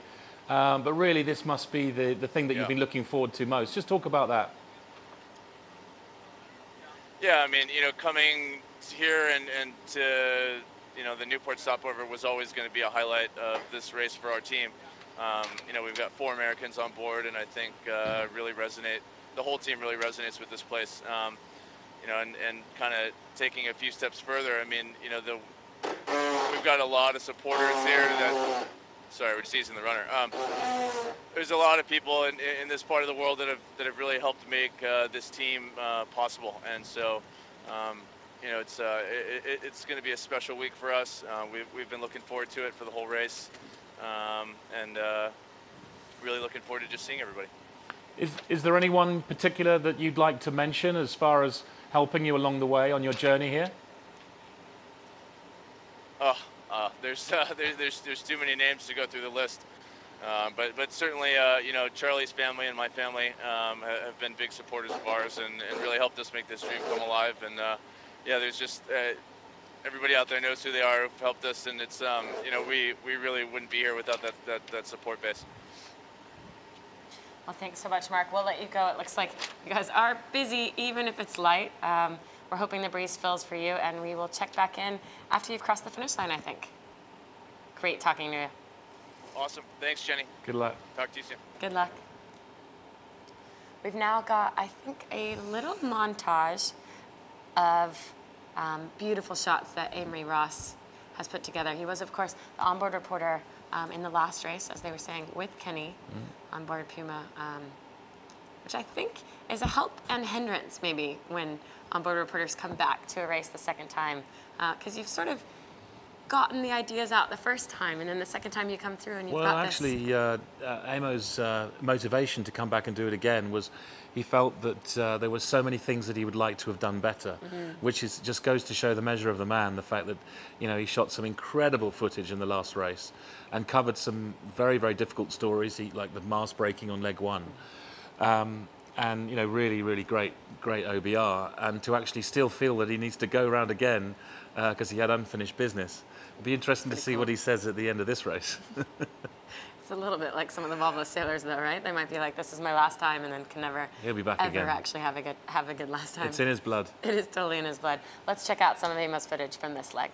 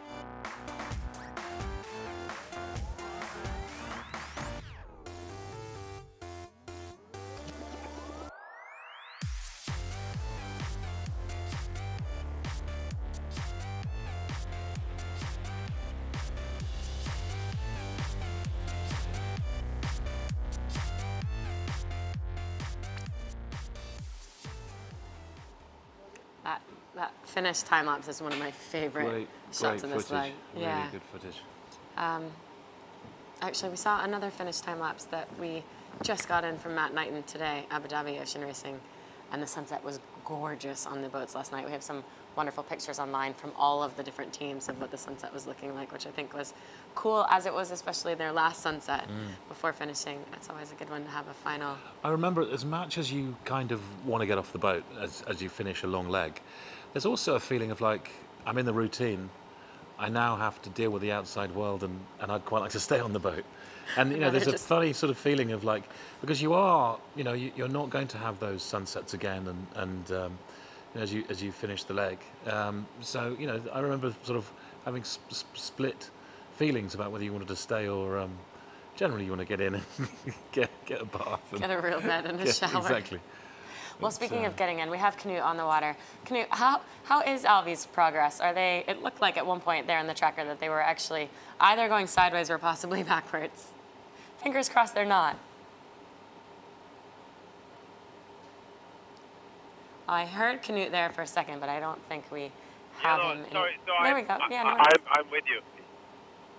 How is their progress? Are they moving forward in the water? They are moving forward, but you know, God, I could probably swim the same speed. So I'm not a very fast swimmer. So I would say that, you know, this is so close and so far away. But they talked about a little bit of breeze closer to the land on the other side, and I can see a little bit of sort of things happening on the water. Kenny was just saying that, you know, it might be that the next thing for these guys is the land breeze from the other side, you know, the northerly is going to fill in. And that's going to get them across the line, because right now, the one thing is that they're not moving very fast, but they're not moving fast in the right direction even. They're sort of 90 degrees, of course. It actually almost looks like they're going exactly back over the path they just came in on originally, which isn't good. You know it's light when that's happening. Downwind, same angles. Yeah, exactly. It's possible on the GPS because we don't look at the GPS, but if the current is hitting them out now and they're sailing across the bay, it's obviously not really perfect. But Kenny is trying to get some information from some weather boys north of us to see if the land breeze have actually changed and swung around, so it will be a northerly. That's gonna make it. And what we can hope for is a little bit more breeze further in. The whole day it has been more wind close to the race village. So obviously that's gonna be the hope. It's just not making it out in the bay completely. How long does Ken have? Is he just looking on a phone there on the rib with you? Yes. Yeah, I'm right here. Yes, yep. it is. Modern technology, excellent. So I can tell you it's blowing 52 knots off of Cape Hatteras. Is that? Is it saying don't go kiting here? Cape Hatteras is not the spot. Somewhere in between the two, somewhere between 0 and 60. That doesn't help. Okay, so every single weather buoy on Narragansett Bay is reading under 3 knots right now. So I hate to don't kill the messenger here, okay? Oh, we won't kill you, but we might just put you on hold for a little bit. Yeah, okay. Yeah, I can imagine. There's not. There is a little something under Castle Hill, but it could be. Who knows? Lord only knows. It's not perfect out here, that's for sure. Well, we know everyone's waiting for them. Well, we can't be too impatient. They've just spent all these days, and they get a lot worse conditions out there. You know, they have to deal with weed. That Sargasso weed was incredible. Yeah. And they have days where they don't go very far. Although I think in this leg they haven't actually had too many Yeah. park-ups like this. Actually, you're right. In this leg particularly, all the forecast transitions have been incredibly quick. Yeah. Even the big transition between the cold and the warm and the cold front coming up. Well, they was cruised also through the doldrums. They didn't even have a pretty well doldrums, really. instantaneous. Yeah. But yeah, I mean, these guys are pretty patient. It's us that aren't. Everyone on land is like, get to land now. They'll be dealing with it. One thing we could do is we could try to get Emery on the phone because he's a New York Rangers fan, and we could give him tons of grief about being a New York Rangers fan. I mean, just period. Quite frankly, there's nothing worse. There's nothing worse on earth than a New York Rangers fan. So. Hey, Kenny, Kenny, you can tell the world about the bets you used to make with Amo. Who had to wear which jersey, when, and why? Hey, Kenny, I know nothing about American sport because I'm English, okay? So it's just cricket and rugby for me. But I've actually been sending him some scores. I've been doing the night watch as a watch producer, and he's been on to me for the scores. And as far as I can remember, they're doing pretty well this season. Okay, well, I they're think doing okay, but they're going to lose. They have to lose. They just have to. I think on this note, we might actually go back to the tracker, take a quick look at where Albi Medica is currently, and hope for the best. Everybody keep your fingers crossed on land that the breeze will fill from the north soon. Maybe not the 60 knots they have down in Cape Hatteras, but something like 12 to 20 would be nice. And we'll check back in with you guys, Knut and Kenny, very soon. And online, we will be back as soon as we can, but hopefully when the breeze fills. Fingers crossed. People out here, which is amazing. Pretty humbling to see all these guys out here at such an obscure hour and no wind for such a long period of time. But obviously not the result we were looking for by any means. But the same token, it's always good to be home. It's been quite a year for you and quite a journey though since you guys left Newport. Essentially, you've now completed your round-the-world circumnavigation from having left. Could you give us just a little bit of an idea what you think your team has learned in the last year? What would you say your biggest learnings are as a team?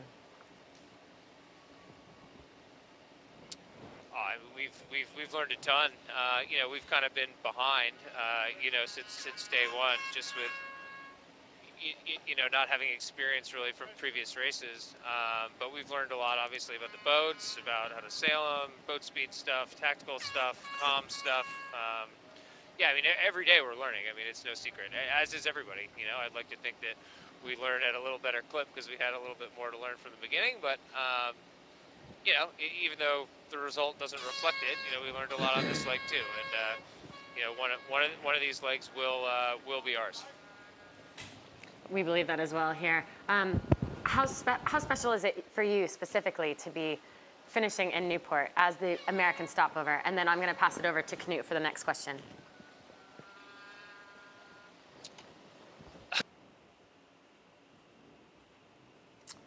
Uh-oh, it looks like we have lost Charlie, actually.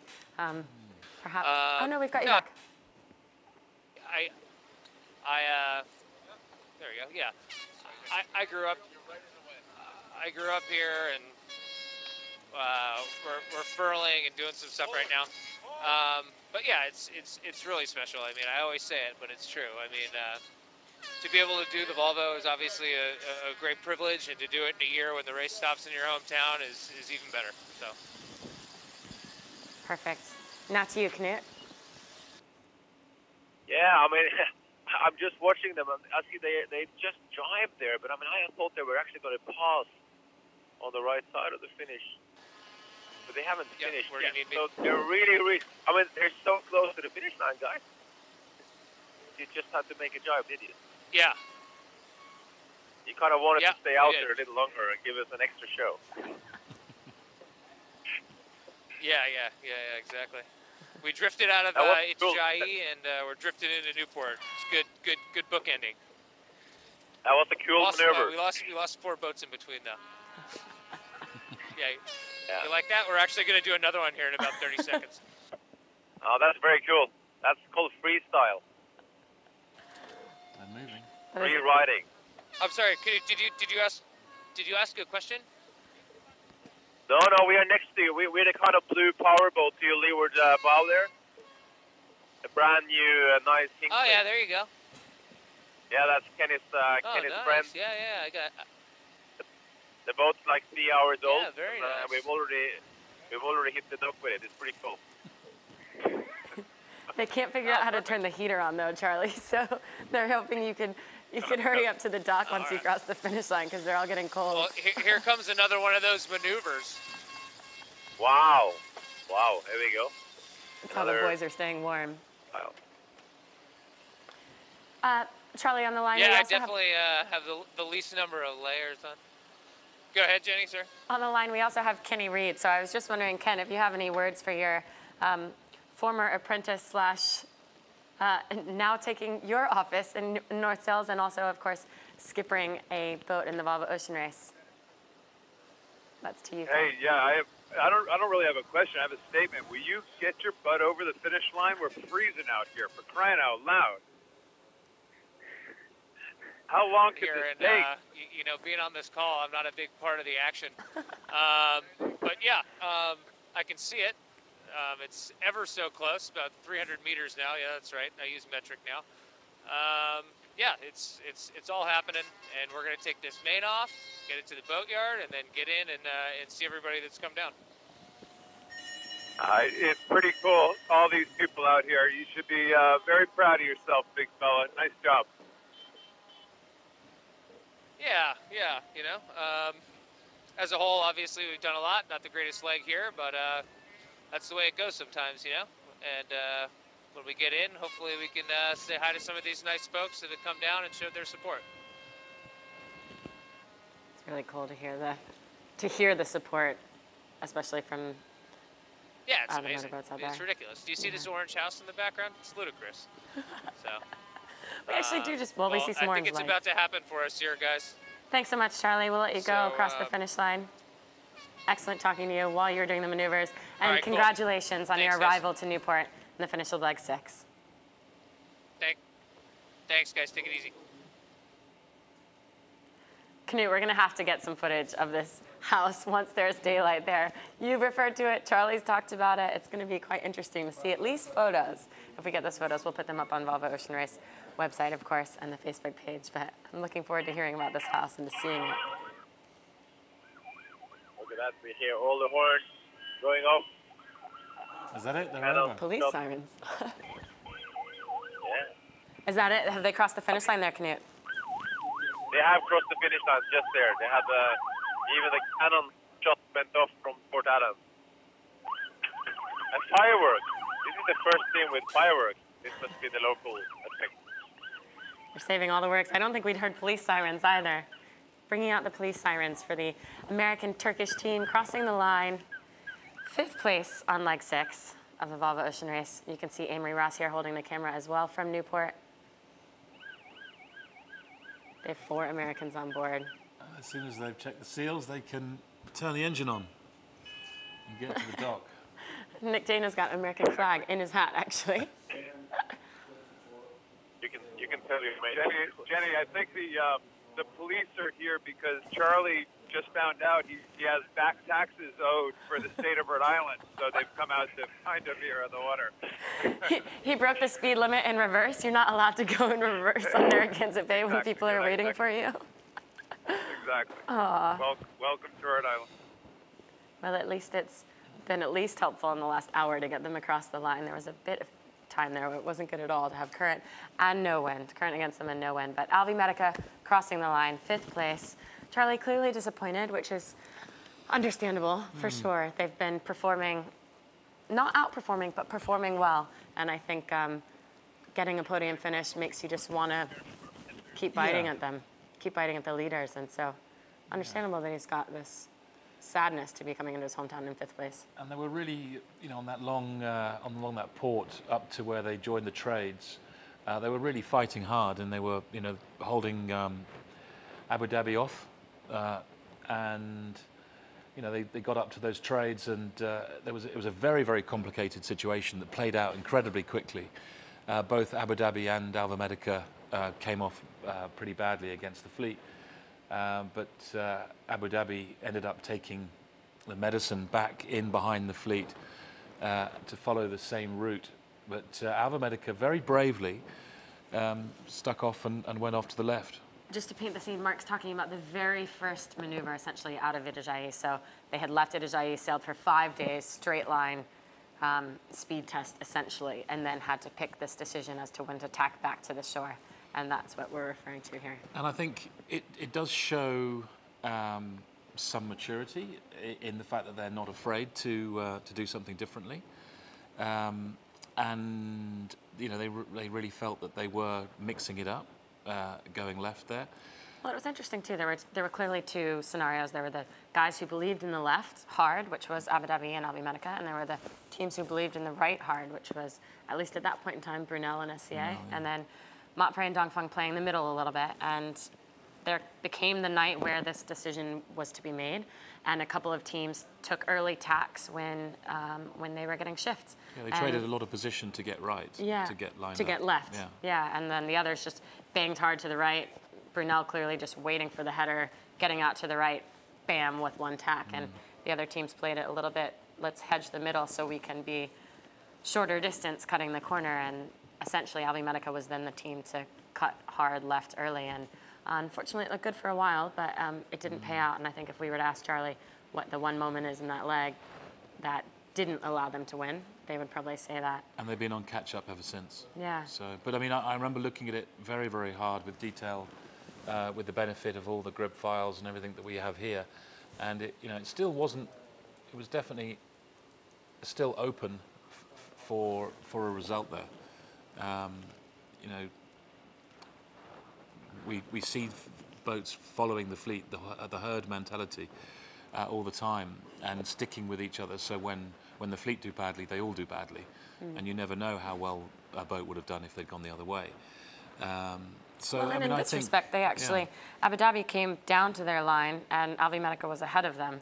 and Abu Dhabi was still able to finish second in this leg. So it wasn't like it was a total game over, that early split to the west.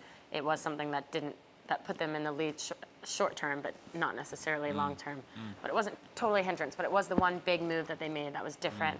They were sort of the lone wolves out in the west until Abu Dhabi came down with them. And as you said, it'd be very interesting to see how now, with hindsight, that they actually view that maneuver, you know, as they went through it. Yeah, I think even in some blogs they said in hindsight that wasn't the right decision to make, but it was a decision that was made, and you have to then deal with it from there. You have to play your cards, and then see how they've been dealt. Mark Towell here in the foreground. We spoke with him earlier, about 2 hours ago, when they were just a mile and a half from the finish, but with no wind. Of course, just 26 years old, one of the co-founders of this team, along with Charlie, with an idea that sort of spawned before they were both at Brown together, and then came to fruition while they were in college together, and then afterwards. So incredible to see them both going into Newport and into Rhode Island where they were in college. And it looks like the main will be coming down here. Nick Dana on the back of that boom. So they talk about getting the main off to the, they're obviously quite keen to go and get some repairs done. To get the main off to the boatyard. He said right away, which is, you wouldn't normally hear, that's the first thing, and then we'll get to the dock, and then we'll get to the bars. We know, as you said, Ian Walker waiting for Charlie at the bar right now. Yeah, and I think, you know, one of the good things is with so many people, it's easy to get that main moved. Yeah. And it's quite heavy. These sails are all very, very heavy. So it's easy as an understatement. It's actually still quite hard to move the sails, especially the mainsail, because it's the heaviest. So I'm looking forward to seeing that orange house. Yeah. I'm sure we will get pictures very soon as the sun is up, which will be in about 3 hours there in Newport. It's 3 a.m., I think, maybe 3:30 there now. So yes, 3:30 now, local. There's some heli shots of Alvi Medica headed towards the dock. It's going to be a relief at this point, turning the motor on after so many hours of essentially agony. You can even smell land food. You can see the dock, you just can't get there. Outgoing current and no wind was not a helpful combination this evening. But no leg is ever easy. And still quite a few boats, cruisers out, enjoying the homecoming.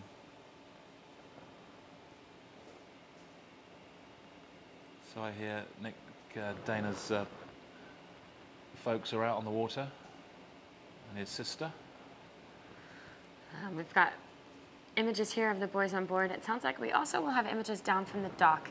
We have Joe Picard there with, I believe, a member of the Alvi Medica shore crew. We'll head down to Joe.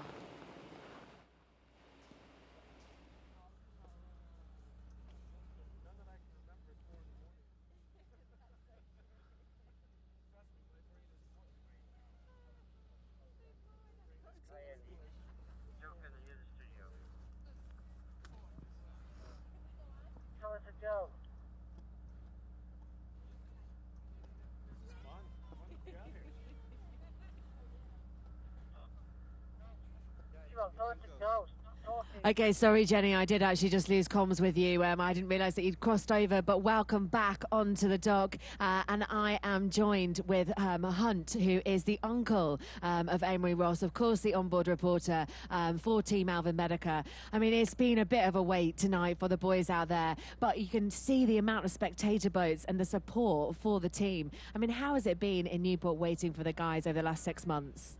Oh, it seems like it's gone very fast, very exciting, a lot of hard work, but this is a great town. It's a sailing town at heart, and so I think it's a wonderful place for the Volvo to stop over.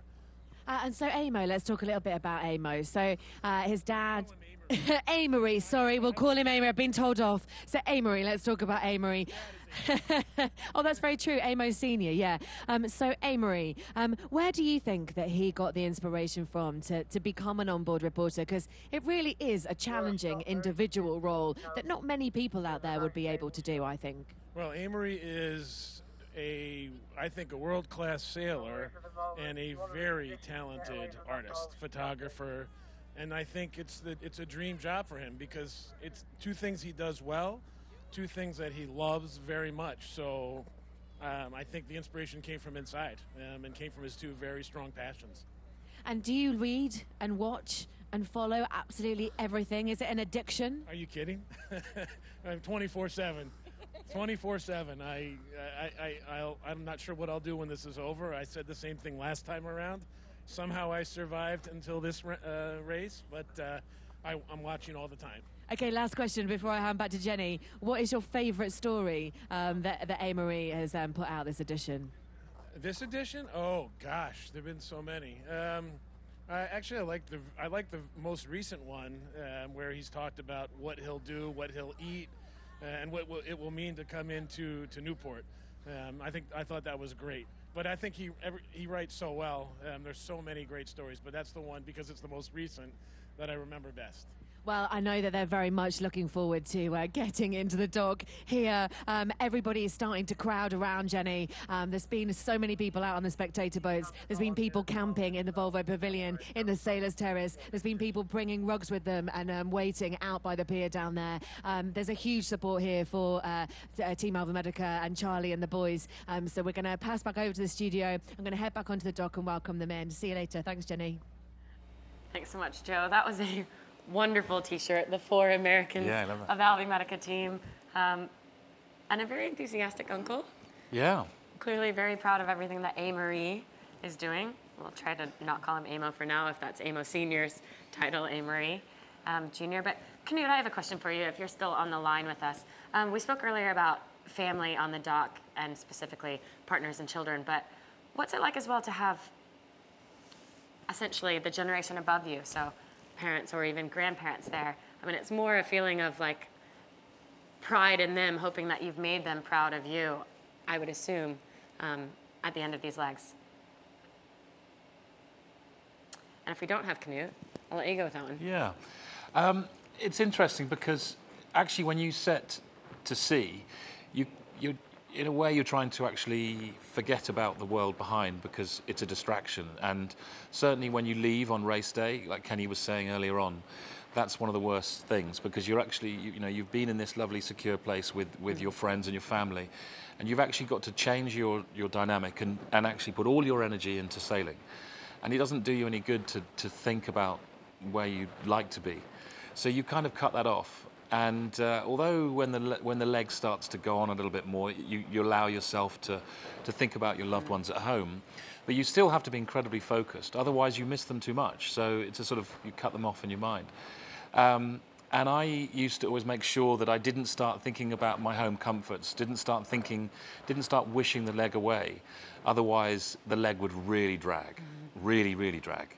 So I would sort of have in my mind that I was working, I was, pushing to do my job until literally you could see the coast and smell the dock, and then then you start let yourself. And it is wonderful to have your friends and family travel and see you on the dock. It's the most wonderful thing. And as I was saying before, it's a lot of the motivation that you lock into your mind. That's a motivation to sail as fast as you can to get to the other end. And I know that. Certainly when I was sailing the Olympic campaign with Ian Walker, his parents were incredibly supportive, and they were the most travelled parents out of any other set, and you still see them pop up, and I could see John Walker today on the dock welcoming his son in, and it's fantastic. Well, it's interesting. I mean, we have a younger team with Alva Medica, so some of them don't have the wives or families or children. They have the parents. Of course, Martel's parents have gone to as many stopovers as they can. And from Hawaii, that's a pretty long distance to anywhere in the U.S., much less anywhere around the world. Here we can see the diehards still out at 3:45 in the morning. Well done to Newport. And look at the little ones. Lots of orange hats. God. Yeah. Actually, I think that's Amos' brother. And A-Marie's brother. Excuse me. And a school night, you're right. Well, this doesn't happen very often, so well done for holding out and no, it doesn't happen very often. Hopefully later today, Team SCA should be arriving. Current ETA is about 5 o'clock UTC, which will be 11 a.m. Newport time. So perhaps the kids and the rest who weren't able to stay out tonight can then come out and cheer on the girls tomorrow. They always also have a big group of family and friends, and we know they have 2 Americans on board, so they'll have at least some American support there. Look at those little eyelids going. And they're so awake. Oh, she's Even if almost she's asleep. sleepy, she is awake. Good girl, look at that, that's fantastic. Seeing their heroes. She will never forget this. We were talking about that earlier. She might be the future Sam Davies. Yeah, yeah. You never know. We're actually going to take a look now at where Sam Davies' boat is. Less than 50 miles to the finish now. Team SCA. This is Narragansett Bay. That was Alvimedica, the orange track. And what was interesting as well was Alvimedica was the only one to go through this exclusion zone. The other teams all took the white track. Alvimedica, the orange one, in between the exclusion zone. And SCA has yet to have to make that decision, Block Island being the island there just on the left. And just to explain, Volvo's put those 2 exclusion zones in to keep the fleet away from the sailing, from the shipping. And we've got bottom right of screen here, SCA, just put another tack in to come across. They're doing 8 knots. Yeah, so that's not so bad. Could be better, but not so bad. We might leave you guys with the tracker for a bit, and we'll come back once Alvimedica makes it to the dock.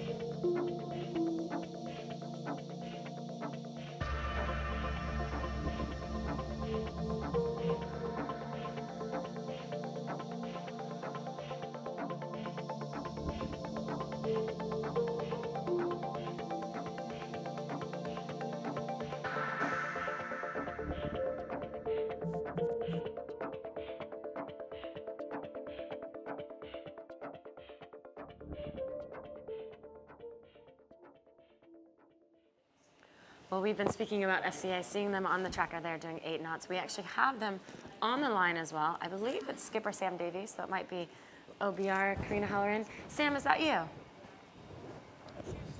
No, it's Karina. Ah, it is Karina.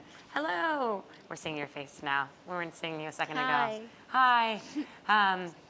A couple of questions. Of course, the first one, what do you think your ETA is currently? We were saying about 11 o'clock, so in about 7 hours. Is that about right for you? Oh, actually, I haven't checked. Last I heard was 2100, but things change quite quickly, as you all know. So when I looked at the chart last, it looked like we were a little bit south of Montauk, New York. So I guess we'll see what happens. I've kind of been head down, finishing off the last of the blogs. What did you write about today? I haven't actually gotten to read it yet. Today was kind of at the long, are we there yet? And unfortunately, I think right now the answer is no.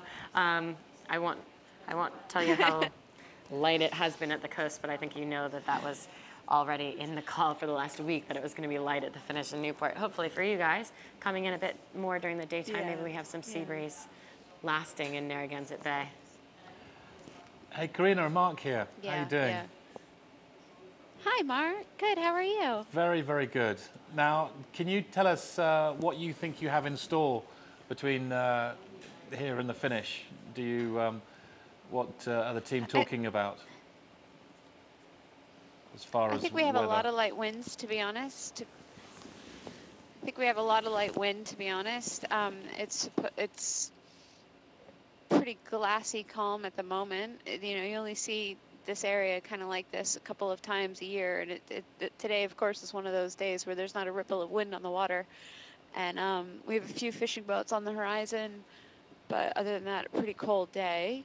It's that traditional, like, to the bone cold of New England's famous for.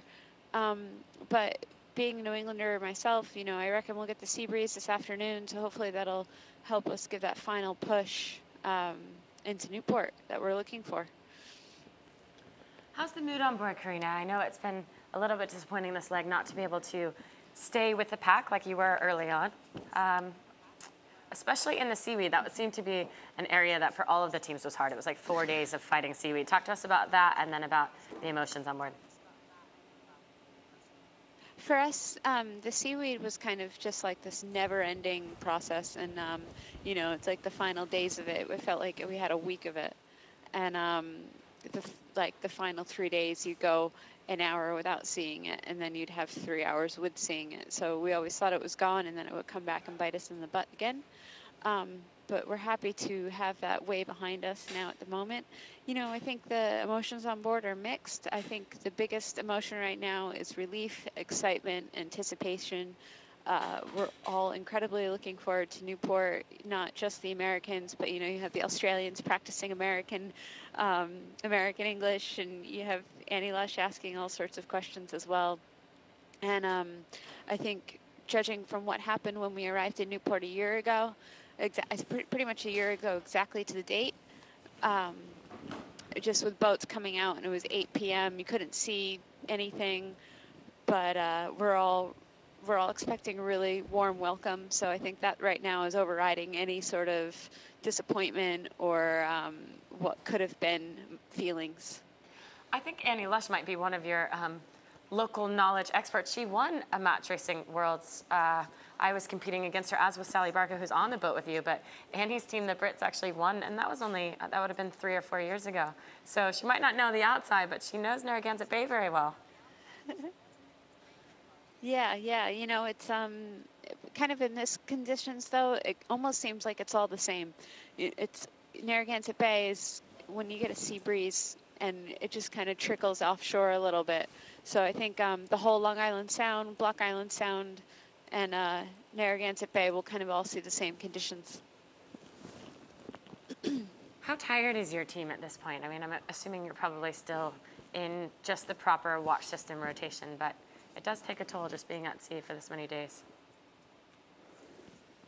Yeah, you know, I think we're all pretty tired, but I think it's been a nice leg where we've had a fair bit of like 4-hour solid watches off.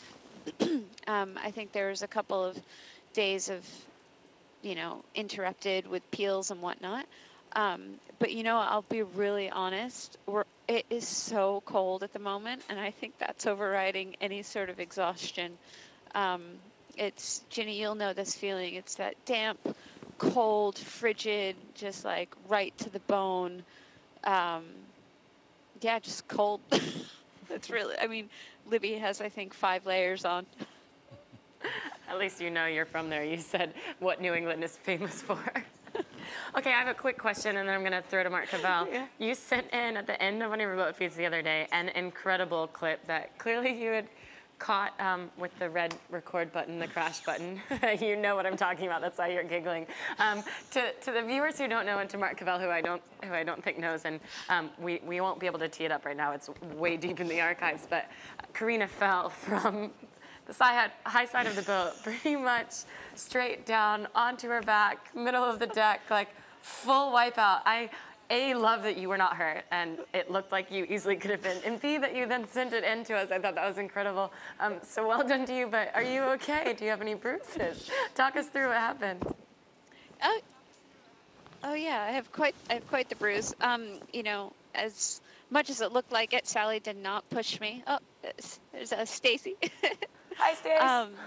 Yeah, so I just, Ginny says hi. Hi, Ginny. Sally says hi. Oh. All the girls say hi. Yeah, no, Sally didn't push me, even though it might have looked like it. But I just, honest to goodness, lost footing. Even Sally was just kind of like, what did you do? You just kind of rolled over. And I was like, I know. I think I got about 2 360s in there before I finally hit the ground. And I don't even know what happened. It was a pretty calm day. Well, with your yeah, I have a permission, pretty good black and blue on my back. Yeah, we're going to have to dig it up and at least post it on Twitter or Facebook somewhere. Just Karina taking a digger, because you seem to be laughing about it, so that's good. Well, we want to talk to the girls, but I think we at actually... the time it was a little... Oh, sorry. I'm going to let Mark Cavell ask a question before we run, because it sounds like Alvi Medica's getting to the dock. I just want a quick question. Oh, that's great. What was your highlight story from this leg? And, you know, that could be portraying a highlight from your crew or a specific story that you liked. Well, to be honest, there's two. I'm going to have to obviously say being the pace boat for the first 6 to 8 days will forever and always just be an amazing feeling. You know, that feeling of you're with the guys. The last 5 legs have been... Every single leg, we learned something big. We learned something new. We learned something new about our boat, about our team, about ourselves. And those moments that week really just made it feel like, okay, we're here. We're doing this. This is it. This is us. So you can imagine that once that stopped happening, we were all kind of bummed out. And the fact that it was a force of nature, seaweed, bummed us out. But, you know, it's one of those moments that we came together as a team. We are a team. We work well together. We're a strong sailing team. And I think that alone is more poignant for us and more of a highlight for us than anything else. And then the second one hasn't come yet, but I think it's arriving into Newport. I was explaining earlier, we're all incredibly excited. So, yeah, it's a couple more hours and we'll have the second highlight. Thanks so much, Karina. I'm actually just remembering that Stacy was also racing in that match racing world. So you're going to have to ask, before we talk to you tonight, you'll have to ask the 3 of them what it was like to be racing against each other and not to be coming in on a boat together. We will let you go, and I won't tell you what we're thinking your ETA is, but we'll tell the audience as soon as we're off the line with you. And we look forward to talking to you guys later. Great. Sounds good. I'll speak to you soon. Hoping you have good wind. Thanks, Karina. Thanks. Bye, Mark. Thanks, Bye. Ginny. So here's Alvi Medica getting close to the docks, although not quite there yet. Flying their battle flag, the orange Team Alvi Medica flag off the first day. God, it looks even glassier than it was earlier. It's almost lucky that we had just enough wind to get them across the finish line when we did. The chances could be good for girls to have, Team SCA to have breeze. They will be sailing in daylight for much of the time into the bay, whereas the rest of the teams have been sailing in at night, and so the sea breeze shuts off a little bit, and hopefully it'll be there during the day. Yeah, and I just want to pick up on something that Karina just mentioned there, the fact that they were the pace boat. They were doing a fantastic job of really pushing hard on the speed, and so that, you know, the takeaway from this leg will be that they can sail for, you know, consistently at good speed, and especially when they're close to the other boats.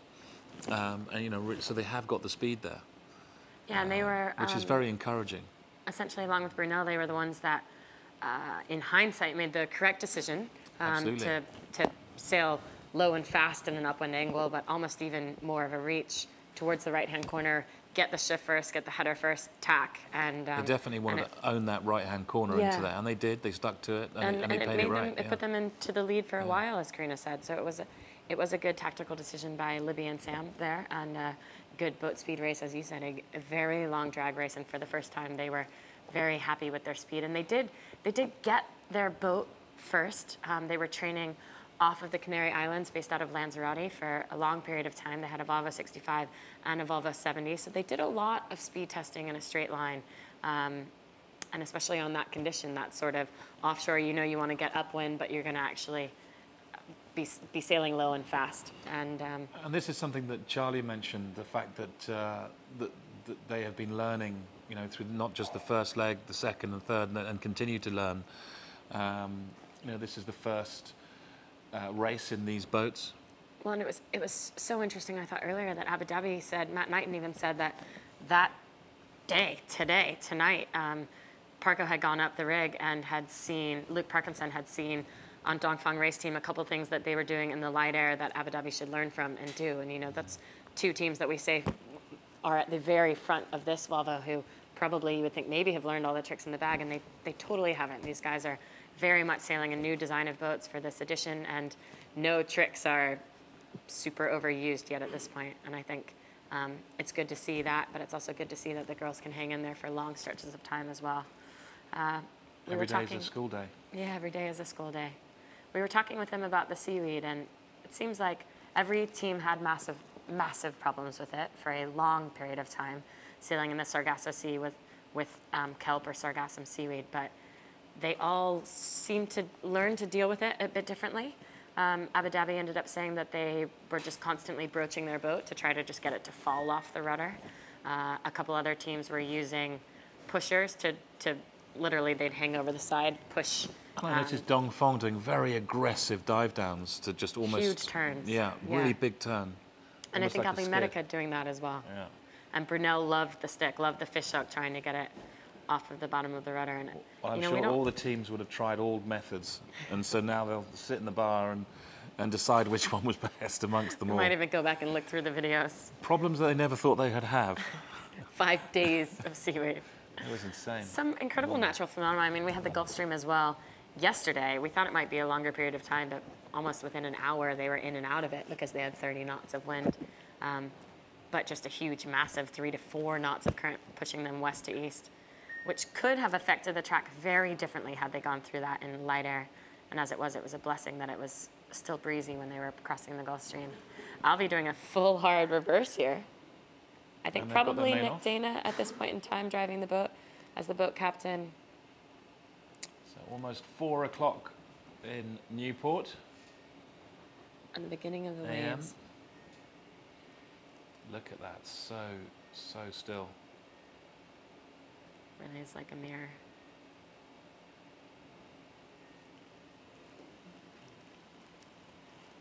I think that's Seb Marset. Standing just above the hatch there. Yeah, Dave Sweet. They got into a good routine in a couple legs ago when they were in the doldrums where there's actually no wind for a multiple period of days, and Seb started a little gym session on the boat. It was fun to see them doing calisthenics when we didn't see the other teams doing it. Not that they weren't, but we didn't actually see it coming off the boat. But for a team that's known for not just the medical testing, but also for literally putting them through grueling fitness tests and medical measurements after each leg, just to see a lot of different variables in your body. A lot of it's heart rate, body fat measurements after each leg, sleeping patterns as well. They're jotting it all down while they're on the boat, and then they have a good team of doctors that are actually logging it all when they get off, the second they get off, before they even eat any land food, just to make sure they know the ultimate stress tests and what that means to the body. But anyway, here we go. Avi Medica hitting the dock. Charlie with the dock lines. Here we go. On the dock, main off. Job done.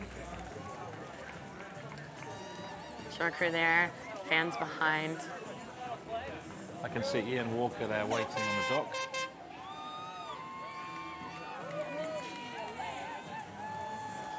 Aww, Charlie's wife.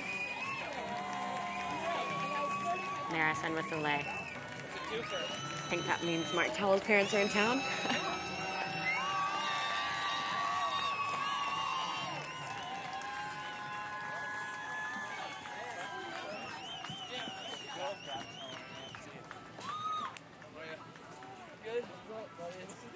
That's Mark's brother, actually, with the fully traditional Hawaiian lei. The Young Guns. He's also got the Young Gun shirt. Aw, very cool. And Mark's mom.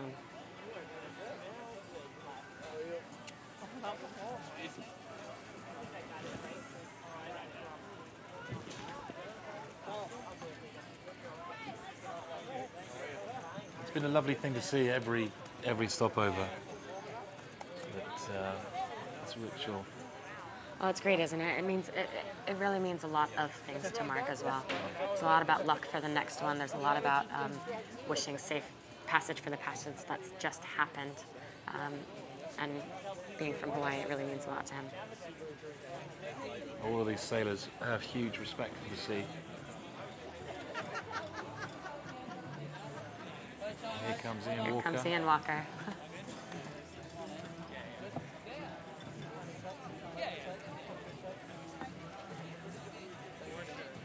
Very touching because those two teams fought very hard in that drag race to the right. And Ian took some medicine and bailed out of it, and so I'm sure Ian feels for Alba Medica. Good to see you.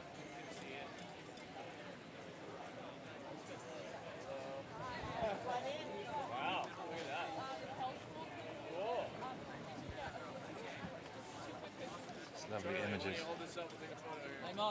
I think this is a huge poster made and drawn. Ian congratulating Mark as well. Made and drawn by some school kids. Wow. That is a huge poster. That's great. You know what we were celebrating, Ian? Huh? We were celebrating the day you guys lost control of the world. Well, the Tea Party, they started shooting guns on the platform. I was a bit worried about it. That's awesome. So you want it back now, though? Yeah, so we get one of the up there. Okay, Sarah, you have to give it back. Oh, give it back. That's Canute coming off the dock, off from his boat, starting to warm up. We have Joe Picard now on the dock interviewing Charlie. One thing before we start, Charlie. Where's Colin? Where is he? He's there. Okay, can you see the little boy? Okay, Colin, do me a favour. Take your hat off and turn around. Can you see it? He's got the heart of Alba Medica shaved into the back of his head. I'm getting a cut tomorrow. Maybe I'll end up with the same thing. Colin, Charlie wants to know where you got your hair cut because he's going to go and get his done tomorrow. It's okay, you can tell him later. Home later. So first of all, Charlie, welcome to Newport. Welcome home. I mean, like you said on the live arrival show, you started this race, you finished this race the same way that you started it. Absolutely no wind. It's been pretty painful for you guys, I'm sure, for the last few hours, I'm sure. But how was that leg for you? I mean, you guys are doing great guns, and then obviously after the West, but you really did manage to come back, and you were a few miles behind, nothing at all. Yeah, you know, it was a tough leg for us, certainly. You know, it started at a driftathon and it ended at a driftathon, but highs and lows, just like all legs. You know, 36 hours ago, the whole fleet was in 10 miles of each other, you know, and then after that, it spread itself out a bit. But, you know, obviously some things to continue to work on, and just coming in here was amazing. You know, seeing the race village, seeing Fort Adams, obviously so many people have worked really hard to make it look this good. If I could say one thing about drifting in, I guess it prolonged the excitement, you know, kept everyone out here on what was a beautiful night, and we really appreciate the support, and, you know, it's very humbling. So tell us about the spectator boats out there. Most of the people here have been camping on the fort down there. They've had their blankets there. They've been waiting for you. Tell us about what it was like actually on the water with those spectator boats. It's amazing. It really is. You know, to come in at this time of night, you know, on a chilly night like this and no wind, and you think that people would throw in the towel, but you know, obviously not here in Newport, and we really appreciate it, certainly. And it's amazing to see, and you know, hopefully, you know, people keep coming down all week, and you know, the real show's next weekend when we have the import and we take off. So, lots still to do. Okay, one last question now. I heard, I haven't seen it and I've looked everywhere, I heard that you guys did the Harlem Shake, an impromptu Harlem Shake on a Live X. Now, Nick, Dana, Nick Dana, I know you're in an interview, but I don't care. Ali, Nick, I'm sorry. Yeah, I need you. Ali, I'm so sorry. Nick, get here. Come here. Just 2 seconds, literally 2 seconds. Ladies and gentlemen, don't you think that Team Alva Medica should do an impromptu Harlem Shake? We want a reenactment. Come on. No, you can't let your fans down. They have been, it is 3 a.m. in the morning. It's freezing cold. It's freezing cold. They've been waiting here. They have been, Charlie, Charlie, Charlie, Charlie, Charlie. Nick, come on.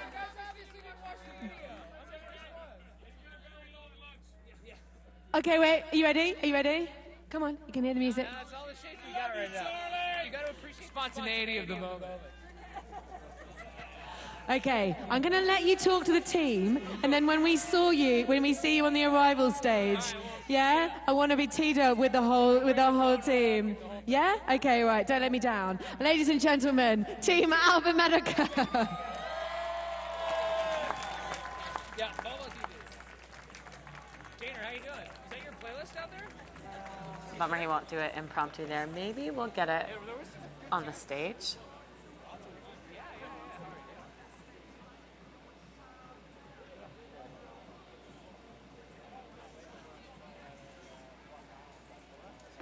Getting a little wander around the dock here. It's Dave Sweet with the American flag.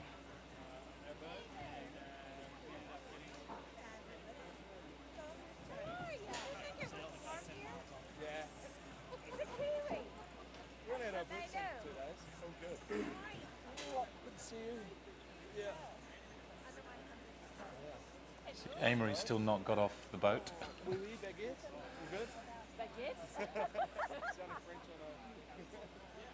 And the Kiwi's still in shorts. And flip-flops. Amazing.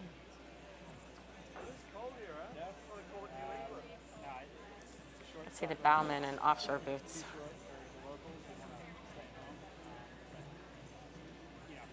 Having been back in Newport for close to a year now, and seeing friends and family, so it's back in setting. Yeah, we're gonna work out my rate tomorrow and start. That was just Nick Dana there. Being interviewed, I think, saying his first priority, spend time with friends and family. The rest he'll figure out next. But understandable. It's been a long 17 days for these guys. They'll be probably just have turned 18 days by the time the girls arrive tonight. Well, if they make it before 7 o'clock UTC, then it'll still be 17. Lays all around for the team. And still a shockingly, not shockingly, I guess, understandably good atmosphere for 4 in the morning there in Newport. I think it's going to be an amazing stopover, another amazing stopover. They've got a lot planned. The teams will just relax, and the shore crew and the boat house will move in and sort the boats out, and they'll relax, and then it won't be long before they'll get back into the racing. Well, and temperature-wise, it couldn't be more different than Brazil, right? They left their bikinis, caipirinhas, and they're arriving here with everyone in winter hats, and aside from Dave Sweet, everyone in full closed-toed shoes. So a different and maybe perhaps an easier way to relax here in Newport. It's cold. They've just gone through cold. It's light air. It's time to sort of see friends and family and then get back into the racing. It's a shorter stopover as well now, and then the legs just continue to get shorter and shorter on their way to Europe. I think here they only have, it's Thursday, and they'll start again next Sunday. There's Brad Reed, the man who's behind the stopover, the director of Sail Newport. He's also known Charlie, like his brother Kenny, since he was quite young. So that looked like a good, huge congratulations hug there. And then Charlie Enright's dad there in the red fleece, a sailor himself as well, and his 3 boys, all sailors. And I think all 4 of them sail together sometimes in the bay as well, which is really cute. They have a big J boat.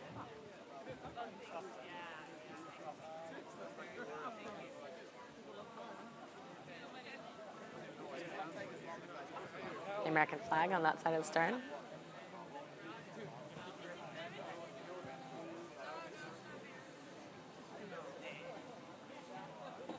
Well, I think you'd have a tough time growing up in Newport and not sailing. Very much so. I only lived there for one summer, and I was definitely sailing almost every day. I was coaching sailing as well, so that helped. There's a couple of Abu Dhabi here.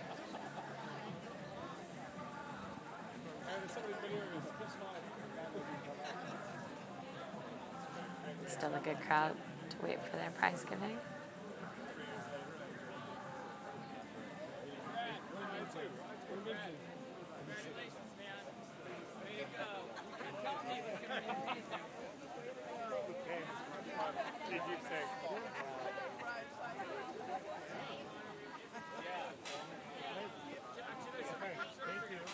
Ryan Houston, actually, the other guy from Down Under, also in flip-flops there on the dock.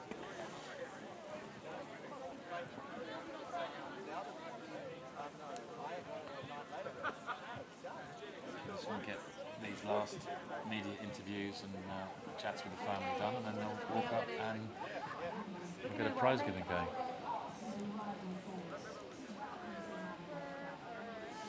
As you can hear Joe saying, they're going to make their way up to the prize giving stage there.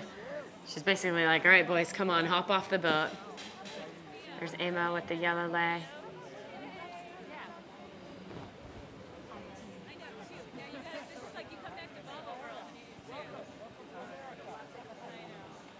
Next up is a prize giving, then they'll have a press conference. As we said with this team, they'll have some stringent medical tests before they're allowed to even sleep or eat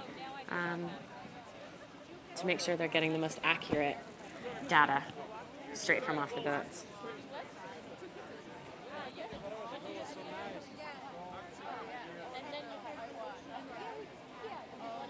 I love those shirts that they've made, the Young Guns, the Young American shirts. They're quite funny.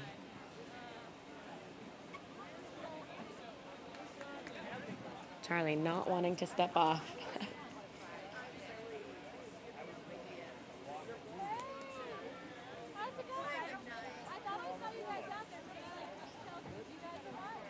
How long do you feel like the adrenaline lasts when you hit the dock, Mark? Is it dependent on each stopover? Is it dependent on time of day? Is it dependent on the number of hours leading up to that and how hard the racing was?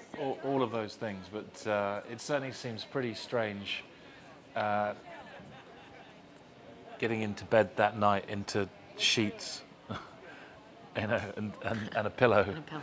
That is a very strange Your thing. body stays on a watch system clock for a while, doesn't it? It sleeps in its sort of 3 to 4 hour stints, and then it's like, all right.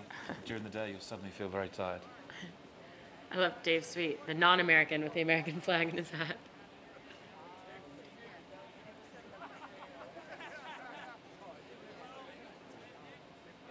They're just trying to gather the troops here as they head up to the prize-giving stage.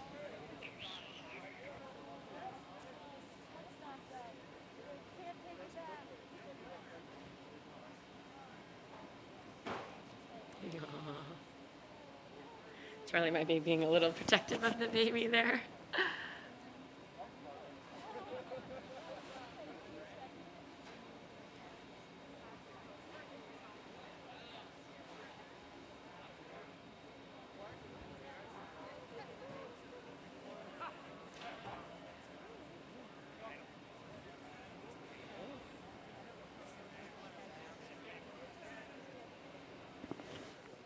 What we're not picking up here is certain aromas that come off the boat. And they do a really good job. I remember the close hugging is a little too close. You can smell it from here. You end up, you take so few clothes, and you end up keeping always a clean shirt for the end. Exactly. It seems ridiculous. They often do. It doesn't look like this boat does it, especially Charlie doesn't do it, but they often do the full clean shave the day before the final finish. Charlie Dana, Nick's father. Sometimes you might bring 3 shirts for an entire leg and then only use 2 of them and save 1 just for the final. And on one leg, I think Ian Walker and Neil McDonald bet each other that they wouldn't change out of the one set of clothing. Pretty gross. Yeah, that wasn't nice for his daughters ashore. Here we go. I think we're heading up. This is a proper dock walk. We're now going to see exactly what it's like to get towards the prize giving stage. From previous campaigns.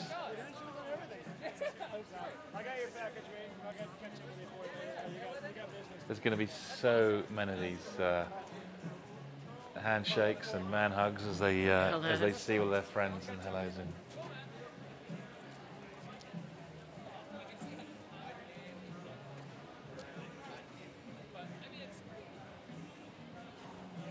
That's Charlie's mom just to his right there. Charlie's dad as well, red fleece. The Enrights. His father's a dentist, actually.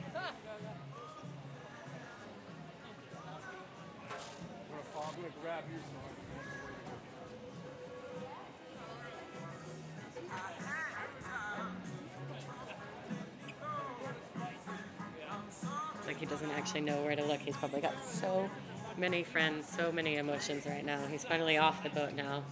Racing's done. This is sort of the sigh of relief. Okay, you've made it. You're here, you're home, you're in Newport. You're in Rhode Island. It's almost 4:15 a.m. Too funny. You guys. He can't tell though. He's full of energy.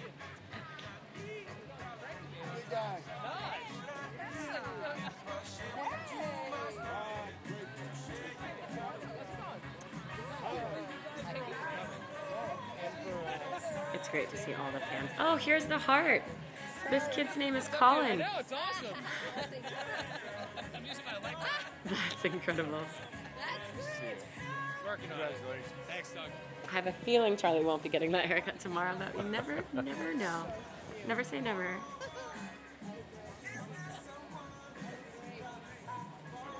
Wow, that's great. He's very proud of it, Super showing inspiring. everybody as they come off. Yeah. This is a huge moment for this team. Avery's uncle. Fifth place in leg 6 of the Volvo Ocean race. Please, can you put your hands together for Team Albamedica? Come on, boys, come on. Now talk to me about the So, pineapple. from the USA, he's the onboard reporter. Pretty sure It's that's Avery a Ross. welcoming gift. From New Zealand, it's Dave Sweet. Traditional From Newport. New Zealand, Ryan Houston. He's from here. Of course, it is Nick Dana. From France, Zeb Masset. From the USA, Mark Towell. From Italy, Alberto Balsan. From Australia, Will Oxley. And, of course, the skipper. From the USA, Charlie Enright.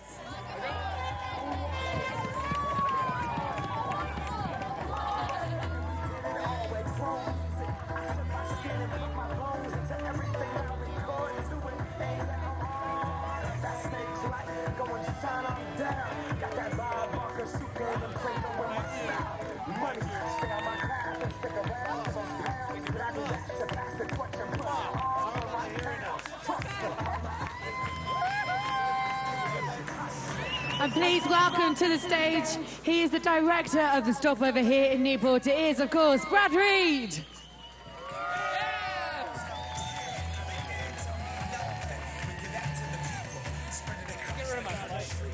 So the kids from Pell High School have done, as you saw on the boat, we're just going to have a team photograph. The kids have put loads and loads of effort into this beautiful painting that they've done for each team a part of this edition. If you guys squidge in, that's it. Pretend you like each other. I'm only joking.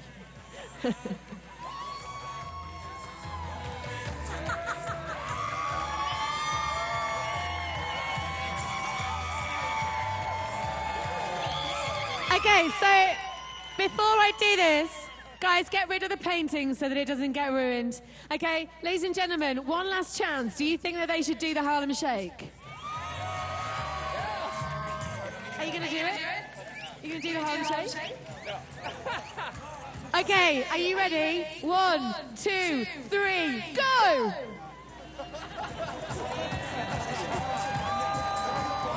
You have to appreciate the spontaneity. He's the guy. Ladies and gentlemen, please put your hands together for Team Albamedica!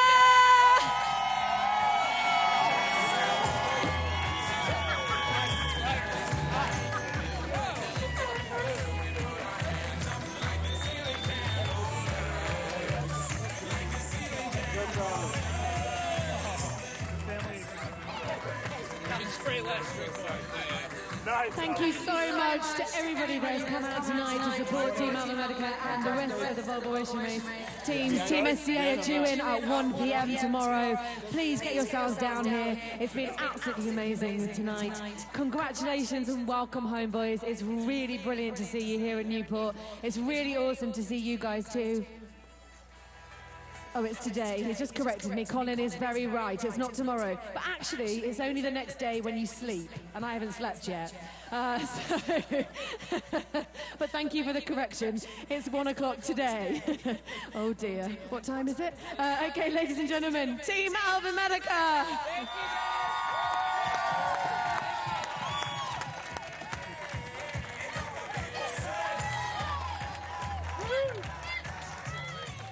Well, that was nice. I like Colin's little, it's today, 1 o'clock. It's not tomorrow, even though we all need to go to sleep for a bit before SCA comes. Current ETA for the girls, as we've said, is 1 o'clock local time there, which is 1700 UTC. Yep. And we will keep that updated as well on social, Facebook, and our website. But for now, we know there sits a tie on the scoreboard. Alva Medica finishing 5th and Motfre finishing 4th. Means they're now tied at 24 points. Above them, Brunel in 3rd with 21 points. Hopefully we'll have a scoreboard actually. But in front of that, Dongfeng race team still in 2nd, even after breaking their mast last leg and having to take a last. And then Abu Dhabi Ocean Racing atop the leaderboard after 2nd place here. I think they only have 11 points at this point in time. So putting a bit of spread between themselves and the fleet. Well, there's plenty more points to go. At that leaderboard now.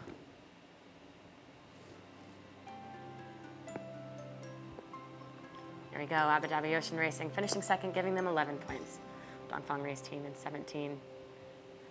Brunel, and then the question here, Alva Medica and Motfre tied on 24 points, and the answer to that question, if you're wondering who wins the tiebreak, is actually Alva Medica for being ahead in the import race standings. So that is always now the tiebreak in the Volvo Ocean Race, and Alva now currently sits ahead of Motfre.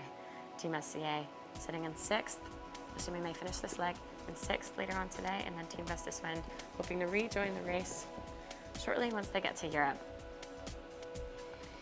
If you're not able to see the girls today, sorry, later today, apologies, Colin, do make sure you watch the import race next weekend, Saturday the 16th, and Sunday the 17th is the leg start in Newport. So we think it'll be phenomenal. Fingers crossed, everybody, that there is breeze and no fog. Newport can put on an excellent show in Narragansett Bay.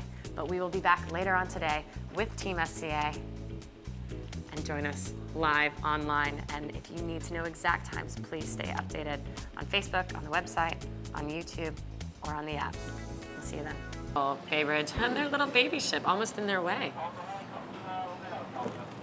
You can almost get confused there. There's a little tiny Team SCA boat. I think they came down from New York, and we're gonna be sailing with guests and customers of SCA here in Newport. But great. There's a lot of, in particular, a lot of women, I think, in Newport sharing film. But in general, they have a lot of fans. All the shops in Newport that have this dressing competition of you can dress out their shopping windows the best, and I saw SCA being the most featured team in the shops, particularly women's clothing. We saw some good entries of those shop window photos and have put them on our Facebook page as well. Oh, that is really cute to be followed by the sister ship. Little baby Team SCA, but all equipped equally in Team SCA gear. Knut, is there breeze all the way to the finish line? Solidly like this, or does it get lighter? Oh, absolutely. It's solid breeze all the way.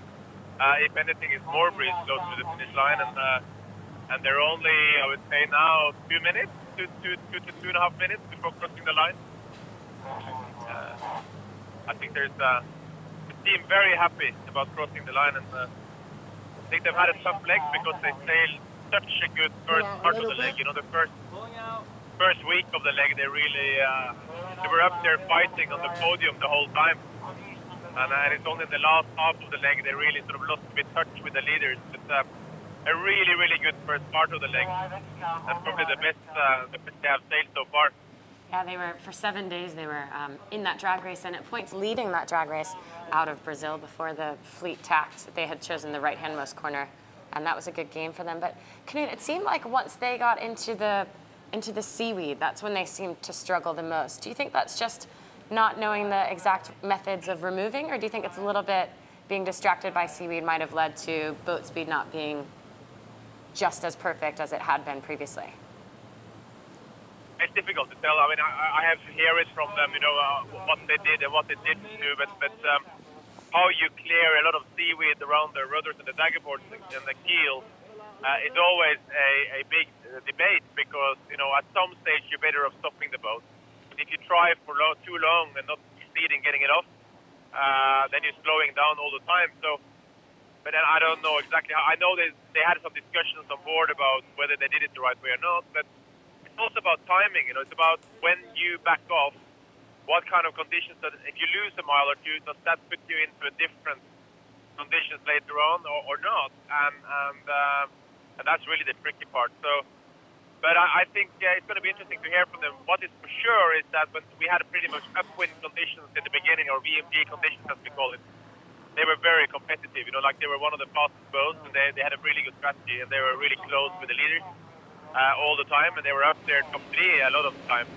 So it seems like they have an Achilles heel in more open angles. And now they're bearing away across the line. They have one boat next to them for the finish line here. A lot of big flags on the top. There, Team SCA crosses the finish line of leg 6. Congratulations to them. And as Knut said, you can see American helmsman Sally Barca there staring across the line, has taken over for Caroline Brouwer. Women's team, Team SCA, the Swedish entry across the line of leg 6 in 6th. And it's been a long leg. 17 days, 20 hours, 59 minutes for the girls since they left Itajaí. So as Knut said, they've deserved this. And they were kind of ready to go, across the finish line. There's congratulations there. And it's great to see Sally on the helm coming through the finish there. Great honour. We know she has a huge family coming to Newport to welcome her. She's from Wisconsin, but Karina has told us essentially her whole family, and she has quite a big family, have all flown out to be there this week. So that'll be great for Sally to get to the dock and see all of them. So the girls grinding up the front sail here. Yeah, get rid of the throat, and they can then check the seals and get the engine on. There's Abby just walking forward just to make what kind of sense of relief there. And as Knut said, they did such a good job at the beginning of the leg. Very, very impressive boat speed. And I really hope, and we can talk to the girls when we get a chance, I really hope they take that to heart and they're not too downhearted by the final finish, because they really did show great speed, and that they could really stick and race with the fleet, which for the Atlantic crossing coming up, must be a real, they must be really looking forward to lining up again and showing some of that speed again. Well, and hopefully no Sargasso weed. I mean, I should say that weed wasn't just a bit of weed like we might see it. It was whole fields of, massive, huge islands of kelp. I think Ian Walker said if I wanted to be a gardener, I wouldn't be doing the Volvo Ocean Race. And actually, the girls, I think it was Sophie Sisek, who's their bowman. You can see her right now in the middle of the frame. She's the tallest on board. She's also like the best chef on the team, and they were sent recipes from here ashore from people in our office about how to cook seaweed, and it was a little bit tongue-in-cheek, but they fully took it to heart, and they gathered up some of the seaweed that was on their bow. All the teams literally having to gather the seaweed and throw it off every now and then just because it was washing over onto the boats and staying there. But the girls cooked it in olive oil and seasoned it and tried it, and I think we heard Caroline say, "This is really yummy." And she actually ate a bit more, but it was kind of a funny way of going, all right, we'll turn lemons into lemonade. At least we'll eat the seaweed and it's fresh and green. They don't get a lot of vegetables on board, so. But hopefully they won't get that in the Atlantic. The interesting part here, as the legs get shorter, I think we might really see that be a benefit for Team SCA.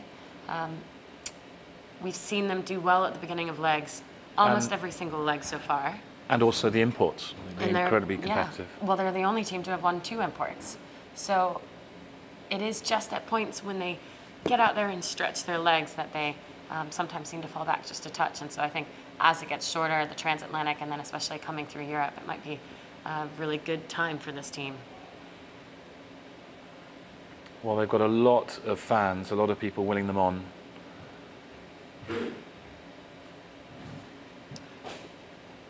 Yeah, you could see pink flags earlier, you can see pink smoke there.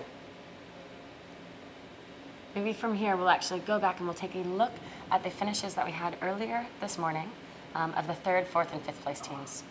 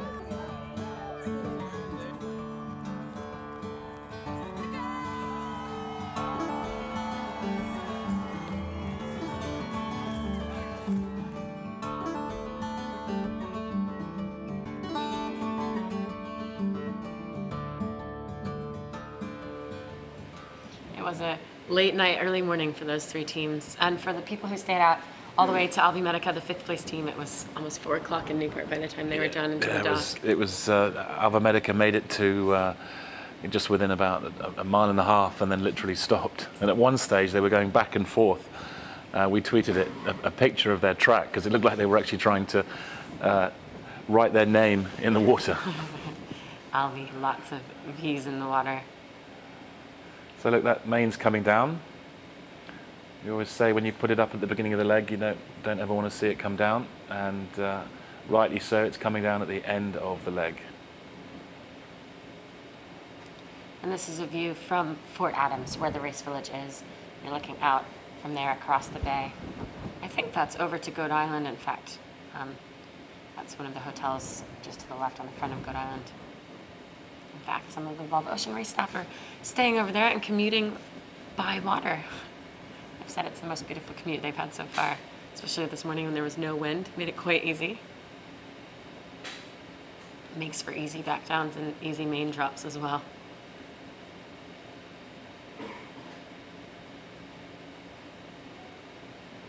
What a beautiful day, and we hope that we'll get a similar day with a bit more breeze for the import and start.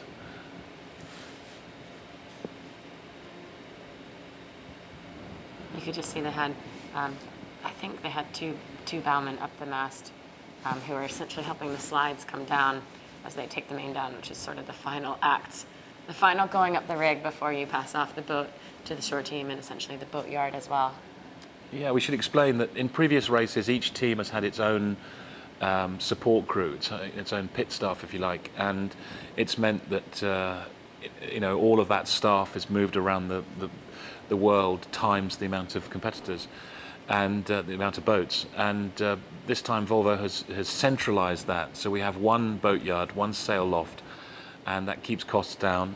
And it also helps with the one design element, the fact that everything is maintained in the same manner, and when things need to be replaced, they get replaced across the board.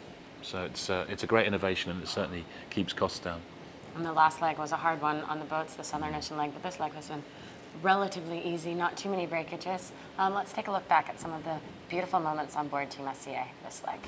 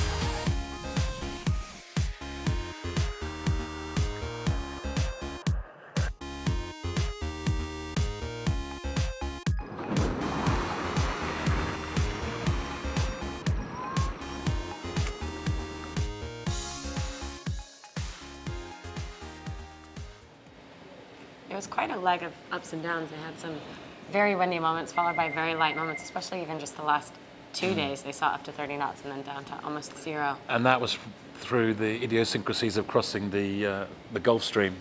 They had, and just a few days ago we saw a lot of wind on some of the boats, to the point where a couple of the boats got a bit of a knockdown. We saw Mapfre be laid virtually on its side as they came through the transition of the two fronts. Yeah.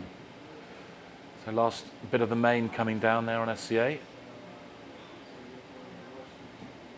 Some beautiful, beautiful boats there in Newport. It's good to see them out on the water on a day like this. We have to remember it's still actually pretty cold in Newport and it was pretty icy in the bay up until a couple of weeks ago. Great crowd there. Ready to welcome the girls to the docks.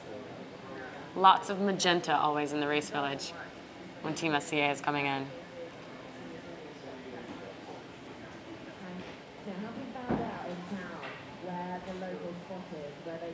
Well, I'm very envious of them all being in Newport, and let's just talk about Newport as a destination and its history of being really the sailing capital of the country.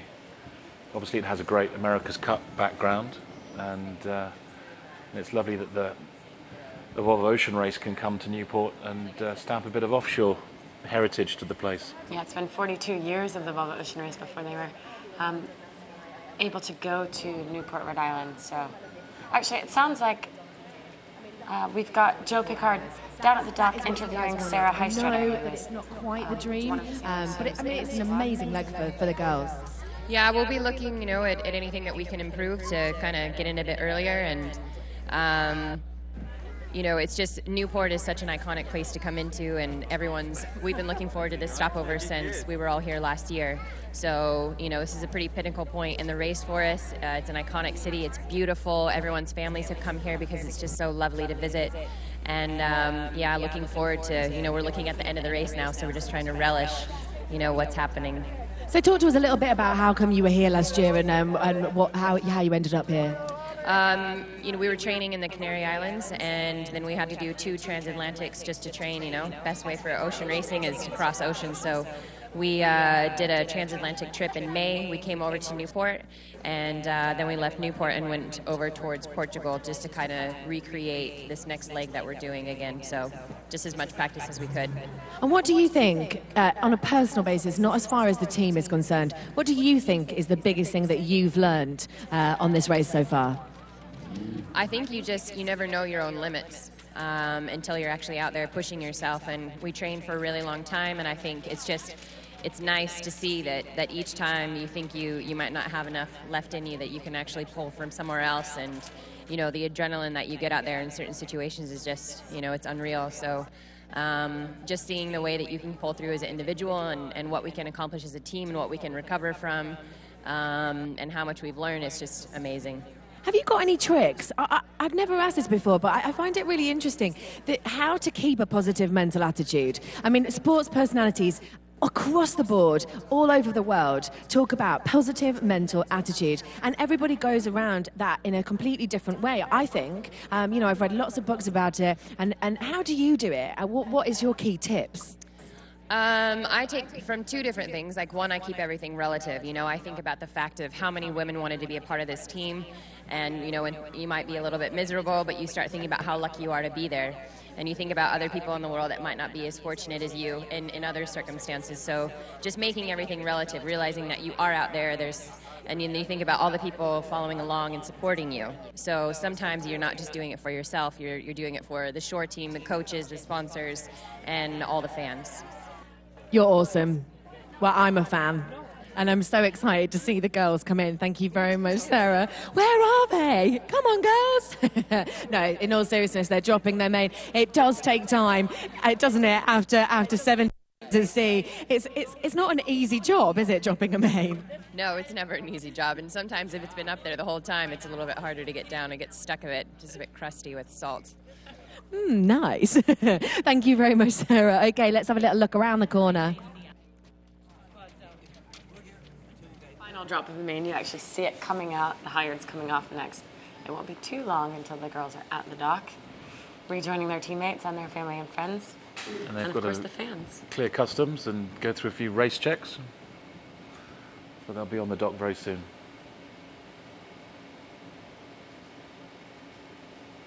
We just saw a SCA boat going full speed in reverse, but I think it was the little sister ship to our girls in the Volvo Ocean 65. And they'll be doing the same, probably just to dock and come round and be on the dock when they come in. What a beautiful day.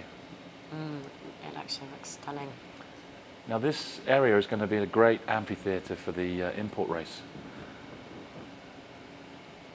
And for the leg start as well, they do import laps around inside before they go off on their journey. This here is Anna-Lena, who was the onboard reporter for the last leg, leg 5 for Team SCA. She actually just joined us in the office last week for a couple days as well before heading off to Newport.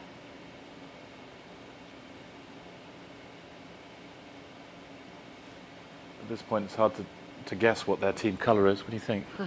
Navy blue. Navy blue? It certainly is. They've picked a great colour because it just is so striking. Whenever you see a crowd, you can see where the SCA fans are. I love that we actually saw a boat feed today that said that showed a boat coming alongside them off the coast of Newport, and the boat had a sign up that said, "Pink is our favorite color." Libby got on the radio and said, "This is Team SCA, blah blah blah, but we'd like to inform you it's magenta, not pink." It was quite a good little moment. SCA raising their battle flag there on the front. Knut, are you still with us, and are you still out on the water with the girls at this moment? I'm still out of the water just in front of the girls as they are getting their mainsail ready and getting ready to sail into the dock. So it looks fantastic. What a morning! This is kind of just a week ago they were freezing here. There was ice on the windows of the cars, and now we have full summer. Absolutely amazing. The funniest thing we're always talking about in the arrivals in the mornings is how the sailors are dressed like they were when they started the night. So they're still wearing, I think the girls were taking off 4 layers of clothing as we were watching. And then, of course, we stopped watching. We don't want to watch them taking everything off. But it's funny because you see all the spectators are in T-shirts and shorts, watching the sailors, and they come in and have all their gear on, the oilskins, the hats, the whole thing, because they've been through such a cold night.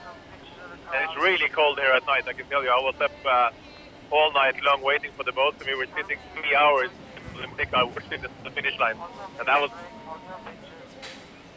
There's a period there when you're wishing you were grinding or sail changing or doing some sort of maneuver, right, just so you can warm up? Exactly. And the thing is that the coldest thing on the boat is to do nothing, and in light winds, quite a few of the crew members are really doing nothing. They're just sitting there on the bow and keeping the weight forward. And that's the really tough and the hard thing. Okay, now they're moving. How far is it from where you guys are to the dock? It's just around the corner there at Fort Adams, correct? Yeah, I would say that's just a little more than 100 meters. So they're just around the corner very, very soon. And lots of people on the dock waiting for them, lots of pink flags, as always, when they arrive. Yeah. Magenta flags, Knut. Exactly. Sorry, magenta. Yes, I have to remember that. Absolutely. I think it's actually a really good running joke with the team and the rest.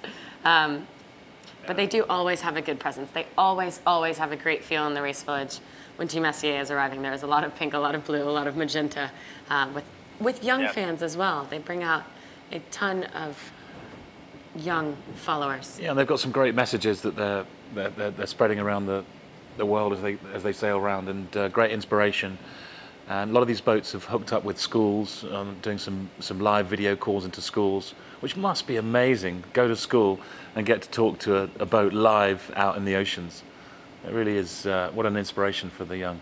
We've seen some really neat ones as well with Charlie Enright, whose wife Maris is a school teacher. So they got a Thanksgiving call and I think another call with their team, which must be really fitting to hear your wife and her classroom when you're in the middle of the ocean. And of course, the sailors can't. We can call them and we can see them, but the video actually doesn't go both ways. So they're just hearing these voices, and sometimes they're thousands of miles at sea, as you've said. So it's a reassurance, but also kind of a weird experience at the same time. Yeah, I mean, the LiveX experience only being one way is, you know, it's brought us so much closer to the racing in this edition. We're seeing a lot more LiveXs. You know, we're seeing life on board, and they're also so used to them now. We kind of get them however we find them. You know, they don't sort of clean up for it. If they're unshaven and covered in salt, then that's how we get them. So, and if they're tired, we see they're tired. So, you know, it's really good. There's Sam waving to the crowd, and Abby now, boat captain of SCA, on the helm, ready to dock in. Harry Bauer behind the coaches. In the dock, Brad Jackson, a Volvo Ocean Race winner himself, and a Kiwi. They've been with the team since the beginning, essentially. Yaka Signori as well, a Brazilian, and a really good driver. I think good driver and trimmer, especially, is why they brought him to join Team SCA, and a good person to speak with females. He's got a wife and a child, a young female daughter himself, so he's hoping the girls are inspiration for her. And of course, their shore crew, a good group of guys who go over the boat along with the boatyard to make sure it's tip-top performance shape before the next leg, before the next import start, really. These boats are coming in great shape. They're really, apart from Dongfeng's water maker, there hasn't been any issues on this leg at all. So you know, the boats are really shaping up. And as Knut said, a lot of layers have been peeled now. It looks like it's beautifully getting warm. At least. If Knut thought it was cold, it was definitely cold, because he's from Scandinavia and it's hard as nails.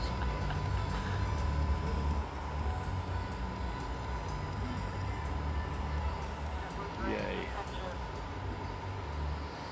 Dock lines being thrown. It is kind of the final relief. It won't be long now before they get to say hi to their friends and family.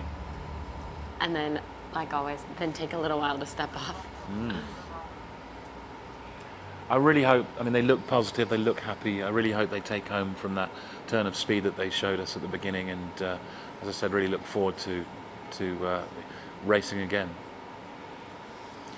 They do, I think, always seem to do well in the beginning and in the lighter air, and I think these legs coming forward will be good for this team. And I think, yeah, as we've said, 7 days in a straight line boat test where they were really performing at the peak and leading the fleet at times. It'll have the ability to keep them buoyed, keep their spirits buoyed, even if the leg result at the end isn't as good as they wanted. You can just barely see the tops of the tent villages. Okay, and here we go. Images from the dock. Actually, some of the girls have jumped right off. That's the two Swiss sisters here, the Metro sisters. Justine and Elodie and Sarah.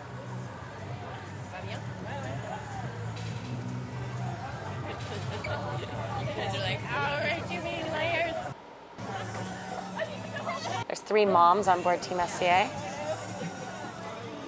Just missed it there, but I just saw Karina handing over her drives with all the media to our comms team, which is probably the most important thing she has to do now. Now she can relax, her job is done. Yeah, it's funny in a way they get to just step off and be one of the sailors a bit after this. You know, once they get to shore, they need a break as well, the onboard reporters. So the teams have the ability to then do some filming ashore and give the onboard reporters a bit of a break. But as you said, Karina's handed off her drive. She'll still probably take some more footage between here and the dock ceremony. There we go, Kyle, the son of Caroline, just right on the back there. Kyle is one of the 3 boys we were talking about, and Caroline being the mother here. She drives the boat in the import starts and in the import races. There's her boy just standing at the wheel. Oh my gosh, he looks so happy. He was like, hey mama, hey wheel. Future skipper possibly one day. He's got 2 Olympians for parents. We saw Darren Bundock in the background there earlier. Volvo Ocean Race CEO Knut Frosted there, always on the water and then on the docks to greet the teams.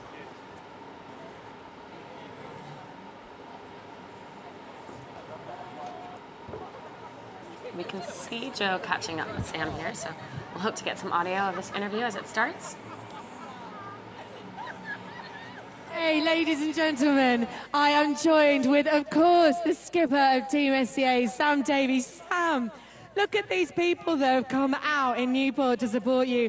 They've been here for the last hour. They've been coming in droves and watched you cross the line down at the bottom. Welcome to Newport. I mean, what an amazing leg. I honestly think that this has been one of the best legs for you girls. How does it feel to arrive here? It feels great to arrive here. First of all, thanks to everybody for the welcome. It's fantastic. And thanks Newport for putting on the nice weather for us. Finally, we managed to arrive at a sociable hour. That's not a strong point. Yeah, and we're really proud on board Team SEO because we do feel like this is the best leg we've sailed so far, despite still coming in just behind the others. We spent a week fighting with the leaders, and I think that's the first time, the longest time we spent with a front group, and almost felt like they were actually having to work hard to keep up with us at one point. So it's pretty promising for the next 2 legs to go. I think in a way we're a bit frustrated because if we could go back and do leg 1 and 2 the way we sail now, we'd probably be a lot better.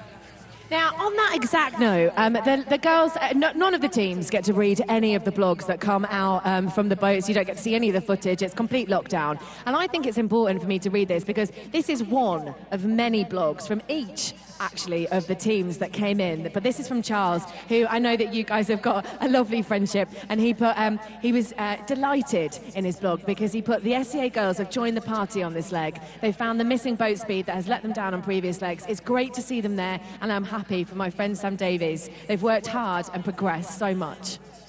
Yeah, and I'm happy as well because we, thanks to Charles, but we've still got to try and find a couple of secrets from them because there's certain points of sail where we just couldn't keep up with them, and especially Dongfeng seemed to have that edge again, and we didn't actually know who had won this leg because we didn't find out the results. We couldn't find out the results until we got here, so it was only when we turned the corner and saw Dongfeng parked inboard there in first place that we, and with the leg winner flag up, that we found out they'd won. So really happy for Charlotte as well. Well, it really was close last night, incredibly close. So Sam, last question. I hope that you've got somebody to bring your wallet with you because I believe that you promised a nice stack of pancakes for each one of the girls if you arrived on the 7th, and you have arrived on the 7th. So what is your pancake of choice? Well, I'm not really an expert at pancakes. I live in France and they're a bit different in France, but actually Susie has delivered us hot I'm not sure how she managed to get them out there. As soon as we crossed the finish line, a pile of hot pancakes were delivered on board. So the girls have already had their taste of pancakes, and I think the next thing on our list is some well-deserved cold beers, I think. Absolutely, and what better day to celebrate with a nice cold beer. Congratulations, Sam. Congratulations and welcome to Newport to all of the girls. And just one more thing. Congratulations to everybody on board. I think the whole team sailed really well, and we're a team, and not just the sailing team, the shore team. A massive thanks to them because we brought the boat into Brazil in a bit of a state. And they did massive work to prepare it and get it race ready for us to do this leg. And so we have an amazing shore team who never really get the limelight. So a big cheer for the shore team for SCA as well because they do an amazing job for us. I tell you what, ladies and gentlemen of Newport, please can you give a big cheer for SCA as a whole? 1, 2, 3. Congratulations, Sam. Congratulations, ladies. Welcome to Newport. It's great to see you. We'll see you on the arrival stage. Well, that was quite a positive statement from Sam. I'm so pleased that she brought that up straight away, how pleased they were.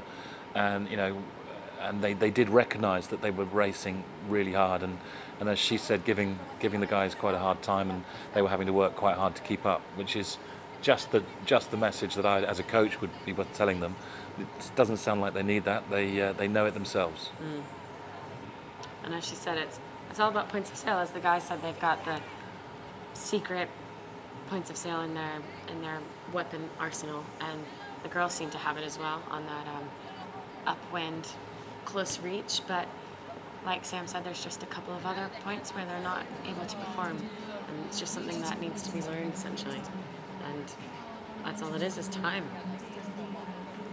We've got this beautiful banner from all of the teams have been given a banner from different schools around the Newport area. So it's quite fun to see. Now, one of my favourite things to do is colouring in, and that's good colouring in. The Newport Bridge, SCA. Although the boat looks a little bit more like a container ship and less like a Volvo Ocean 65. She looks fast to me. Just something with the bow shape. That looks fast. No, it's really good. Commuter, are you still with us? What do you think of this boat? Is that what the next one design should look like? I'm sure Canute's on the dock doing the rounds. Yeah, we're not having him there. It sounded almost like that she couldn't wait to get out racing again. Very positive. Fantastic. Yeah, which is great. We've only just hit the dock, right? Yeah.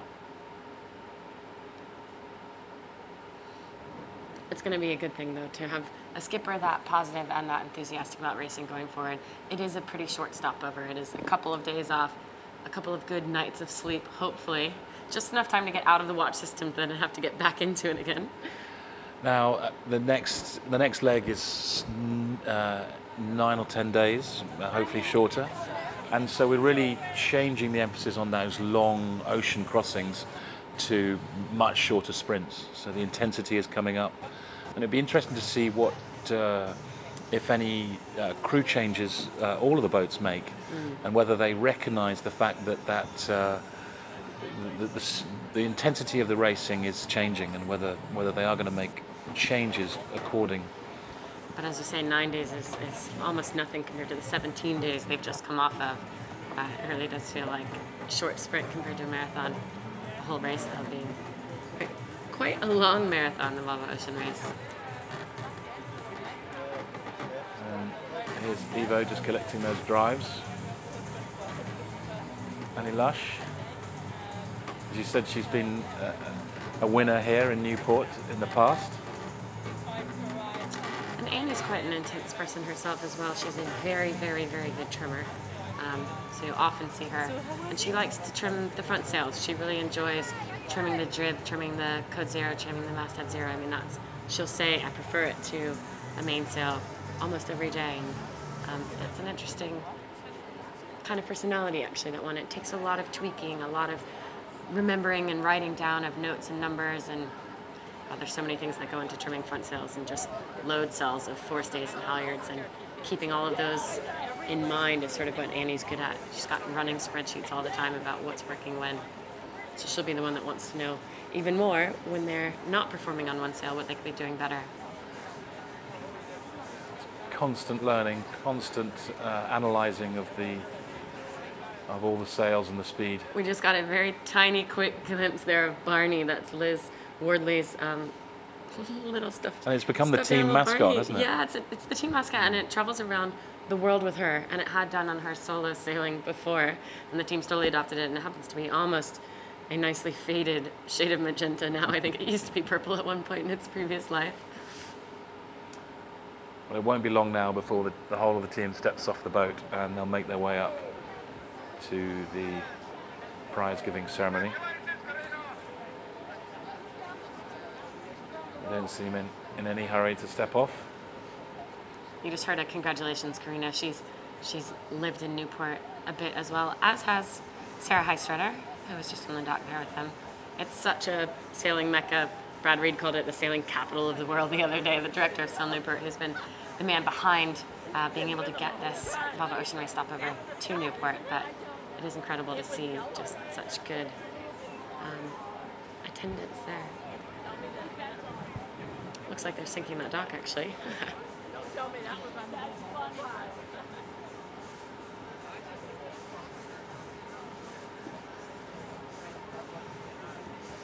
This is Elodie, the younger sister of the Metro sisters. She finished 4th last year in the Mini Transat, which was the best a female has done in a long period of time, I think. And then right after that, jumped into sailing with Team SCA last November. Here we go. Okay, that's That's Harley on the right there. That's Abby's son. And Kyle was the one on the left there. You saw Caroline's son earlier who was standing at the wheel. And they travel around the world with each other, essentially, following their moms around the world. There's Dee's first steps on shore. Dee Kafari. She has sailed around the world the wrong way, against the prevailing winds. And this is Libby Greenhodge, the navigator on board, in the right of frame there, the one who made the proper call to go hard right, fast and right early, essentially going east early off of Brazil. She has a brother in the race, Rob Greenhalgh, on board Map Free. So she still keeps threatening on beating him. And he has some funny banter as well about how the girls are doing at points in time in their boat feeding. Of course, he's got to be thinking about his little sister. He was the one who said to come and do this Volvo Ocean race. You know, she had written him, he's done it, and he wasn't sailing that point in time. And she said, is this something I should do? And he said, yes, go for it. And then, of course, one leg later after the start, he got the call, come and join the Volvo Ocean race. Apparently he said the same thing, is this something I should do? And she said, you told me that. But let's take a look back now. Again, we've got the footage of the first two teams overnight. First and second place, Dongfeng race team and Abu Dhabi Ocean Racing of leg 6.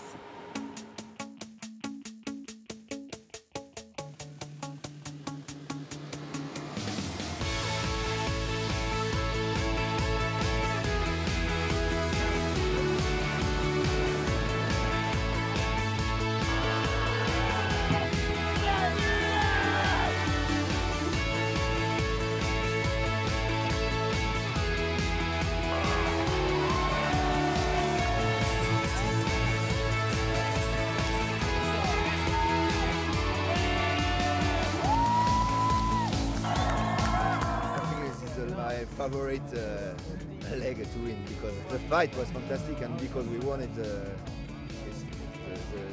victory is more.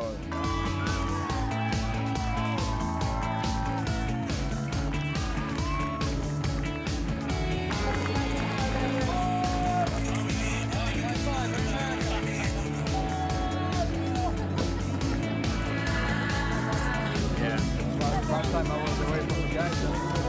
Really exciting finish. Great to have so many boats out. Shame it wasn't daylight, but you know, I think this race is just giving me so many memories.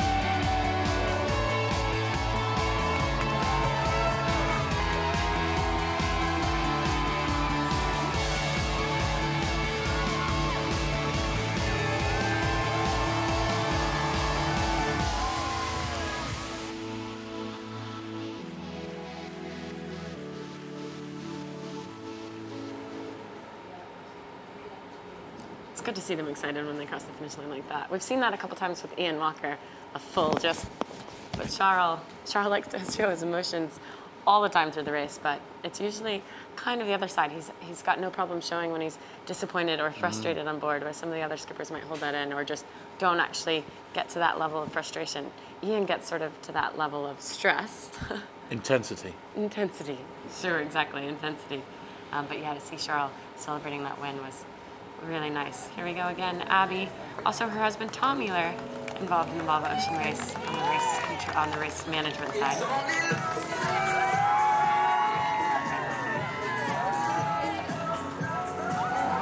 Fantastic images there from Newport. I wonder how much of this the children will remember as they grow up. They'll certainly have the pictures. Exactly, I was just to thinking, look back at. They'll remember it by the pictures.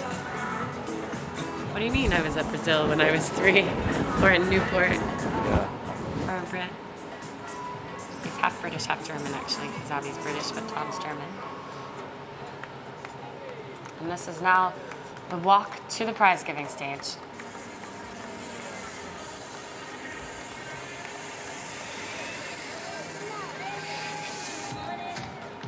Jackson Bowen, Libby the navigator, and they're all just taking their bags. This is it, stepping off. Sophie, who we were talking about earlier, the good chef, and then onboard reporter there, Karina, with her mother. And those are the sisters, Elodie first there and Justine second. Sorry, I didn't make a mistake there earlier. Liz, who's still holding Barney in her hand.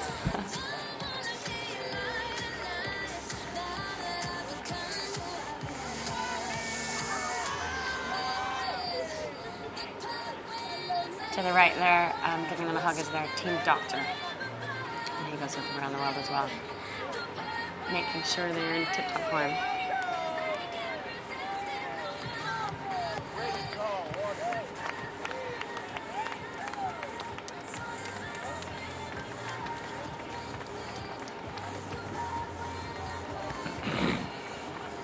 Gotta hope the constables have switched shifts here, otherwise it would have been a long night for the guy guarding the dock.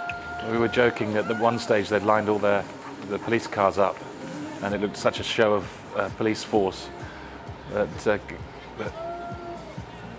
Kenny Reid said, I hope there's not, you've got free range to rob any house you like, because the police are watching the racing. All the cops are at the race village, the city's open, and open for looting. Don't take it all. A lot of magenta flags. I want to say pink as well, Knut, if you're still listening. So. Not a good vibe there, though, for the women. And you can see they've all been handed a pineapple every time they go up to the stage. It's a symbol of the city of Newport. And apparently you often see that emblem above some of the houses in Newport, I've been told. And some of the shop windows as well, and the shops. Sun umbrella. It's nice. It does look much warmer than the nighttime arrivals were. We're listening here. What an amazing morning. This is the final element of leg 6. Of course, 5,010 nautical miles from Itajaí here to the beautiful, beautiful port of Newport. And we're going to welcome Team SCA to the stage. Ladies and gentlemen, please, can you put your hands together for 6th place in leg 6 of the Volvo Ocean Race? It is Team SCA! From the USA, the OBR, Karina Holloran. From the UK, Libby Greenoge. From Australia, Stacey Jackson. From Australia, Sophie Sisek. From Australia, Liz Wardley. From the USA, Sally Barkow. From the UK, Ash. From the UK, Ayla. From the UK, Dee Kafari. From Switzerland, Justine Troll. From the Netherlands, Caroline Bauer. And of course, the skipper from the UK, Sam Davies, Team SCA!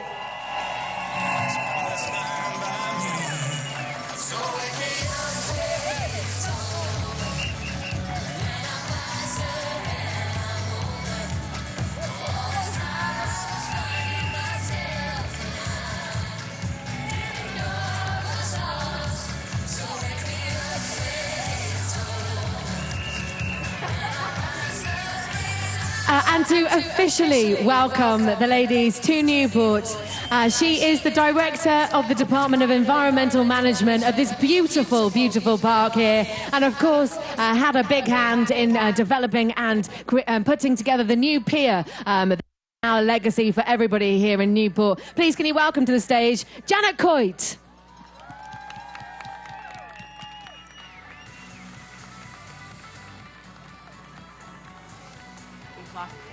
Stage for right now, but we will hope that they come back. We're still hearing the audio of their team song, which they actually So this is the painting that I was talking about from Pell Elementary School. They did one for every single one of the teams, and I think this one is my favorite. Look, it's even got wisdom on there. How cool is that?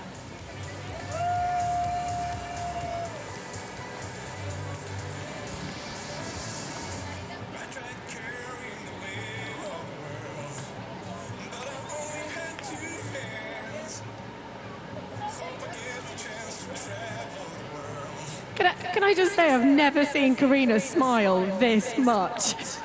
Like, you are a smiley person, but this is really fun. I love it. Are you a little bit excited to be home, mate? A little bit? Guys, give it up for Team SCA. Come on.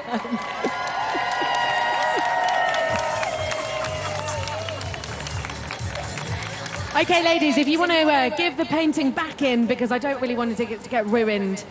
Now, who is in charge of the Moe moment? Of course, Ron.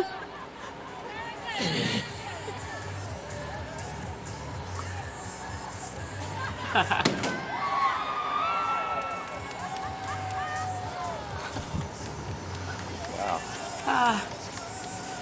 Thank you to the artillery as well. They're part of the fort here as well, so thank you very much for coming out again this morning. Ladies and gentlemen, please give it up one last time for the ladies of Team SCA.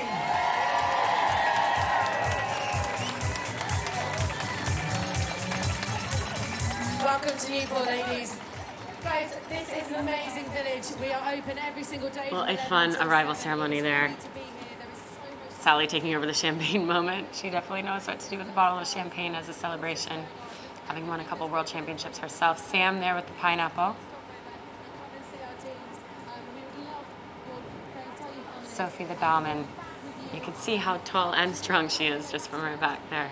She had actually back surgery earlier this year, so very good to see her strong and fit and sailing again after having to miss 2 legs.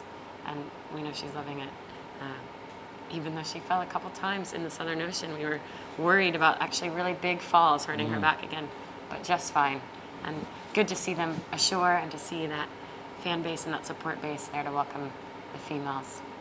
Fit and healthy back on shore, which is something that a lot of the skippers always, you know, it's one thing, you know, doing well or just getting home, but all of the skippers say the one thing that they really drive for is to get all their crew back fit and healthy to the next port. We heard that from Ken Reid earlier as well. So let's take a look now at the standings, where we are in the overall after leg 6.